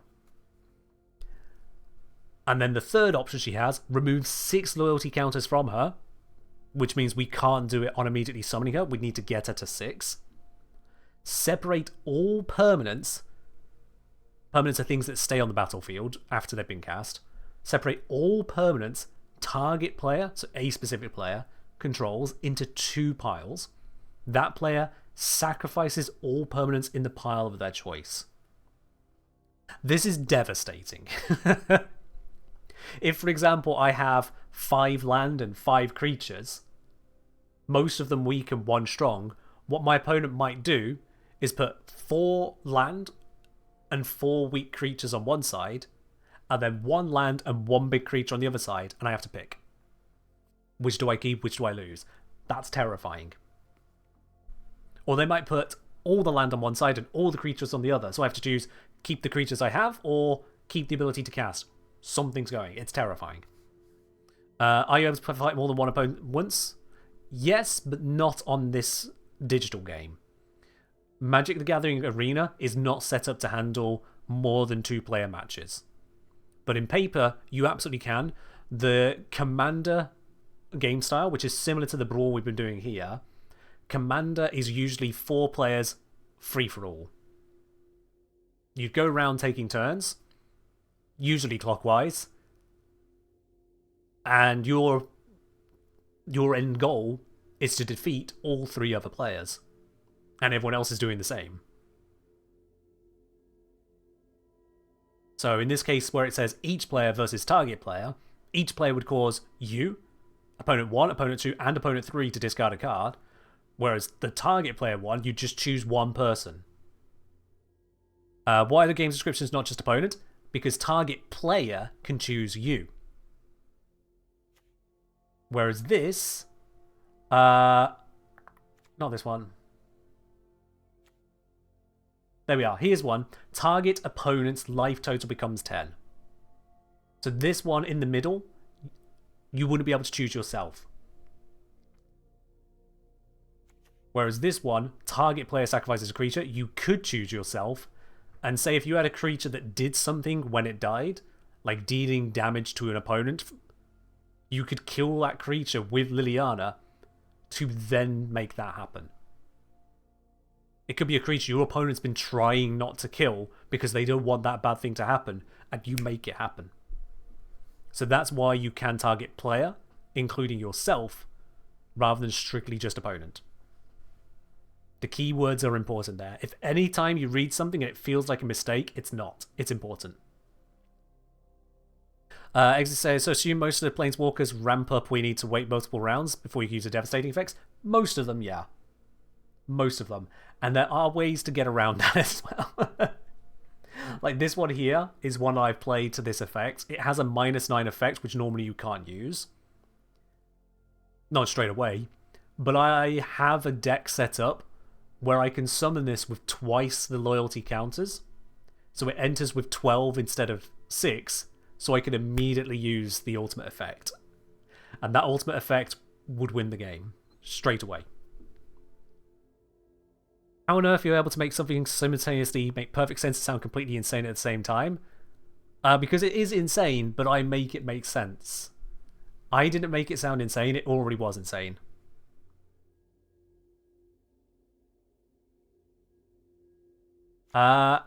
It's interesting you say that exists. This one, it doesn't give a loyalty, but it says you draw a card, you lose 1 life, proliferate. And the proliferate effect says choose any number of permanents and or players, then they have each another counter of each kind already there.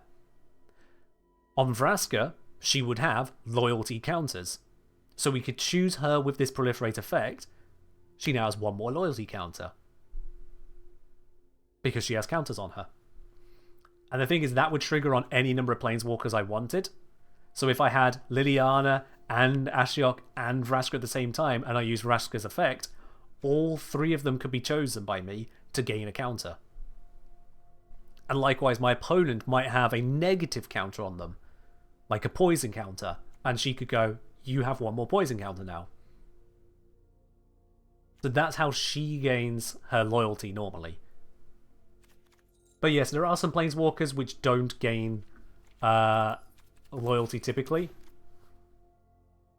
Let's see. So like this one here, this is a weird one. It only has a -2 effect. So in order to increase its loyalty counters, you would need to do something else. Like having Vraska proliferate. That kind of thing. Anyway, yeah, I could ramble forever and a day on this. I really could. But right now, it is gone 11 o'clock here in the UK, and that is not in the morning, so I do need to be wrapping up. I hope you have enjoyed this today. I'll be back on Sunday with more Warframe and a whole host of giveaways, so make sure you stick around for that, absolutely. But for now, that's all from me. I'll catch you in the next one. Bye-bye.